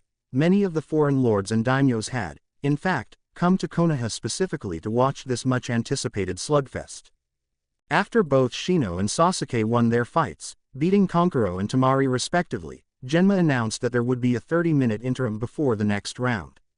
Naruto was staring into the ether when Shino decided to ask him something. "Have you noticed that neither Sakura nor Sasuke have returned yet?" the member of Team 8 asked, to which Naruto nodded. Sakura had gone somewhere after Sasuke's fight with Temari ended and, after 25 minutes, had still not returned. This wouldn't have been as big of an issue if it wasn't for the fact that Sakura's teammates had realized that Gaara had also gone somewhere. After Gaara returned, 10 minutes after he left, Naruto had asked Sasuke to go see where Sakura had gone to, suspecting that something was wrong. If anything had happened to her, Sasuke was to launch his fireball jutsu into the sky to warn Naruto. As the interim period ended, however, Sasuke was, apparently, still looking for the kunoichi. Naruto, knowing that his fight with Gaara was about to begin, flash-stepped to his Fracciones seats and whispered something into their ears before he flash-stepped to the stadium floor. Gaara, meanwhile, looked at his opponent with a maniacal grin that seethed of killer intent and sheer bloodlust before he walked down to the floor. After Gaara finally got to the fighting area, he stood in front of Naruto, looking at him eye-to-eye as the ninja unsheathed his Zanpakuto yet again. Genma almost couldn't start the match amidst the roar of the crowd. "Ready, begin," he said. The sand that Gaara carried was suddenly unleashed upon Naruto, who simply flash-stepped several yards away. Naruto then saw that his opponent place his hands on his head while cringing in pain. "Don't get so mad, mother," Gaara said, seemingly to himself, unnerving his siblings who were watching the fight. They had only received minor wounds in their matches and had returned to the finalists' viewing area. "Damn it, the conversation has already started," Kankuro said to Temari. She nodded in reply. "We shouldn't be surprised that Gaara would find him that much an opponent. As far as I'm concerned, Gaara's the one in actual danger in this battle," Temari reasoned. No matter what she, or Kankuro, tried, they could never forget their encounter with Naruto in the Forest of Death over a month back. While his siblings considered the possibility of him losing control, Gaara was still in the middle of his conversation.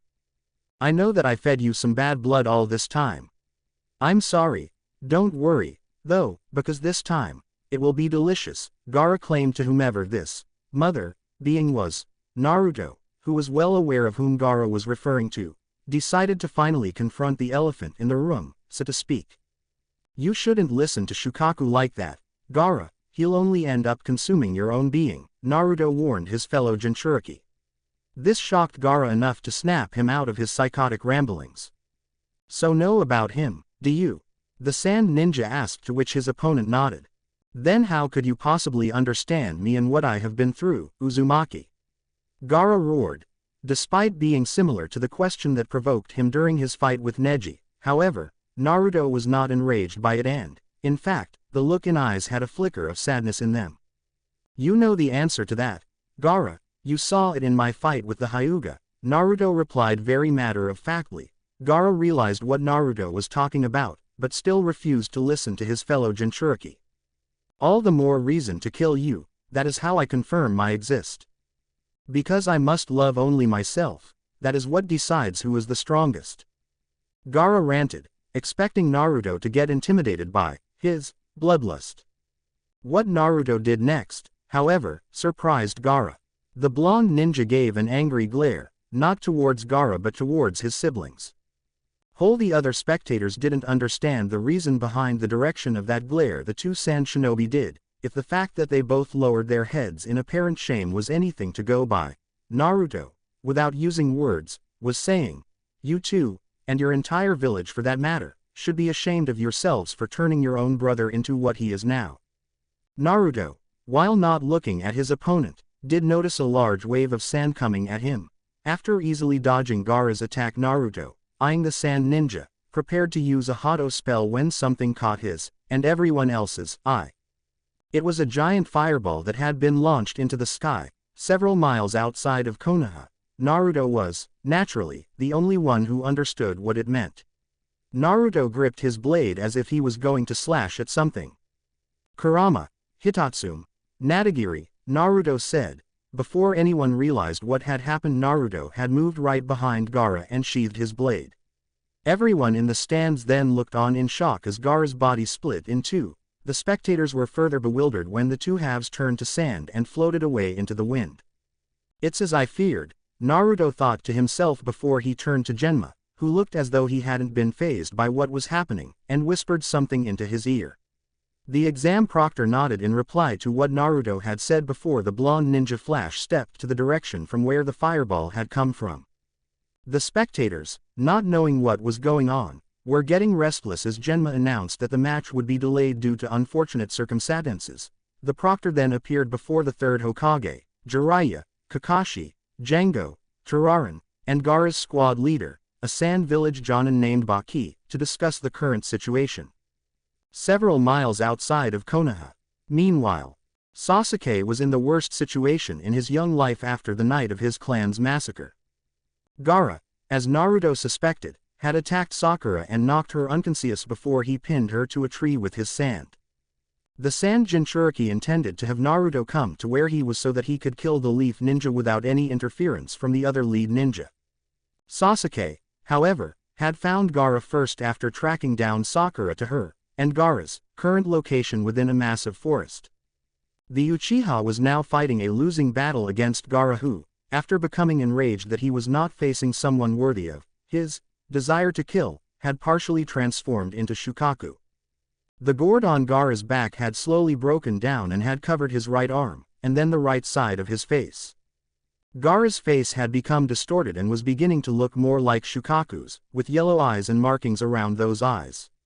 Gaara even grew a crude tail, which had sprouted from the broken gourd. Though it was not Shukaku's true tail, it could still, to a smaller extent, be used in the same manner. The change in Gaara's appearance also an increase in his power as Sasuke was finding out the hard way. What do I do, damn it? I'm running out of options, Sasuke thought to himself. The Uchiha prodigy had used up 3/4 of his chakra trying to take the Jinchuriki down with the Chidori, which he had learned from Kakashi in the month before the finals. Because of Gaara's sand, however, neither of the two Chidoris Sasuke had used had done anything more than to provoke his opponent, and, as of now, 2 Chidoris per day was his absolute limit.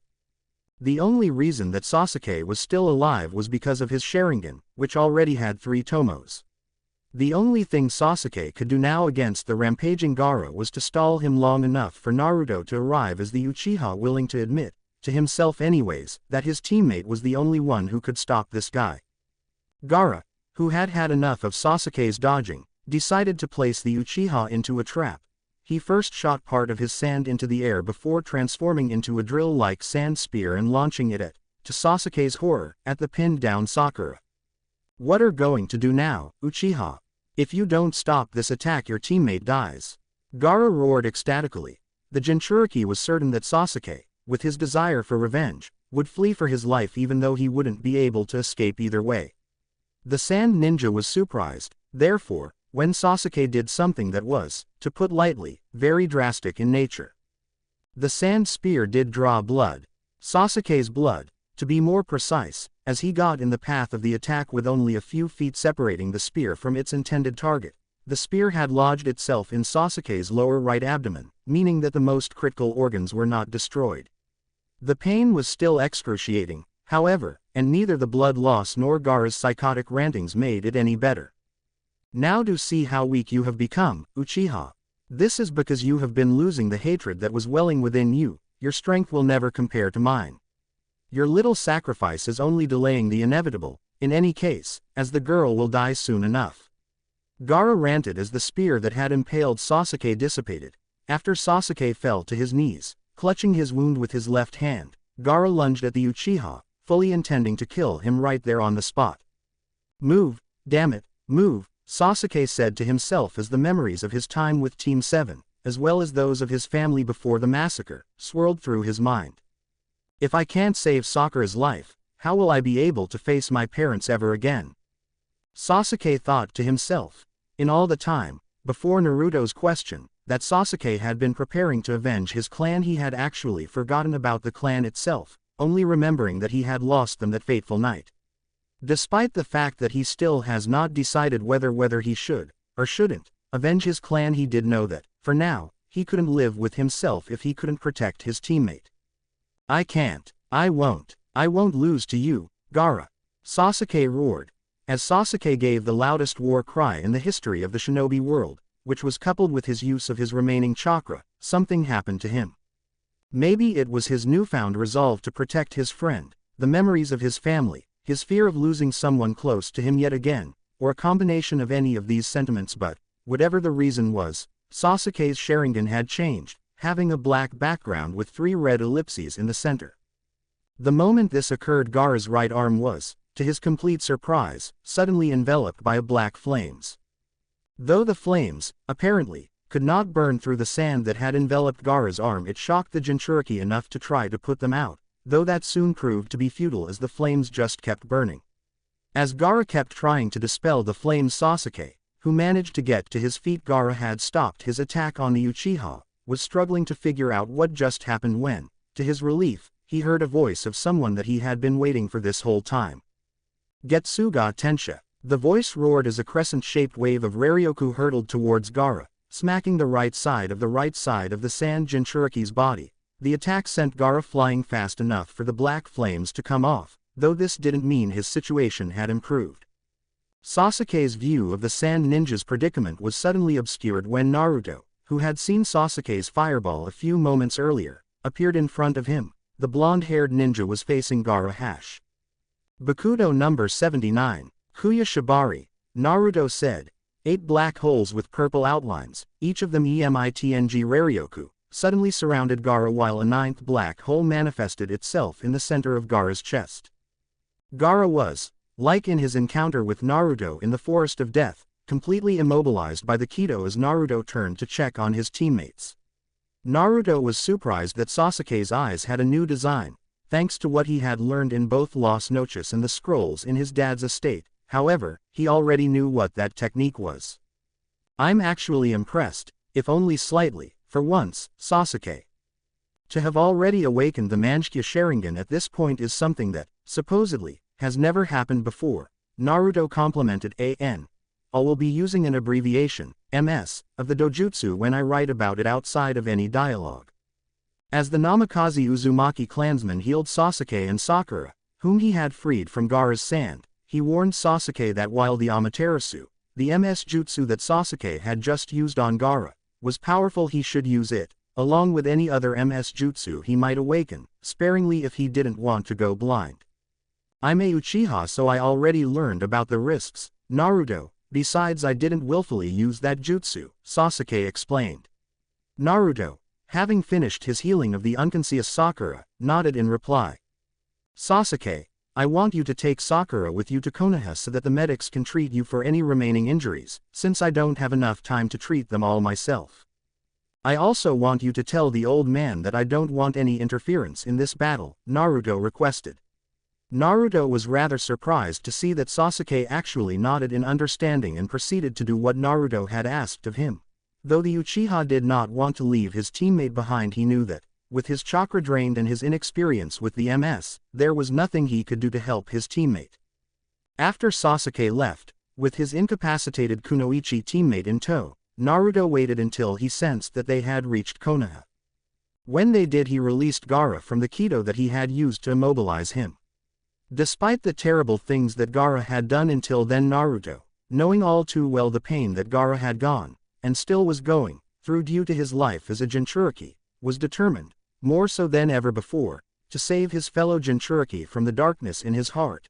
Naruto realized, however, that his actions in this battle would be only thing that would get his message to reach Gaara's heart. As Naruto prepared to release Kurama, Gaara, enraged at the fact that Naruto was able to bind him yet again, prepared to use Shukaku's full power. At this point Naruto heard Kurama's voice speak out to him. Are you sure you want to do this, Naruto? You know you don't even need to release me in order to defeat Shukaku, Kurama reminded his Jinchuriki.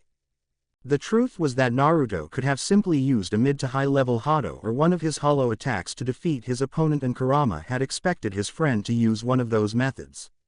Naruto preferred to not reveal his hand, so to speak, in a battle any more than he had to. Even if Naruto did enjoy a good fight, he did not like to use excess force and would refrain from doing so unless there was a good reason to do otherwise. If I just wanted to defeat him, then I wouldn't be using this. If I'm to reach Gaara, however, I need to use my full power in order to get my message across, Naruto replied. Kurama simply smirked, glad to hear that Naruto did, as he had told his tailed beast back at Las Noches a few days before his return to the shinobi world, truly want to help the other Jinchuriki, and decided not to press the questions any further as Naruto got into his release stance. As this was going on, Gaara, determined to go all out against Naruto, used his sand to complete the full transformation into the Shukaku, who had the appearance of a sand-brown colored tanuki with black markings all across his body that was the size of the Hokage monument. Gaara's upper body emerged from the top of Shukaku's head as Naruto flew until he reached eye level with his fellow Jinchuriki. Now show me your full power so that I can unleash the power of the Shukaku and grind your power into dust, he yelled, unaware that Naruto had planned to do that anyways. Naruto took a deep breath to clear his mind, which he always did whenever he was going to release Kurama, before he stated his Zanpakuto's release command. Chapter 16. On opposite ends, Shukaku and Kurama clash. Somewhere along Konoha's massive wall. Current time. Preparations to defend Konoha, in case of an attack by the Shukaku, were nearly completed when a sudden surge of energy emanated from the current location of the Jinchuriki. This power was not, however, from the Shukaku. This was all the more obvious when the reactions from Naruto's fracciones are taken into account. Did you just sense that? Django. Turarin blurted out. The Fracken was somewhat intimidated whenever she sensed this familiar Ryutsu. We all sense it, Turarin. Just shut up, Django replied back. Like his partner, however, Django was also unnerved by the energy they were sensing. Kakashi, who was aiding the evacuation of the remaining villagers, had also sensed the massive energy and was concerned by the reaction of the two Arankars. Did something happen to Naruto, Django-san? The Jonin asked the more level-headed of the two fracciones. That's not it at all, Kakashi-san. Naruto-sama is alright it's just, well how to say it without causing panic. Naruto-sama has just unleashed the full power of his Zanpakuto, Django said as Kakashi's visible eye widened in shock. Naruto had told Kakashi, like he did with Jiraiya and the Sandaime, of the nature of his blade, shortly after passing the bell test so as to prevent any misunderstandings should he actually release the Zanpakuto during a mission. Is this release really that dangerous? Kakashi asked. Even though he, or anyone else in Konoha, hadn't seen the full release of Kurama, he could tell, from his talks with the blonde-haired ninja and from what he has seen of his abilities, that Naruto really appeared to be in control of the tailed beast. If you're the enemy, then yes, if not, there's no danger to you. However, Django said, Kakashi got the sense that just talking about this made the two fracciones' skin crawl. Let's just put it this way. Turarin and I saw Naruto-sama's full release once, and that, Kakashi-san, was one time too many, Django said. Kakashi shuddered at this, wondering how powerful this release was if even Naruto's followers were scared of it. Several miles outside of Konoha, Shinobi World. Meanwhile, recap. Now show me your full power so that I can unleash the power of the Shukaku and grind your power into dust, he yelled, unaware that Naruto had planned to do that anyways. Naruto took a deep breath to clear his mind, which he always did whenever he was going to release Kurama, before he stated his Zanpakuto's release command. Devastate, Kurama. Furu Henkin, Sui Dan, Naruto said as his blade, minus the red wrappings, disintegrated. As the wrappings began to envelop the ninja, they began to glow. This time, however, the wrappings changed color, becoming orange as they were enveloping Naruto. An orange light soon emanated from the ninja as his Reitsu suddenly exploded. As the dust cleared, Naruto stood before his opponent. His appearance changed. Naruto was now covered by an orange Ryutsu shroud, with the Ryutsu appearing in the form of flickering flames, which was parted down the middle and opened into a large full-length coat. Underneath this coat there was a black undergarment with Magatama Beck near his neck collar and, curiously, an orange Ryutsu chestplate with a design that appeared similar to Naruto's gauntlets and spalders. Throughout the shroud numerous dark circles, representing the altered seal, could be seen. The cloak also emanated 9 tail-like appendages, each one having a single line running down their centers, that flowed from the cloak's backside. Naruto's eyes had slit pupils and his whiskers became much thicker, while his hair now spiked up towards the front into 2 horn-like pieces. This form, thanks to the conversion from chakra to Ryutsu, was powerful enough to defeat all 10 of the Espada simultaneously and could, if Naruto wanted to do so, turn Los Noches into a pile of rubble. In other words, Gaara, having wanted a fight, unknowingly gotten more than he bargained for. Unaware of what he was dealing with, the Sand Shinobi prepared to unleash the Shukaku. Feigning sleep jutsu, Gaara said as he made a hand sign. Gaara was then rendered unconscious while the irises of his Shukaku transformation changed from light brown to yellow, signifying that Shukaku had taken over his host. This became more obvious when the tailed beast itself spoke. "I'm finally out," Shukaku said in a tone that gave Naruto the impression that he was an angry drunk. What Shukaku said next only served to steel Naruto's resolve, if it could be strengthened any further, to save Gaara. "And looks like I'm in luck today. The first thing I get to kill is you, Kurama." Shukaku roared, having sensed the brother he despised the most. As Naruto simply looked on, completely unfazed by Shukaku's psychotic ranting, heard Kurama's voice. "If Gaara stays asleep for too long, his psyche will be completely swallowed up by my psychopath of a brother," the tailed beast explained.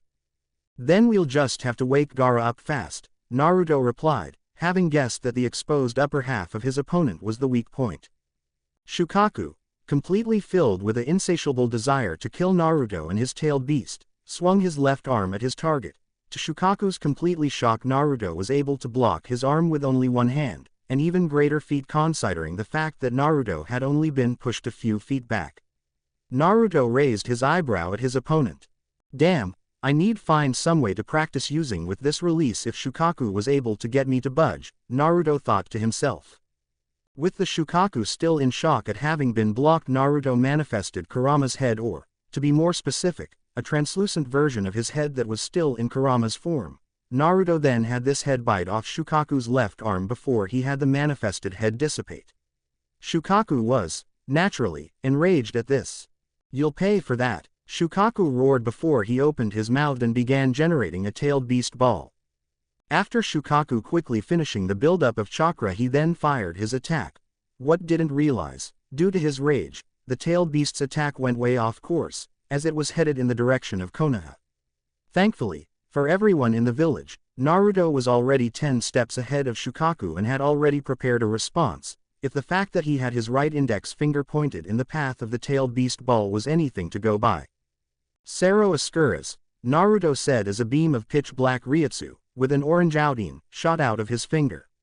The Sero intercepted Shukaku's attack, with the resulting explosion leveling a 70-mile diameter of the forest they were fighting in and replacing it with a 40-mile crater. Thanks to Naruto's foresight, however, Konoha was left untouched by the devastation, with the startled reactions, on the part of the people in Konoha, being the only real damage done. Shukaku was, once again, taken by surprise by this display of power and, as such, had failed to notice that his opponent was right in front of him until he was standing before Gaara's exposed upper body.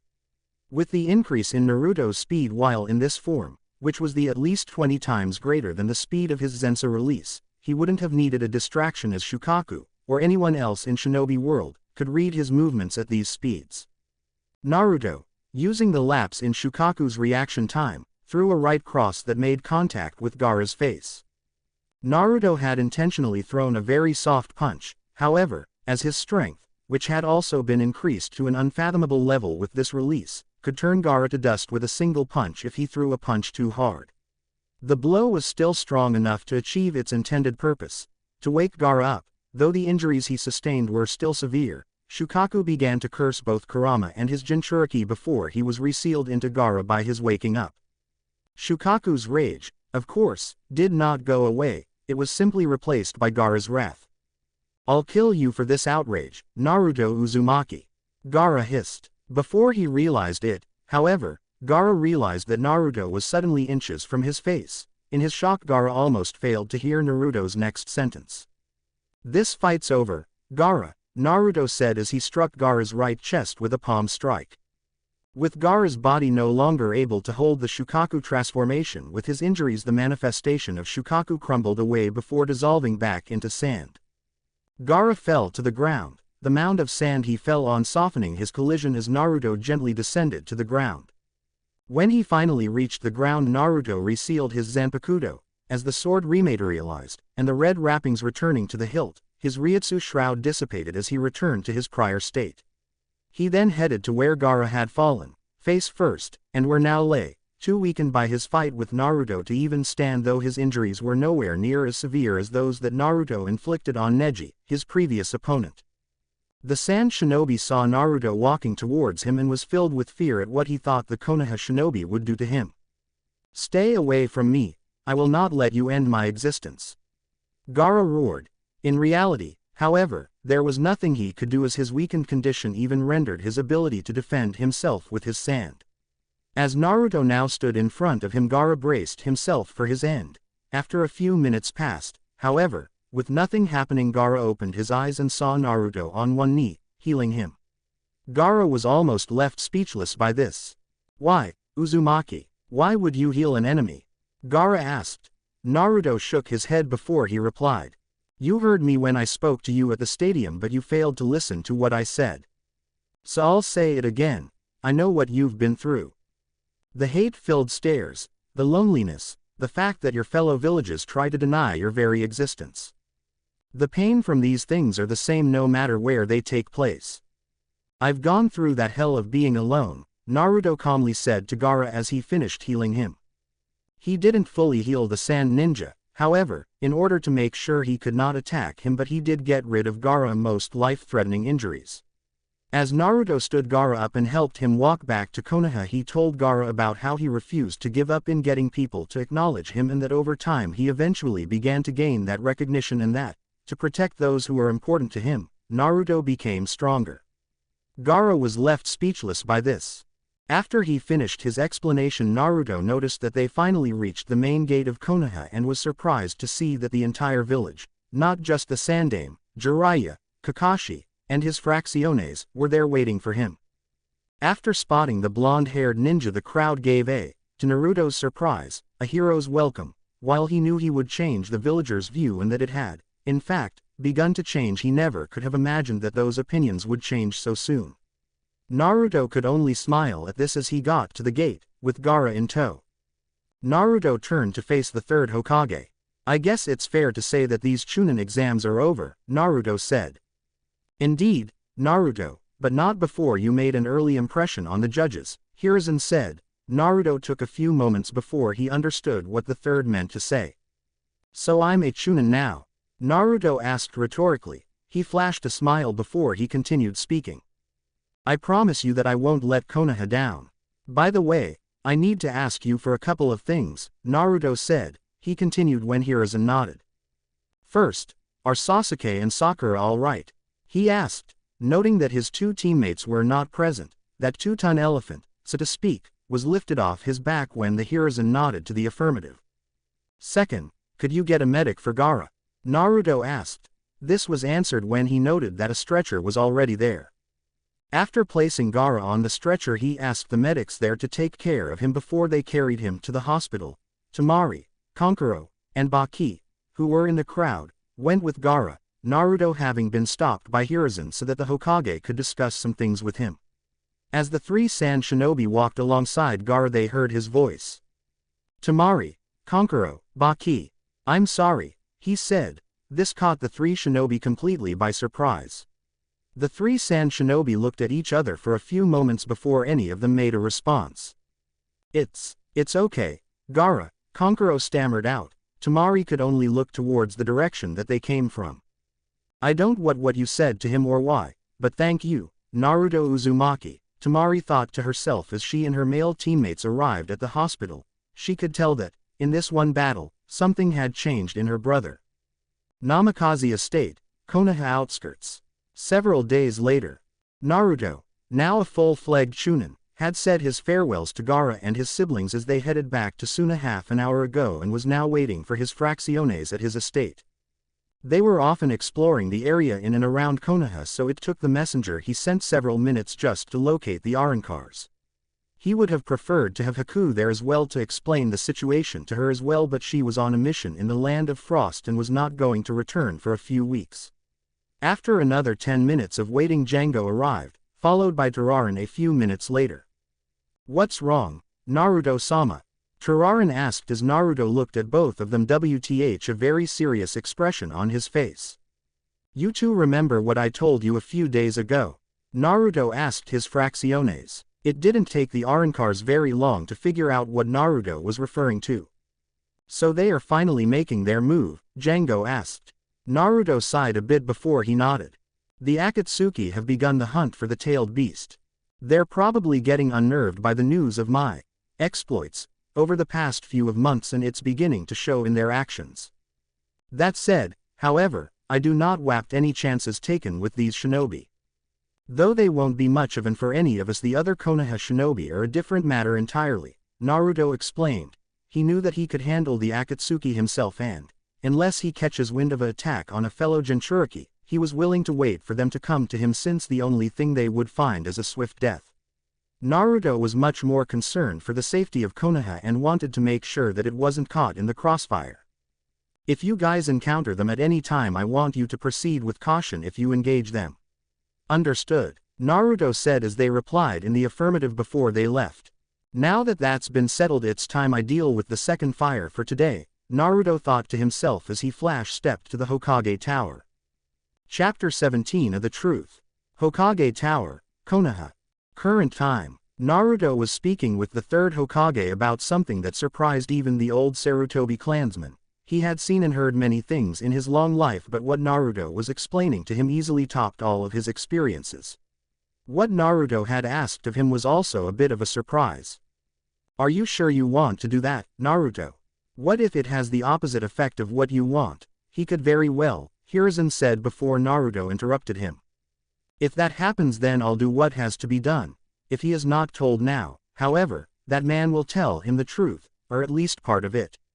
If he's told now, maybe he'll follow the path he had wanted him to follow," Naruto said, to which Sarutobi nodded in reply. "Very well then, Naruto, if you think that is the best course of action, then I'll allow it. You will, however, tell him, and only him, in my office and under my watch. Now go find him," Sarutobi said, to which Naruto nodded before he set out to find him. Konoha Training Grounds. A few moments later, Sasuke, having obtained his MS during his battle with Gaara, was now training with Kakashi to control the dojutsu. It was very difficult since Sasuke, like any other MS wielder, had to be carefully when using the.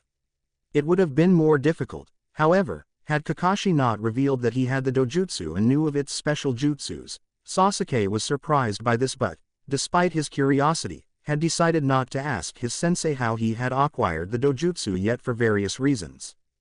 As Sasuke was attempting to master the Tsukuyomi, the MS jutsu that he had the greatest difficulty using, he noticed that Kakashi had turned his attention elsewhere. An irritated Sasuke was about to question Kakashi until he saw Naruto walk up to their team leader and whisper something into his ear. Kakashi nodded and turned his attention to Sasuke once Naruto left. "We're done for today, Sasuke. The Sandaime needs you see him in his office ASAP," Kakashi said. While Sasuke was undoubtedly annoyed by this, that if the third was requesting his presence, he must have something important that he needs to discuss with him. He deactivated his MS before he walked to the office. Hokage's office. 5 minutes later, Sasuke arrived at the academy complex and, upon approaching the office of the Hokage, was surprised to see that Naruto was standing outside the door. The blonde-haired shinobi, who had his arms crossed and had his back lying on the wall, turned his to face Sasuke. "You took your sweet time getting here," Naruto said rather bluntly. "Not everyone can move at the speeds you're reaching, Naruto. Anyways, I take it this about my CL," Sasuke said before Naruto held his hand up to his teammate's face. "Yes, it is. I am only allowed to tell you, however, in this office and under the old man's watch. So let's take this conversation in there," Naruto said as he opened the door to the office and entered, motioning Sasuke to follow him. The Uchiha entered the room and saw the Sandaime seated behind his desk, while Naruto had taken a seat on a chair facing the desk. Sasuke waved off an offer to take an empty seat. the Uchiha had a sinking he would be standing the entire time anyways. I'm pretty sure you know why you have been called here, Sarutobi asked, to which Sasuke nodded. After reminding Sasuke that whatever was said in this room stayed in this room, Hiruzen had Naruto begin his story. He first told him about the truth of Kurama's attack, specifically the fact that Uchiha had taken control of the tailed beast and used him to attack Konoha. Naruto had found some records about the events before the attack in the Namikaze estate and, by piecing that together with the records at Las Noches, had a more complete picture of what happened that night than anyone else alive. This story's importance was, not surprisingly, completely lost on Sasuke. What does that have to do with the death of my clan, Naruto? Sasuke asked bluntly. Naruto was, not surprisingly, annoyed by Sasuke's impatience, even if he didn't. I'm getting there, Sasuke, so just hear me out, Naruto said before he realized that he had just lost his train of thought. Now then, I was about to talk the masked man, right? Naruto said as he turned to face Hiruzen, who nodded in the affirmative. Naruto sighed before he continued his story. Sasuke, after spending enough time with Naruto as well as Sakura and Kakashi, knew that this meant that the part of the story Naruto was about to tell him was something would probably be hard for him to believe. The masked man has a lot to do with the massacre of your clan, Sasuke. You see, Itachi may have been the one who did the dirty work. But, just like with Kurama's attack on Konoha, the masked man, who himself is a Uchiha, was the one truly responsible for the events that would lead to, and those during, the massacre, Naruto said before he stopped talking. It was only temporary, however, as Naruto only wanted to give his teammate enough time to register what he just said, since the things that he was going to reveal Sasuke would undoubtedly shock the Uchiha to the core. It took a minute or so for Sasuke to actually respond to Naruto's statement. What are you talking about, Naruto? Sasuke asked. Naruto looked at the Uchiha dead in the eye before he continued his story. As he did, Sasuke felt his stomach turn in upside down and inside out with each new part of the story. The whole story was just so completely different from what he had been led to believe for the past 5 years. A masked man manipulating the evidence of Kurama's attack to implicate his clan. The clan's subsequent segregation, the manipulation of his clan, especially his father, by the hands of the masked man to attempt a coup d'état against Konoha. Itachi being a double agent for the Konoha against his clan. The Sandame's failed negotiations, and the details of the massacre itself. The fact that the death of his clan was a result of this mystery man's actions was enough of a shock Sasuke. Even more unbelievable for Sasuke was that Itachi's true motivations for his actions was to protect both him, his beloved little brother, and Konoha, and to prevent another war from breaking out. Even what Itachi had told Sasuke before he left, to get stronger and to kill him, was to absolve the clan of its crimes. The idea that his brother had made himself as the villain mortified Sasuke. The fact that Sasuke had managed to listen to everything Naruto had told him was nothing short of miraculous. The fact Sasuke said something only a few minutes after Naruto had finished his story was even more surprising. So does this mean, my brother? Sasuke asked before he was interrupted by Naruto. Yes, Naruto calmly replied. The Uzumaki's expression, which had been set in a serious tone, softened when he saw that his teammate was crying, having been shaken up by what he has just heard. After he stopped crying, Sasuke faced Naruto and Hiruzen. I need some time to collect my thoughts, Sasuke said before he walked out of the office. Naruto was about to do the same until Hiruzen stopped him. Wait, Naruto, I have an important mission for you that'll require you to work with Jiraiya. I need to discuss it with, the Sandame said. Really? And what would that be, old man? Naruto asked as he raised an eyebrow. Yes, about that. Have a seat, Naruto, Sarutobi said, knowing that even Naruto would get taken aback by what he was about to say. Jinchuriki Crater, 50 miles outside of Konoha. A week later, the site of Naruto's battle with Gaara, more specifically the crater created by the collision between Shukaku's tailed beast ball and Naruto's release-enhanced Sero Ascuras, had occurred over a layer of solid bedrock 100 yards under the forest that once stood. Because the crater was 4 miles at its deepest point, it was fair to say that, just like with the Valley of the End, this battle had left a scar on the earth itself. Small wonder that the place already was a named landmark, of sorts, and that the place already had an almost sacred reverence to it. A lot of people visited the crater, mostly out of curiosity, including two figures who were standing on the south side of the crater. Their curiosity, however, was for much more ominous reasons. So this is the battlefield between the Ikibi and Kyubi's Jinchuriki, huh? Very scary stuff there. Imagine the devastation that would have been if this was Konoha, one of the figures said, to which simply glared at him, though his eyes were hidden bt the round straw hats that both men were wearing. You should be more concerned about our mission, Kisame. Our objective managed to defeat Orochimaru, the Ikibi, and your fellow swordsman, the other man warned. Ah, yes, poor Zabuza, he never knew what he was dealing with until it was too late, Kisame chided until he noted the tone of his companion's voice. Are you sure you won't be getting too sentimental on this mission, Itachi? The former member of the Seven Swordsmen of the Mist asked. Absolutely, Itachi replied as they both set off for Konoha to find their target. They were unaware that a certain green-haired girl was following them from a distance. Chapter 18A Standoff, Akatsuki vs. Fracciones. Unnamed rest stop, 20 miles west of Konohagakure. Current time. Kisame and Itachi had stopped at a small rest stop en route to where Naruto's after they had infiltrated Konoha and discovered his location. As they secretly discussed their plans to cater the shinobi, they unaware of the fact that Turaran, having spotted the Akatsuki members when they went to the Jinchuriki crater, stood outside the small outlet as she waited for Django, her partner, to arrive. He arrived 10 minutes after her message, which she sent after spotting the S-rank missing nins, had reached him. Django had taken a few minutes to send a warning to Konoha before he sonitoed towards Turaran's location.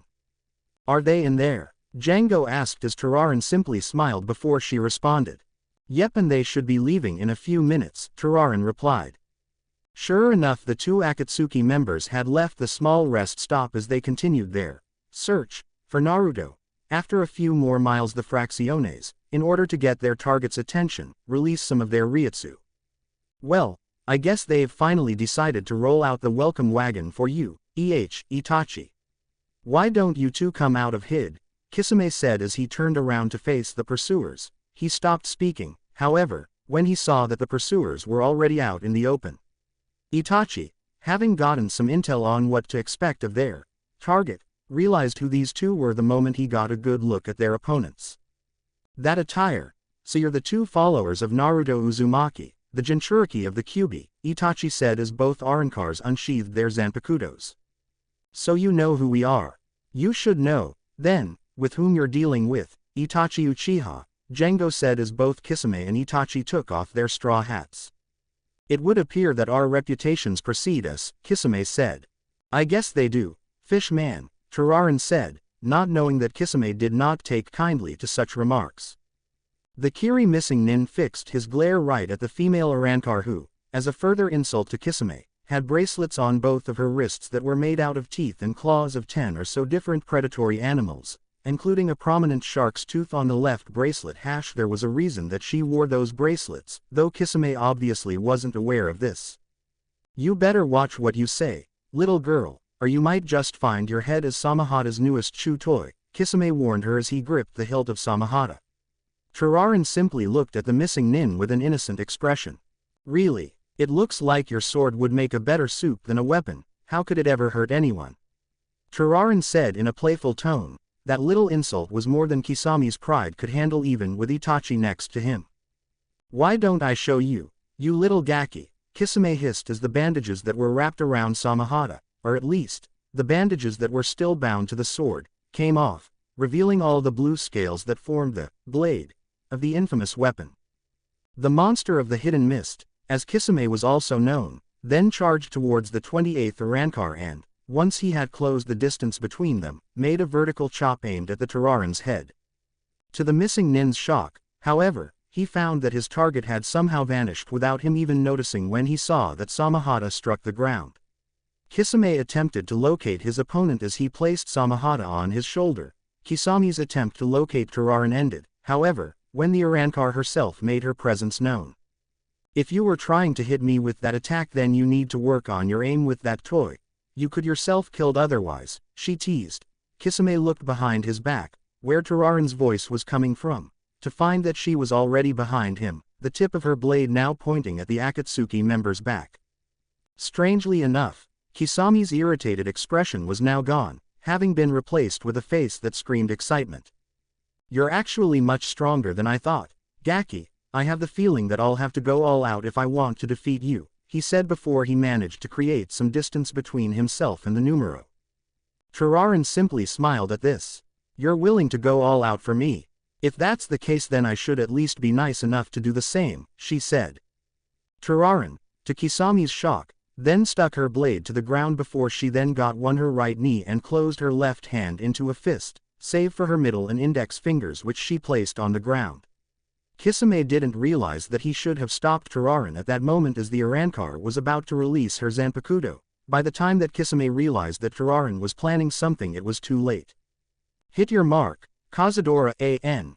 Spanish for Huntress," Tararan said before a large column of emerald green Ryutsu with a black outline emanted around her. Elsewhere, while Tararan and Kisame were fighting, their respective partners had already begun their battle as Itachi attempted to end the battle quickly with his MS. Unfortunately for him, Django, having witnessed what Sasuke's MS could do, was able to counter every attack Itachi threw at him by keeping his eyes closed and relying on a combination of his Pesquisa and Sonido to detect and dodge all of the Uchiha's attacks. Itachi realized that he was outmatched by Django and, due to his limited chakra reserves and weakened endurance, he knew that he couldn't fight the Arankar off forever and, to be perfectly blunt, Itachi wondered why he bothered fighting such an opponent who was only attempting to keep him away from Naruto.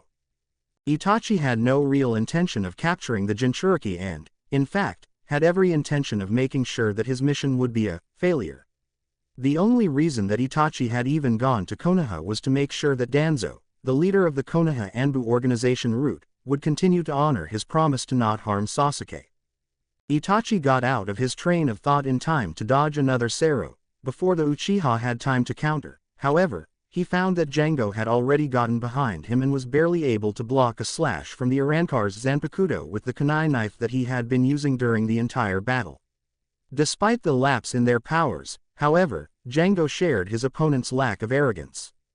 "You're indeed a very strong shinobi to have survived this battle for so long in spite your condition, Uchiha-san," Django said. Itachi, despite his exhaustion, remained unfazed. "You're not that bad yourself, though I'm more surprised by the fact that you show no real concern over your friend. It appears that she's already been forced to a great amount of her power," Itachi said, to which Django simply smirked, though his mask, fragment, hid this expression. "I'm not worried about her safety because she wasn't forced into using that power by your partner. She's a free spirit in almost every one way, right down to her battles, and for her to fight on her own and not use her full power is something that has never happened. She's never showed any restraint in using her abilities unless either myself or Naruto-sama are within visual range. In other words, Uchiha-san, she's using her full power because she wants to. In any case, she's actually stronger than I am, so if anyone is in any real danger, it's your partner," Django said, which surprised Itachi. If she was only using full power against Kisame out of habit, and if she is truly stronger than the opponent he was facing now, what would happen if she had been here fighting him? Itachi at that moment decided that, with the battles going downhill for both him and Kisame and having already learned where Naruto was, they had to fall back since he wasn't looking for a full-blown battle against Konoha. He had already conversed with Danzo, so the only thing left to do was to botch his official mission and report back once he had done so. Unfortunately for Itachi, he couldn't tell the frackin' any of this, and, as a result, the Arankar had no intention of letting him get away. Django and Itachi were so focused on each other's movements that they hadn't noticed that someone else had been closing in on their location until he made himself known. "It's been a long time, Itachi," a familiar voice, to both Itachi and Django, said. Both combatants turned their attention to the source of the voice, which was none other than Sasuke. Sasuke, Itachi thought with a great deal of sadness, even if he didn't show it. Django was rather surprised by this development. Not only was Sasuke's arrival unexpected, but, since he had been told by Naruto of the young relations with his opponent, though not to its full extent, the young Konoha shinobi was exhibiting a greater amount of conflict in his body language than the numero had expected. Sasuke turned his attention to the Fracken. Django, I need to confront him myself. Fall back, the last member of the Uchiha said.